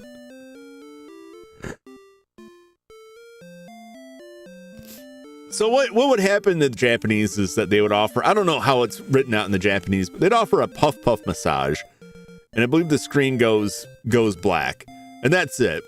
And in later games, there's the strong implication that you're being conned, that they're offering you a sexy massage, right? And you're not actually getting that. They're you know, pushing fruit into you, or actual slimes, or they called like a dude in to do the massage for you or something. There's always some like con to it.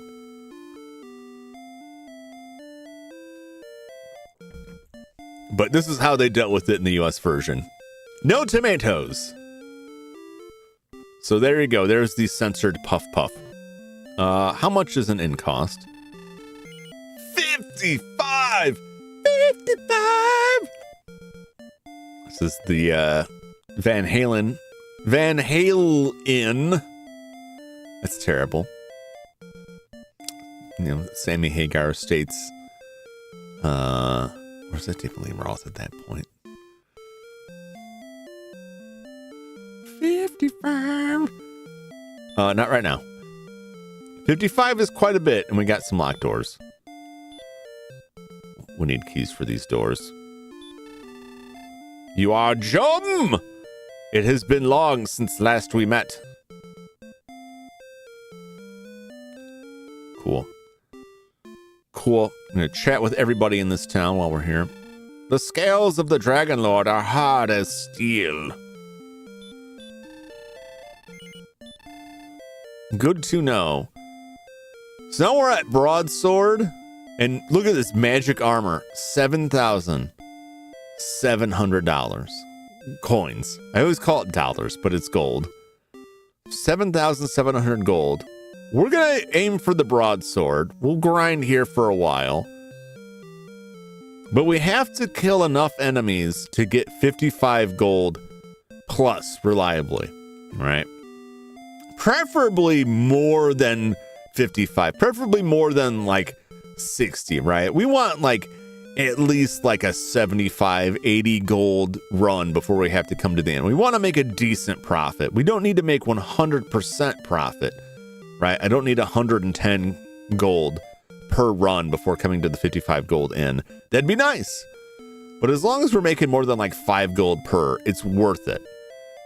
Even if we're not, it is worth it for the enhanced XP. But like the money cannot be ignored. The money is a big thing. These are some expensive weapons.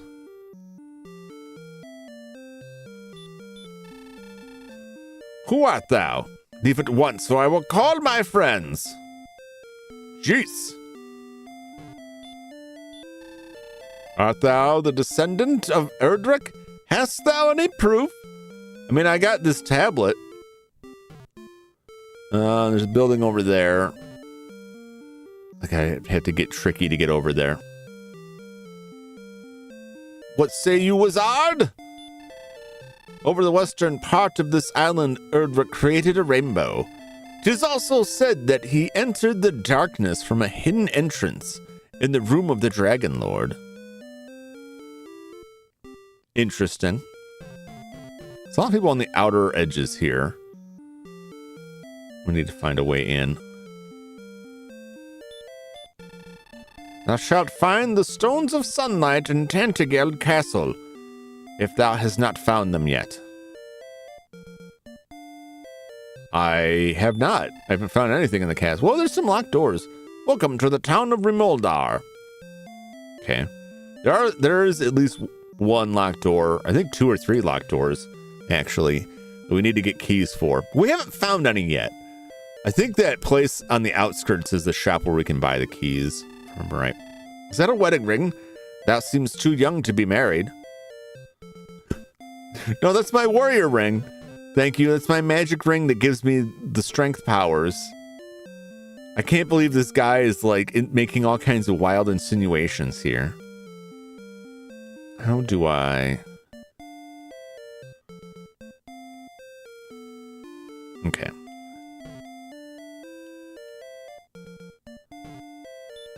Greetings. I am Orwick, and I am waiting for my girlfriend. All right. Fair enough, fair enough. Ooh, this is the first time we've been able to, like, sneak around at the outskirts here. Welcome! Yes, this is the place. Magic keys! They will unlock any door thus thou wish to purchase for 53 gold. Yes? Yes? I don't know how many I'll need. How many could I buy? I don't want to leave myself without enough money to go to... Actually, if I just go bankrupt, it won't matter if I die. And in fact, dying will make it easier to get back to saving. I could buy 5. That would be 265 gold. That would leave me with less than 30. I'll buy 5 keys.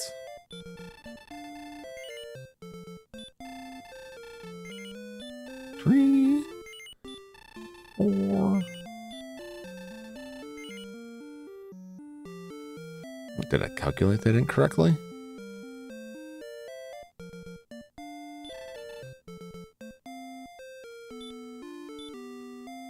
No, I did buy 5.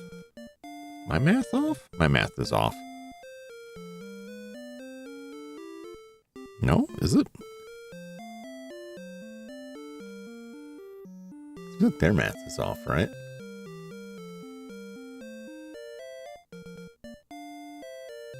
That doesn't seem right. If he sold me the key for 53 gold. Let me watch my instant replay of this. 391. Oh, no, this is correct. This is correct. I was off by 100. Yes. So I'm good. But wait. How do I talk to this person? There was someone down on the southern side here I would like to speak with.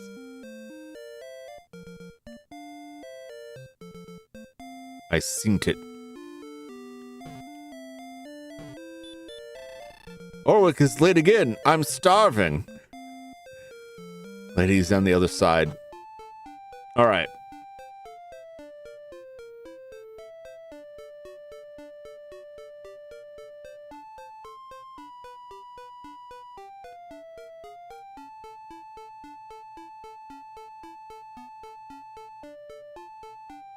I'm trying to think of all the places that have locked doors. I mean, this is one of them. There's a locked door here. There's 2 locked doors here. We can always come back and buy more keys if we have to. We'll see what's in this box. Good day, I'm Howard. 4 steps south of the bath in coal. Thou shalt find a magic item. Oh, that was worth it. So we need to go back to coal and take 4 steps south of the bath. Interesting. That's 2 keys down. What's in this? The wings. I believe those will instantly take us back to the castle. Why is this all janked?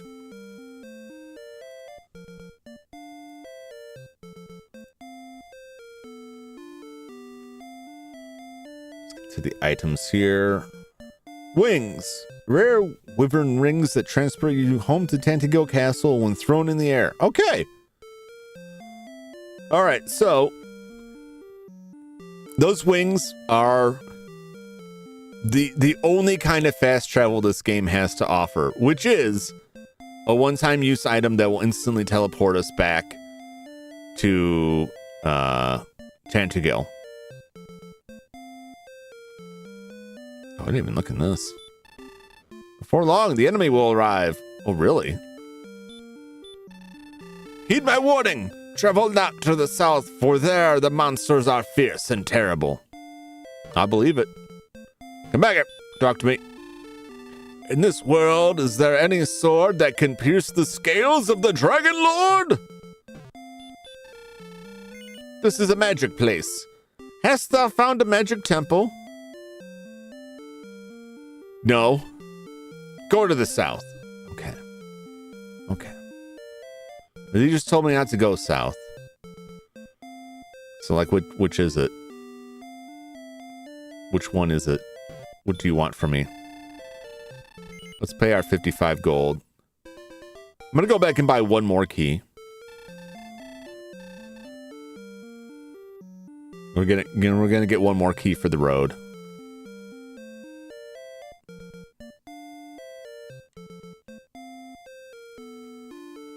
I don't remember exactly how many I need. So it's likely we'll have to return here.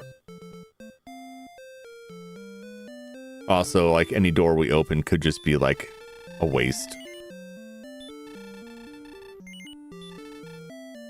Okay. We got some keys. I'm not gonna head south now because I feel like the enemies are going to wreck me if I go south. We're gonna go back to Cole. Let's put him to sleep and see if we can beat on him.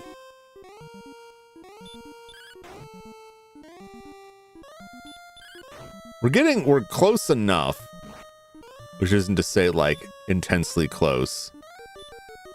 Will hurt this guy more than my sword. 12 points is pretty good.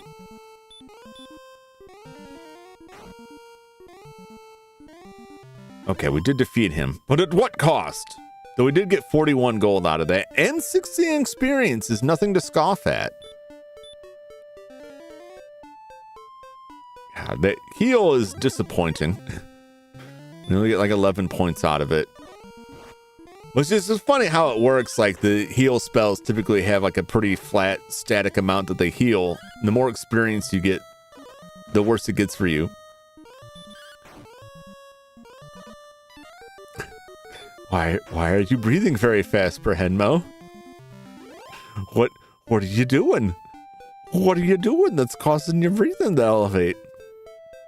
You're not doing something unhealthy on my stream here, are you?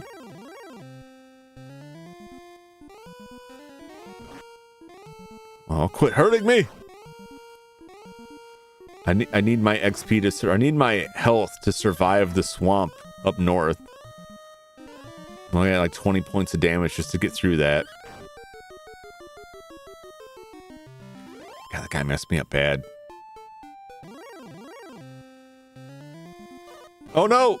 Oh god! This is the worst time! Oh god! Oh no!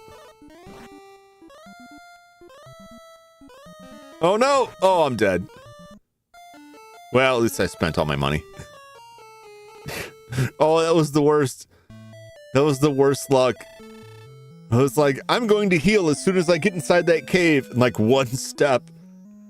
Hey, what if I put you to sleep and just melted your flesh off with my magic?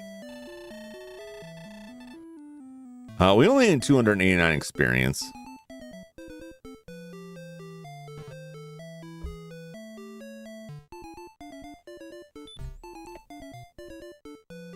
However, we do have some doors in here. I've got 4 magic keys. There's one door there. It's got some chests in it. And I don't know if that's worth it. You were 1 hour behind. Oh. Yeah, that's YouTube. Like, it'll buffer a little bit. And then that buffering will just like slowly increase. All right, I can't get out that way. Okay, we can't creep around the sides here. There's a door up here, is there not? Yeah, there's a door over there.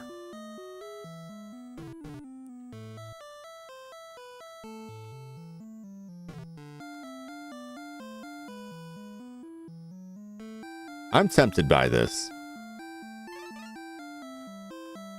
What do you got to say? Never does a brave person steal.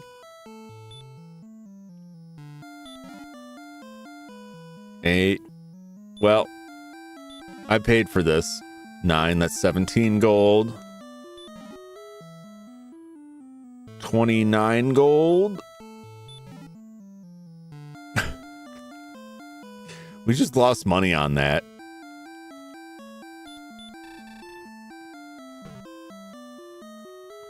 The key cost more than the gold did. But like, I was gonna get some money back because I spent money on that key. I wasn't about to just walk away with nothing.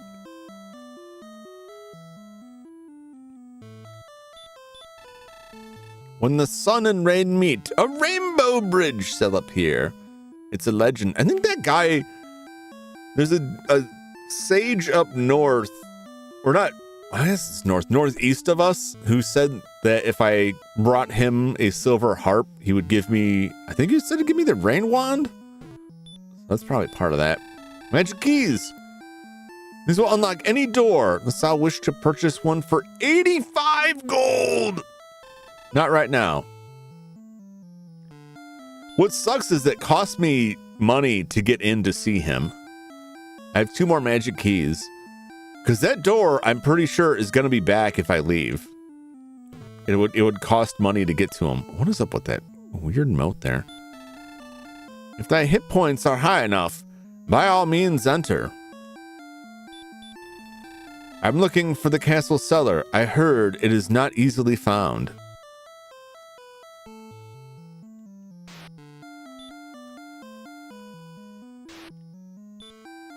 Oh, God. It's like the poison swamp. They just got it stored here. In Garenham, look for the grave of Garen. Thou must push on a wall of darkness there. Okay. All right, I'll be staying at an inn. It's fine. Let us wish the warrior well. May the light be thy strength.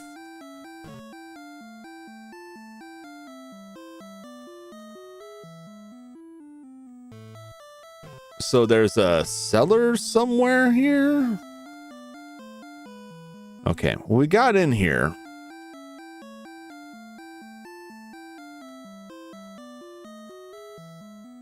This was the door.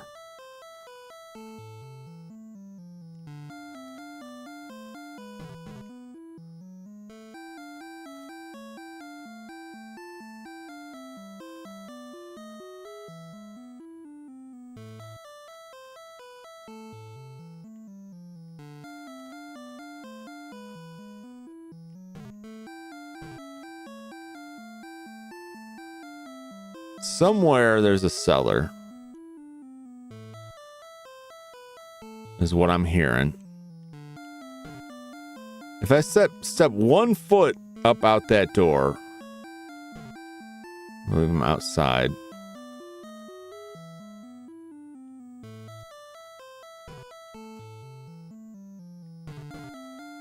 Can I get around the side here? Yeah, the 85 gold is expensive. But you have to, like, what sucks is, like, having to have a magic key to even get in to see that guy. And the flip side is, like, walking all the way over to the other area. How many keys do I have left now? I still have 2 magic keys. I have exactly enough money to do that, but that seems ridiculous.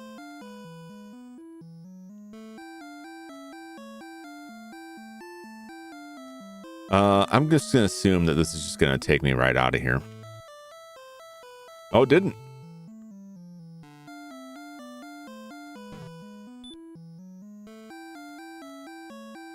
What can I do with my newfound freedom? Tell you what, I'm going to buy a key. I'm going to spend my last bucks on this because I can just kill a couple slime to get an in.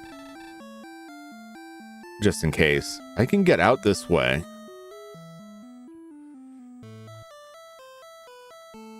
Which leads me to believe... Oh! Here we go. All right.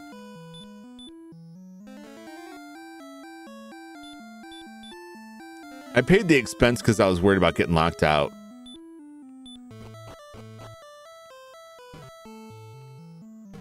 Hello there. I have been waiting long for one such as thee. Take the treasure chest. I will. Fortune smiles upon thee, Jum. Thou hast found the stones of sunlight. All right, we have the stones of sunlight. Thou hast no business here. Go away.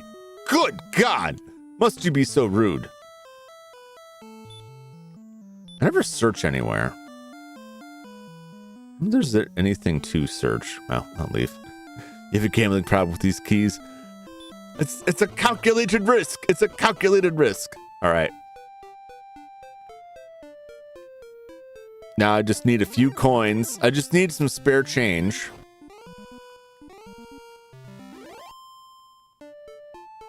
These slimes could just spare their change. And then I could afford the inn. And then we can go back to coal.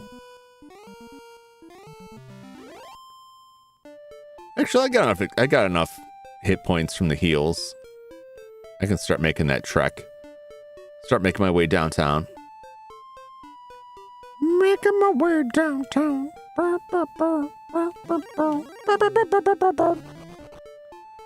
Don't you run from me. It's fine. We're fine.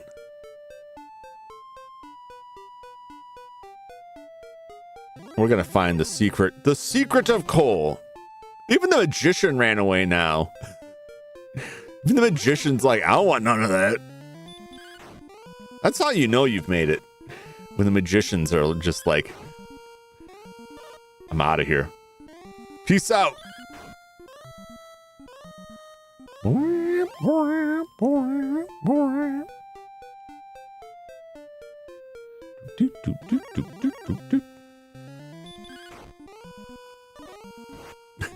I'll text the next adventurer instead. Don't worry, we caught up with him. He didn't get far.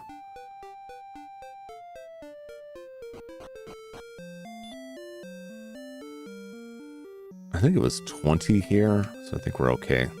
Let's say 3 steps south of the bath.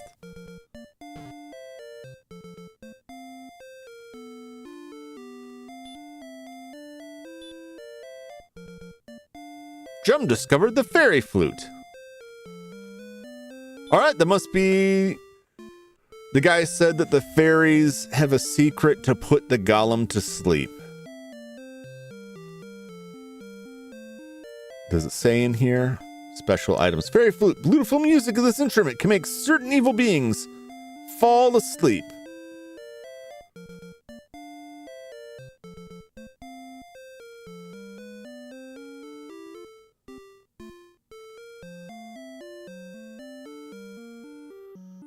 The stone, when combined with the staff of rain, something wonderful will be formed. Oh, okay. Well, we're halfway there. We're halfway to the rainbow connection, is what I'm getting out of that.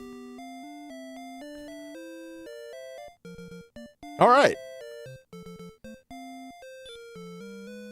Well, we've got some stuff here, and we also got some information about Garenham. So let's go back there now. I think I can make it back there. I'm sure I can make it back there. Maybe I won't. I will. Love my Sunday streams a lot. Oh, thank you so much.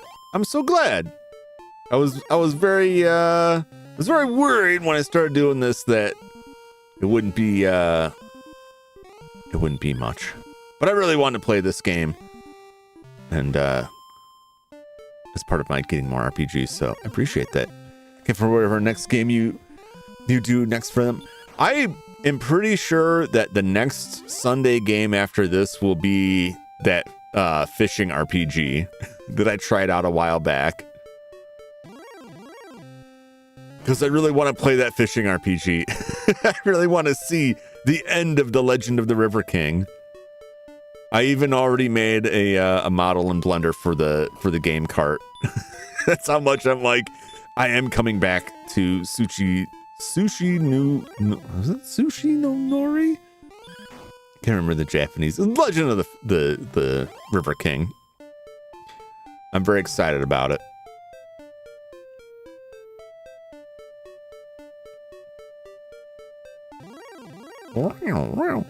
I think we're probably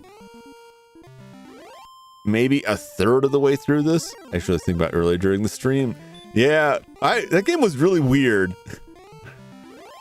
If you didn't see it, if you didn't see me playing this game or ever seen the Legend of the River King than anyone else, you play a kid who's got to go fishing in order to catch a big enough fish to make medicine to cure your sick sister. So you go out fishing, but along the way, you've got a bare knuckle battle with like rabbits and mice in the wilderness while finding your spot in the river to fish and capture fish. And it's very strange. It's a very strange game, but I was quite amused by it and very interested in playing more. All right, we got another locked door here. This is one of our magic keys. Start playing it. That was a game based off that fishing manga with the lovely art. I wonder. I didn't see anything in the wiki entry saying it was based on anything, and they just kind of made the game. But I wonder if it is. I wonder if it does have a basis in that. If it was even just like inspired by it, you know, like we couldn't get the license, but we did it anyway. I'm gonna have to like spend some time on the cord on this cable, the cord on this controller, the cable on this controller, the cord on this cable. What am I saying? It's like wrapping around itself like an old corded phone. It's killing me. Fisherman Senpai is the manga. I wonder. I'll have to look into that and see if where the timelines line up with that. There are several like River King games. And I want to say like one, maybe two of them actually made it to the US later in the series. That's a series I can sink my teeth into. The same way I'd sink my teeth into a nice, delicious river trout. I like the freakish golem that I am. A couple games for it though, don't know if it's translated. I don't know.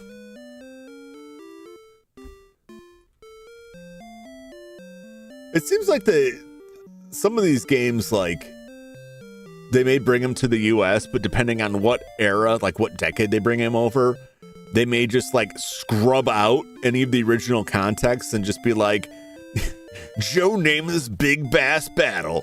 And it's like, wasn't this originally this? Like, no, we cut it out. We cut it out and replaced it with something else because it wouldn't make sense to an American audience. It's got an anime series too. I wonder if the anime series is streaming anywhere. 109 episodes between 1980 and 1982. I wonder if it's...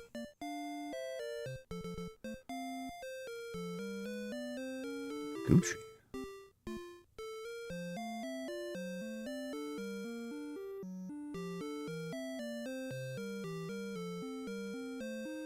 Look at his other work here.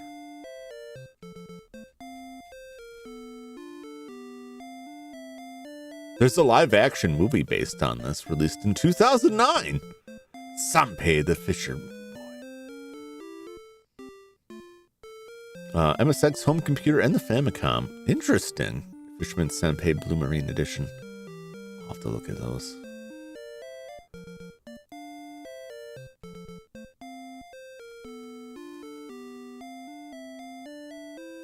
I'll have to see if there's a translation of the anime. No, I'm not. Got a new obsession to dig into. Thank you for bringing that to my attention. Oh, I wasn't reading what he said. Once there was a town called Hawksness, far to the south, but I do not know if it still exists. Indeed. I suggest making a map if thy path leads into the darkness. What are these boxes and can I take them? I hate people. Go! Leave me! Wow, damn. That's a mood. The torch. Delicious.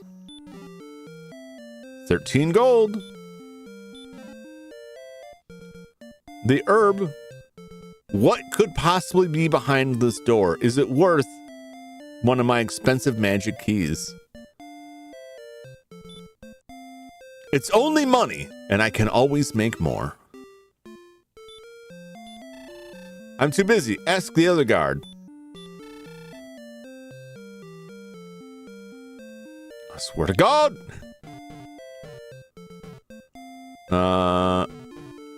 Okay, we're supposed to push into the darkness, but where? Is it there? Are you in my way?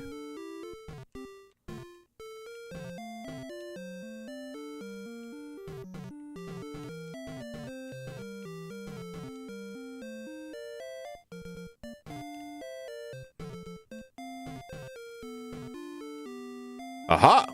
Oh-ho! Secrets. The harp attracts enemies. Stay away from the grave in Garenham. Oh-ho! No! You wouldn't stop. No, my expensive keys! That's why I bought more keys. Do I get more money out of this, though? Got another herb. At least we're getting some kind of value here. Get out of my way, kid! I'm stealing everything. It wasn't enough. It's not enough to make up for it. If thou would take the torch, thou must now discard some other item. No. I will surrender the torch. Get out of my way! That would give us the harp. I wish.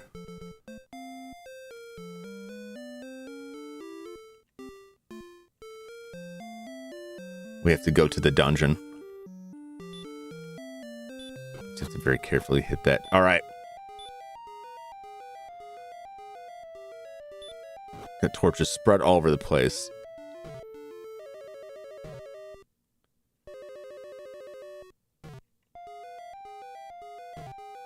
Somewhere in this darkness is the treasure I seek.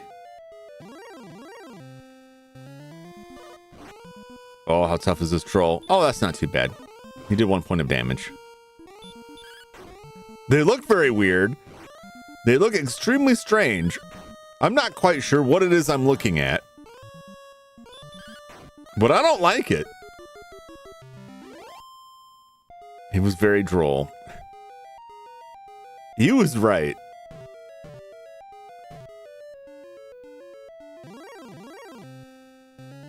Well, the skeleton. We are in a grave after all. That's what I've been told. I'll bounce these bones. Oh no, he's killing me!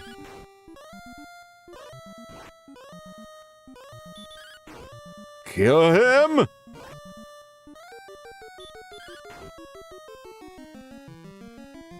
Whew!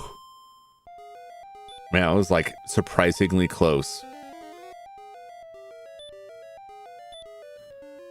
You know, I got an herb. I got one free herb there. What do we got here? 6 gold. 18 gold. Getting some gold out of this. We found an herb. Stands for my seat. That was close. That was closer than it needed to be. Closer than I would have wanted it to be. Poltergeist! How tough is this poltergeist? 2 damage. Another 2. That's not too bad. Yeah, they're okay.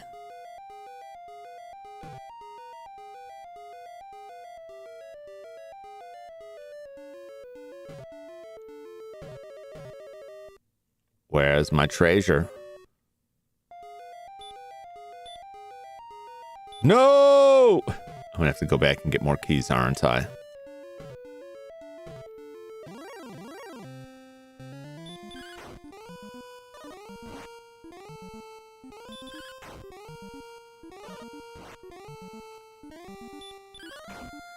That's rough.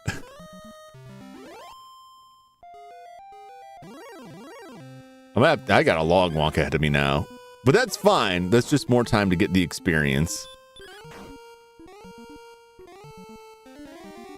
Now I just have to make it out of here. Stop hurting me! If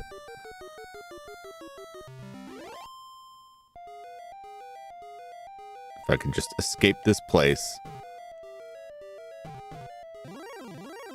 Oh boy. How much is the next level? I think the next level is 1300. Let's see. What does this say? 1300. So 2000 or 210 points to the next level. Oh, why was it? This skeleton was like surprisingly tough the last time we fought. It dodged. That's probably why. He got some like real solid hits in on me. Worse than I thought.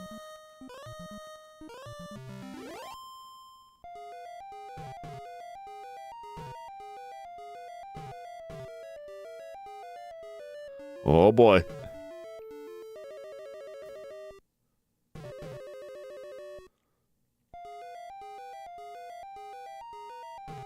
I can't find my way out of here now. This is a real problem.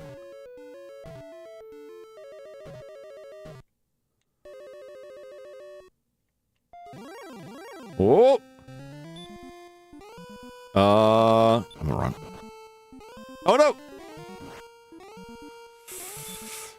I mean, that wasn't too bad in terms of potential damage.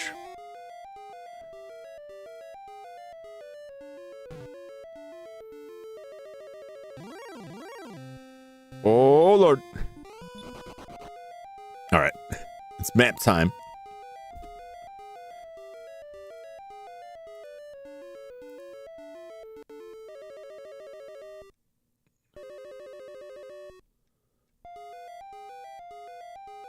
I have to go like way back to get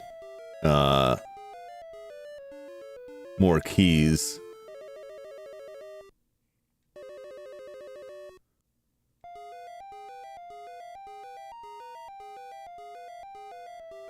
All right, where am I right now?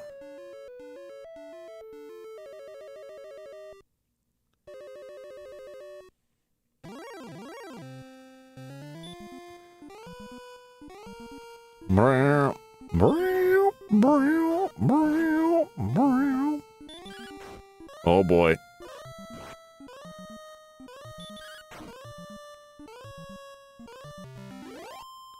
Using an herb.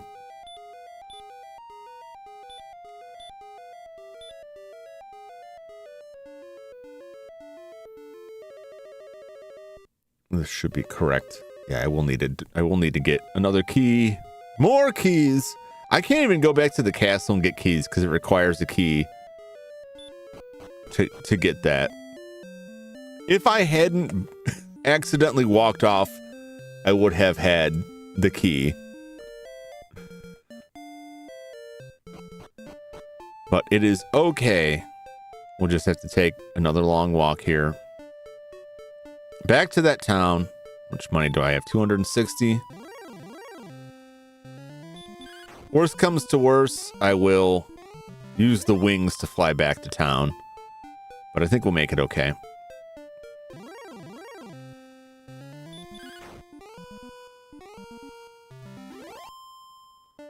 So we'll make it back to, what was the name of that town?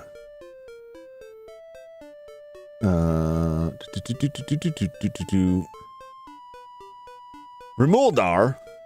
Remuldar is where we'll go. Where they sell my special keys.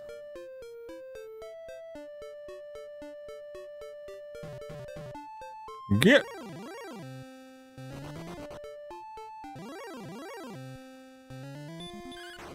We will need at least 2 keys. And I likely buy more than 2 keys because I like to cover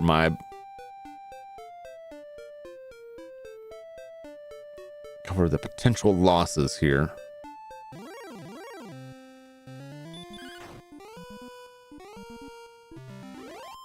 Track 8.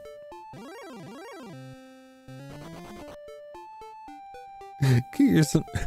I hear like keys, so I got keys for your keys. Yeah. Need a key to get in that place.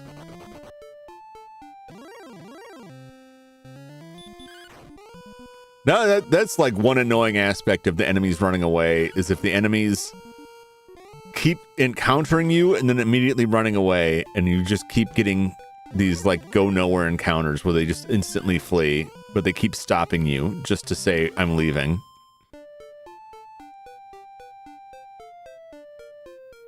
Make a little detour to stop at the inn here.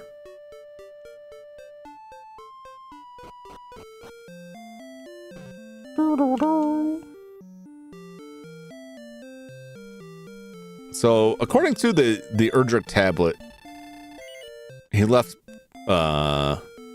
items that we would need with different people, entrusted them with different people. So I think that's what that silver harp is, one of these items. I could be wrong. He could just be talking about like the staff of rain and the sunstones.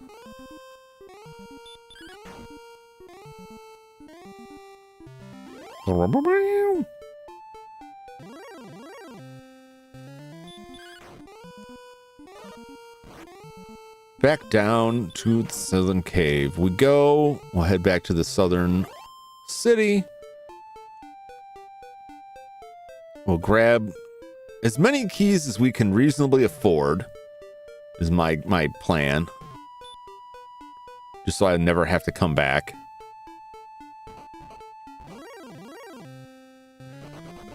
Don't fight me in a swamp. You classless clown. All right. Away we go.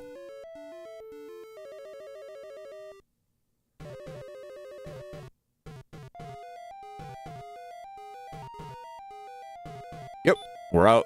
Wait, we didn't have a single encounter in there. It's so toxic of them. As toxic as the swamp they were born in. Woo! So the harp, I believe, once we have that item, I mean, we'll walk it back to that guy and trade it out for whatever the staff of rain he's got. I don't think it does it just having us on it. I believe we can use it to increase our encounter rate. I'm running. That guy terrifies me. Oh no! I should have tried to put him to sleep first. Oh god! No, don't do it! Wake up! Run! Okay.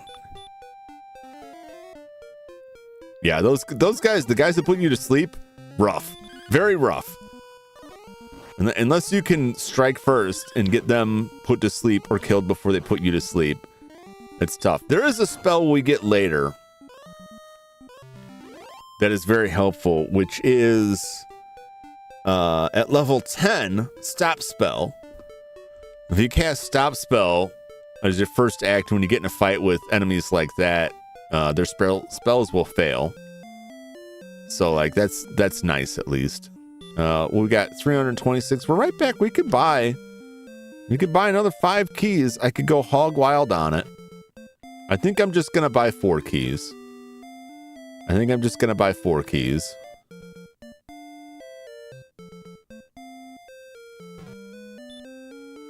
We'll be conservative about this.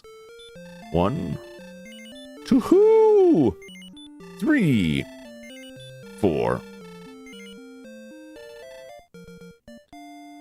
Even though, like, I don't want to have to come all the way back here for the keys, I think we'll be fine. I think we'll be okay. It's just that much less enemy I have to fight. It's not that huge of an expense overall. Can I put him to sleep? We put him to sleep. Can I hit him with some hurt? Can I wail on him? Will I survive?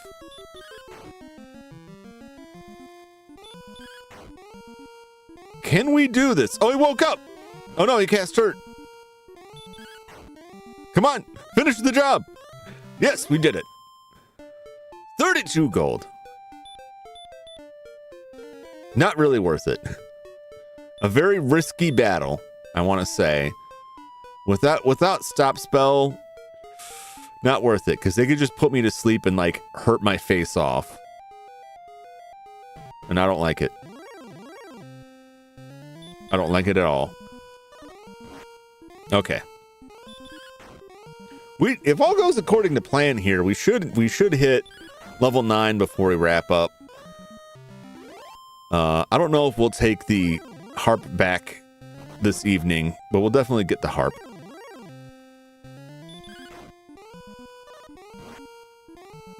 Come on. Let me out of this cave.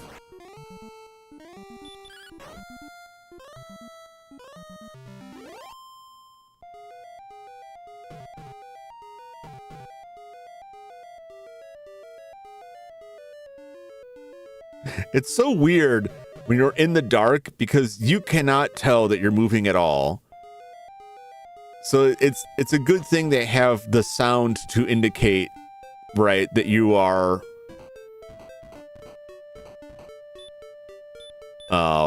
hitting a wall, because otherwise you'd really have no idea if you didn't have a torch, if you were even moving. Ugh. Scorponok! Be gone! These are like the baseline scorpions. There's tougher scorpions out there. Okay. We got enough money. We could stop off at the inn. We could stay at the inn there. Wow, it dodged me. Unbelievable. Remember when I was saying like how extremely unlikely it is for the lowest level monsters to actually dodge a hit? But that as statistically unlikely as it is entirely possible that they could just continuously dodge your hits and then do a single point of damage to you 50 times.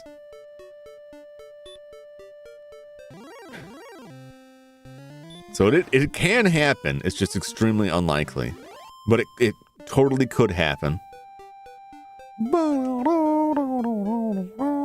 Let's just go. Let's stay at the inn up there. So I don't have to go back south around the mountains here.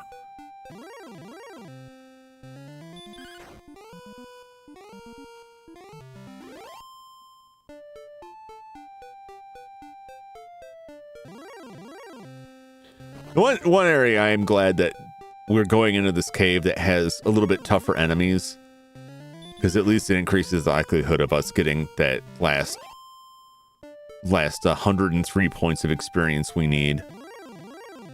Because we're definitely not going to get it from these slimes unless I fight 103 of them.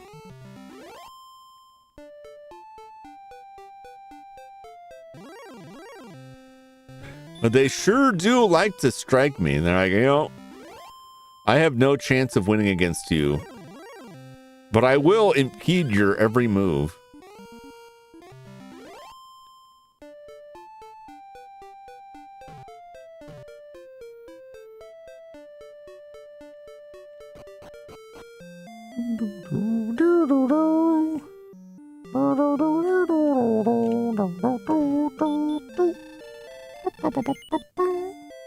$25's not bad. Remember when we first came here and it was like 25 gold was just unheard of. 25 gold was like way too expensive. Like they were just out of their friggin' mind for 25 gold. And now it's like 25 gold? That's not bad. That's acceptable. That's acceptable. And look, we get more stuff.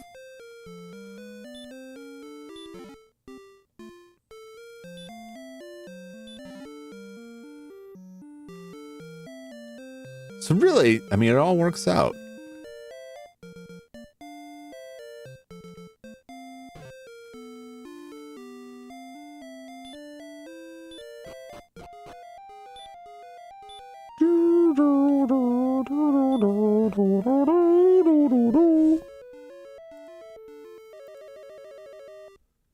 All right.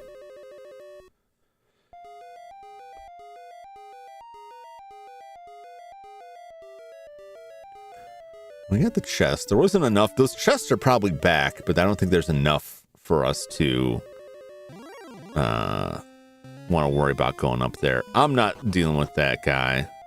Not till we have stop spell. Wonder why the torches don't stack. I know, right? It's very strange. It's very strange that they don't stack. Somewhere I want to go. Skellington. The herbs do. Torches don't.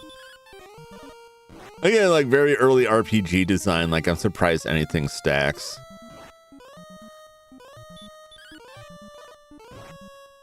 They probably figured like, how many torches are they really going to need realistically? Or kind of like they're going to need a lot of herbs like to survive, but like we're going to be mean about the torches. They're really going to have to like meter their torch usage.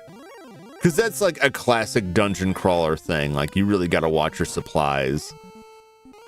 And that's a lot of the inspiration for this comes from games that like were early dungeon crawlers that like their originator Dungeons and Dragons, like the old Dungeons and Dragons, like really required you to like, okay, you're going to have like this set amount of torches on you.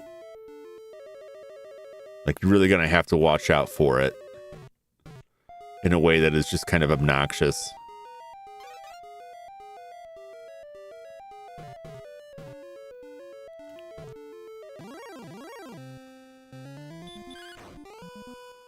It's not as bad as it could be. Ooh, you missed me. Oh no, I missed it. we can't connect. We can't make connections here. 30 points. Wow, that was quite a hit. I wish I could get 30 points every day of the week. I'll tell you that much. I don't mean, I'll give it a shot. How much does your hurt do? 8 points? That's not great. Oh no! The miss is not great.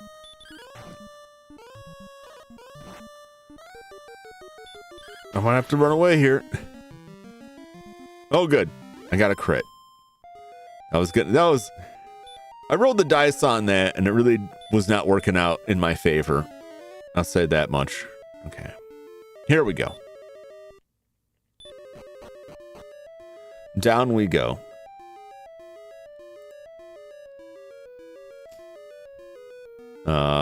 The fact that there's just another one right away is very weird. There's gotta be. Yeah, there's like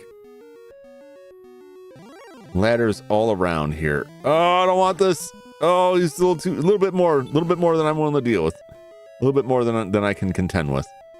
All right, this is where we came in. I hate to just bring it up, but these things are tedious here.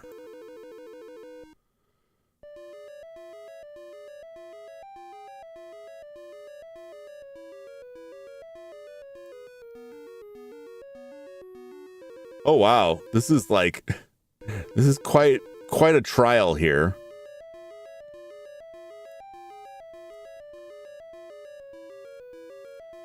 Follow the indicated letters from below to pass quickly through the grave. B1, B2, D, F, G. Okay. All right. Well, we'll pass through this. So I need to go to D, which is on the opposite end. I guess I could get to it from either side. All right.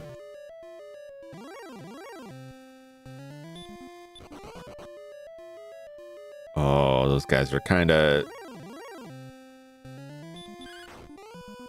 I gotta remember that I have plenty of, shouldn't say plenty. I've got a couple herbs.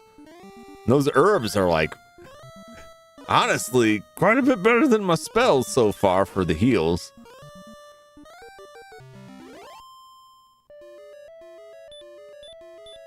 The heal spell is good for like a little bit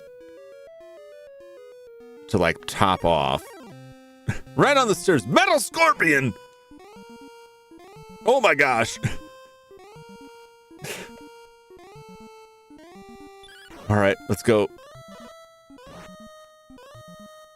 3 versus 7. How many hit points does it have?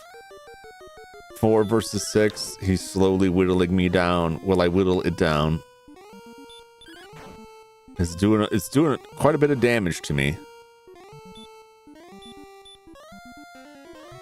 Like a lot more than that's gonna recover. I say that much.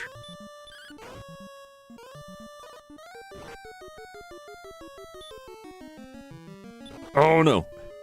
I'm not gonna, yeah, I don't know how many more hit points it had, but like, I wasn't gonna make it more than another turn. That was a bit rough. Okay. We're at D. We want to go to F.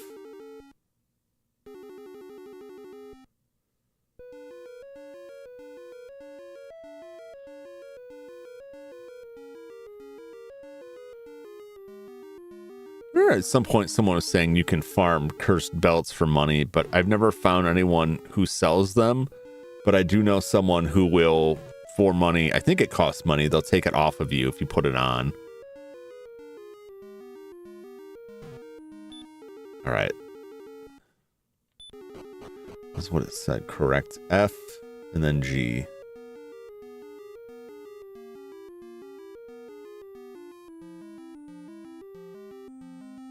Oh, well, this shouldn't be difficult. This is all we've got here. Oh, God. Wraith Knight. No, thank you. No, thank you. Oh, God. Wolf Lord. No. I think it's time for me to get out of here.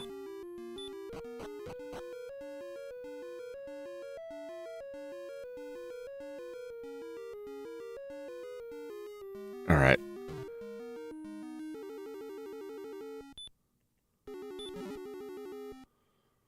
Ooh, I found the silver harp. Okay. Do I have to go all the way back out? I probably do.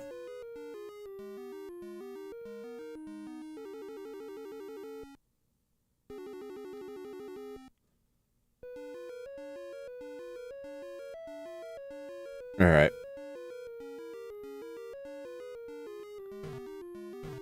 I don't think I don't have this on the map anywhere. Do I?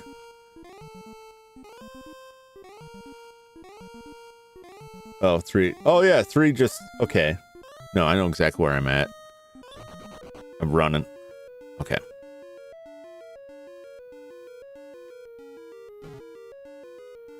We just need to leave. We're right in the middle.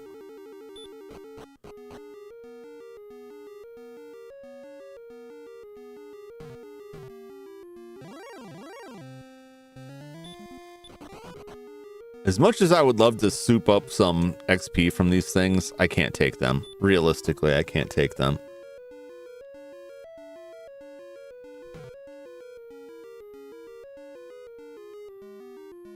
Okay. Oh!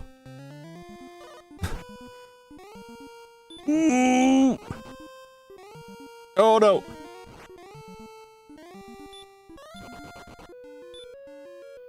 My money.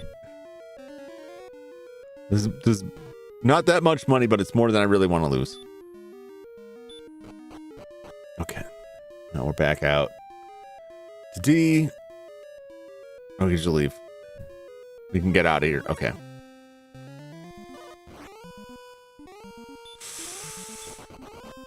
No. No. No. Wolf is just a bit too much. It's just a bit much.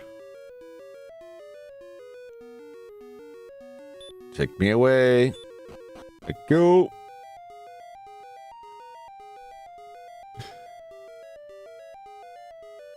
Okay. All right, I know where I'm at now.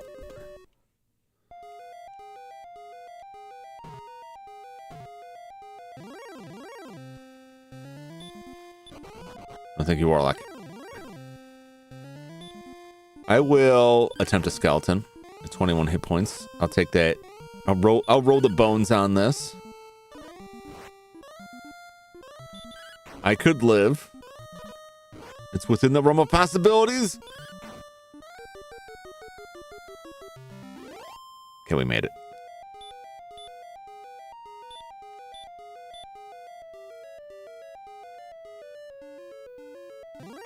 I want that XP.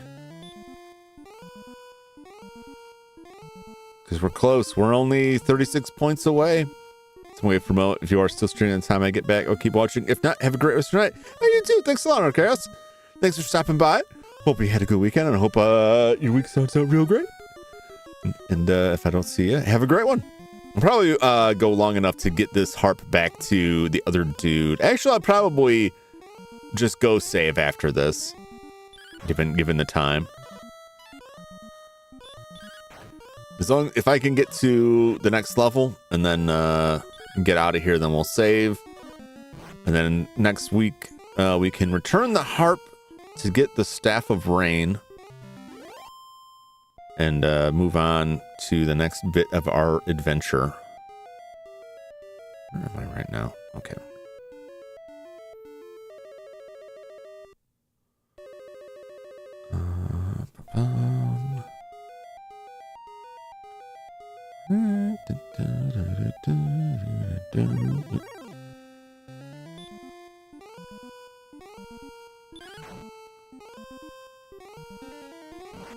These guys hurt, but not as bad as some of them. I can take it.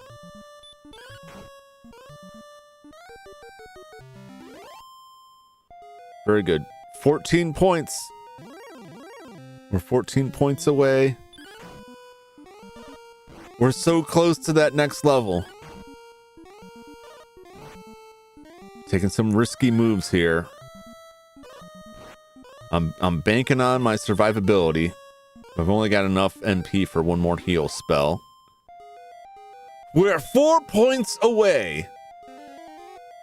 We're 4 points away.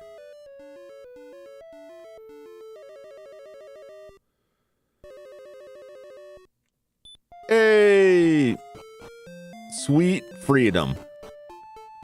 No herbs. I do have some herbs. I choose to save them. Oh, he took one hit and ran away. Scumbag. We can get our last 4 points off of no-name enemies here. We will make it. If nothing else, because I probably will forget to buy more herbs, and so just having them is like, oh, this is nice. Hey, if my HP was lower, if I felt more at risk, if I wasn't about to escape, I would have used an herb. Because I could use it in combat too. I think I can. Actually, I don't remember. I should probably check that. I'm pretty sure I can. There we go. Next level. Power increases by 8. Response speed increases by 1. Maximum hit points increased by 4. Magic increased by 6. That's nice. We learn a new spell, and that new spell is Radiant. There will be other dungeons for us to deal with, and that Radiant spell means we don't have to mess with torches unless we don't have MP. It does entail an MP cost, but it lights up more than the torch ever did. So it will have a bigger radius of light without having to carry items or expend money on that. So that's nice. I don't know if you noticed, because it hasn't come up that much. Resting at an inn is the only way to recover your magic points, your MP. There is no item in the game that recovers your MP. And herbs are the only healing item that I can recall. But nothing recovers MP except for sleeping at the inn. However, the flip side of that is that there really isn't like a ton of spells. And a few of them are like really useful and necessary, but like it's not like a huge deal. The biggest thing is just time, because all I mostly use spells for, generally speaking, let me close this. I did close that, right? Okay, good. Generally I just use it for the heal, and then that kind of loses its utility, and I should probably just stop using the heal and start spending more money on herbs. I forget how many I can carry. I think I can carry 4 or 5 of them at a time before it starts causing me problems. But the only reason that the heal is better, particularly if you're like out of a fight, if you survive a fight, and then you can just cast heal multiple times, and you don't have to spend any money on it. And it's just kind of like a balance. Like, how many more fights will that give you? How many less fights could you get out of that versus using an herb? Not everywhere sells the herbs. You might have to make a long trek back to get them versus just going to an inn. There's a lot of weird little juggling of that stuff. All right, well, we got the harp. We are at level 9. We went up 4 levels versus the 5 we went up last time. And I sort of suspect that we'll go up 4 or even 3 levels next time. I think as the time goes on, unless I'm exclusively focusing on combat, the levels start to shrink to a point. I think it reaches a dipping point where you get powerful enough and the stuff you're fighting is enough experience that you can chew through it a lot faster, and it kind of levels out. 698 points for the next level.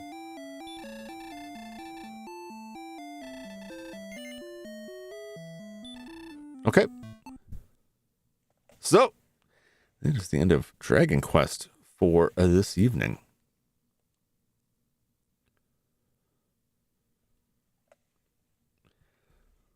Let me drop that real quick, and then give this the old power whiskey. All right. Well, we made progress. Actually, in my mind, we made some pretty good progress. We made some very good progress. Sorry if my face got janky a little bit there. It does that sometimes with the capture card. Gets a little wobbly. But not only did we go up a couple of levels, we went up 4 levels from last time, from level 1 to 5. Actually, no, I guess we went up 4 levels because we started level 1, right? We went up 4 levels, 5. So we're equal. We're equal. We went up 4 levels. We got the Sunstones. We got the Silver Harp. We got we get something else. We got the Warrior Ring. We found rings. We found rings. We found not 1, but 2 separate new towns. We got Radiant. We got Sleep also. We got that earlier. Stop Spell is like the next really good one. And then it kind of thins out. I mean, let me see what else. Where are we at for that? Outside is good. It takes you instantly outside a dungeon. Return will fly you back to the castle, so you don't have to worry about buying the wings for that. Repel will keep enemies from attacking for a while. It's moderately useful. Heal more is just a more powerful heal. That's very useful. That's very good. Where we are at now, it's telling us we've got half plate armor. We don't have a better sword. So that's the next step we're going to take, is to get a better sword. But you can see we're already kind of falling behind, getting close. We have a small shield. There's probably a better seal. Slowly on the path to godhood. Yeah, I fully intend to get up to level 20. And that may take quite a bit because, well, after, let's see here. Once you get to level 16, every level takes 4,000. It caps at 4,000. So 16 to 17, 17 to 18, 18 to 19, 19 to 20. Each one of those takes 4,000 experience apiece. You want to be at least level 17 before you face the final boss, because you want that heal more. You want that last bit of healing to get through it. 17 is like the bare minimum, unless you're like really, really got something figured out, which I do not. I'll have to watch that speedrun video to see how they accomplish that. So we made progress in the story. We also found the flute, the fairy flute. So we actually found quite a bit of stuff today. So we made a decent amount of progress.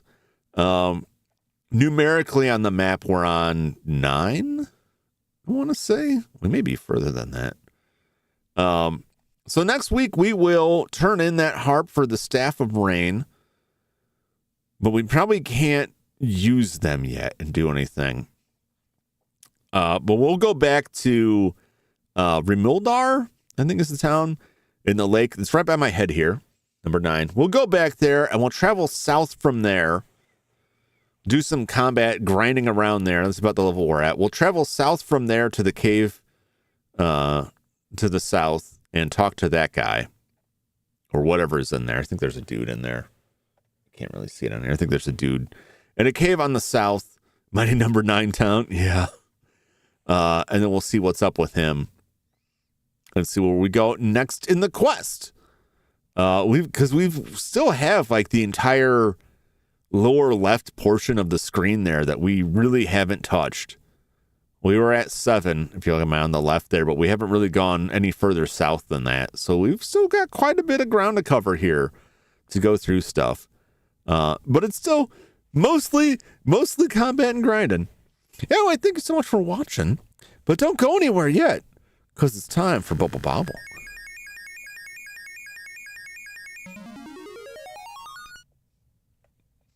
That I secretly set up here.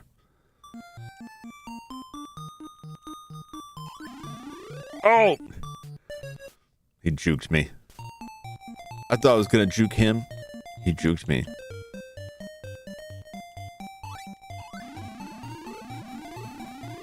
Oh, couldn't get that last one.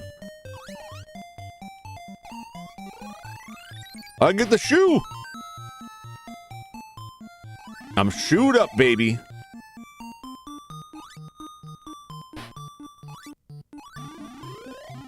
Nice.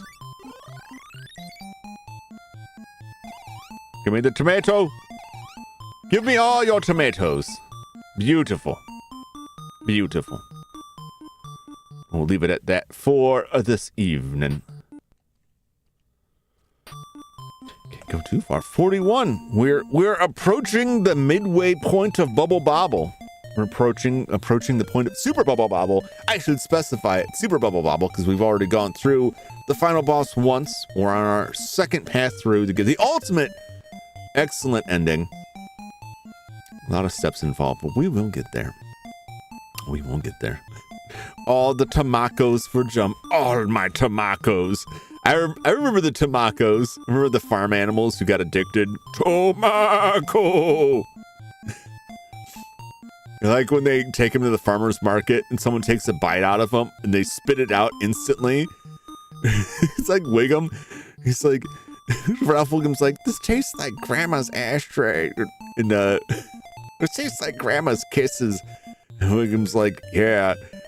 And then he's like disgusted by it. And then he's like, I'll take a bushel or a pack or whatever you sell them in. He gets everybody addicted on their tobacco tomatoes. Oh, that's good stuff. That's some classic Simpsons here. All right, well, thank you everybody for watching and hanging out with me. I hope you enjoyed a little random conversation and some Dragon Warrior.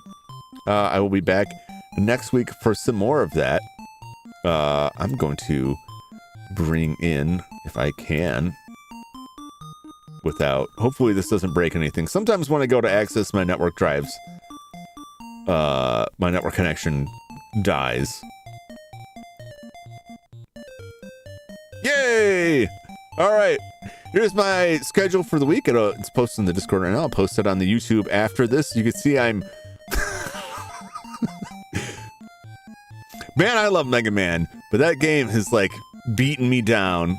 So we're going back. We're going back for more.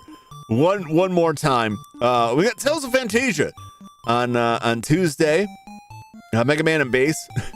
I feel like I have to finish it this time because I can't say for a third time, like, I'm wrapping it up today, and then not actually finish it. We're there. We're right there. Surely I can beat it this time. Surely I've developed the tools and the talent to get it done. Or just give it up forever. Call of Cthulhu, Shadow of the Comet. Now we know that there's something shady going on there, and we've got 3 days to stop the impending doom of the Earth. Star Wars The Force Unleashed 2, get on Friday, and then back again for more Sunday grind. So hopefully something there floats your boat, and you're interested in seeing what I got going on next week. If you want to stay attuned to all of that, make sure that you subscribe to my YouTube channel so that you can get notified of all of my subs. You can join us on the Discord as well if you want to see many memes, mostly from Flash. Good stuff. Get in a discussion there and see the schedule as soon as I get it done. Otherwise, so thank you. So thank you a million times more. Thank you so much for hanging out with me, watching me play, and keeping me company and chat with me. I had a great time, and hope you did too. Next one is going to be cooking Thursday, and hopefully it's not us. I think we are on the menu. I think we are the pork on the menu. That's the thing with the Cthulhu story. Even when you win, you still kind of lose. So, but I hope everybody has a great rest of their evening and a great week going on, and I will see you back on Tuesday. Until then, so long, everybody. Thanks for hanging out with me, and I'll catch you on the next one. Bye-bye.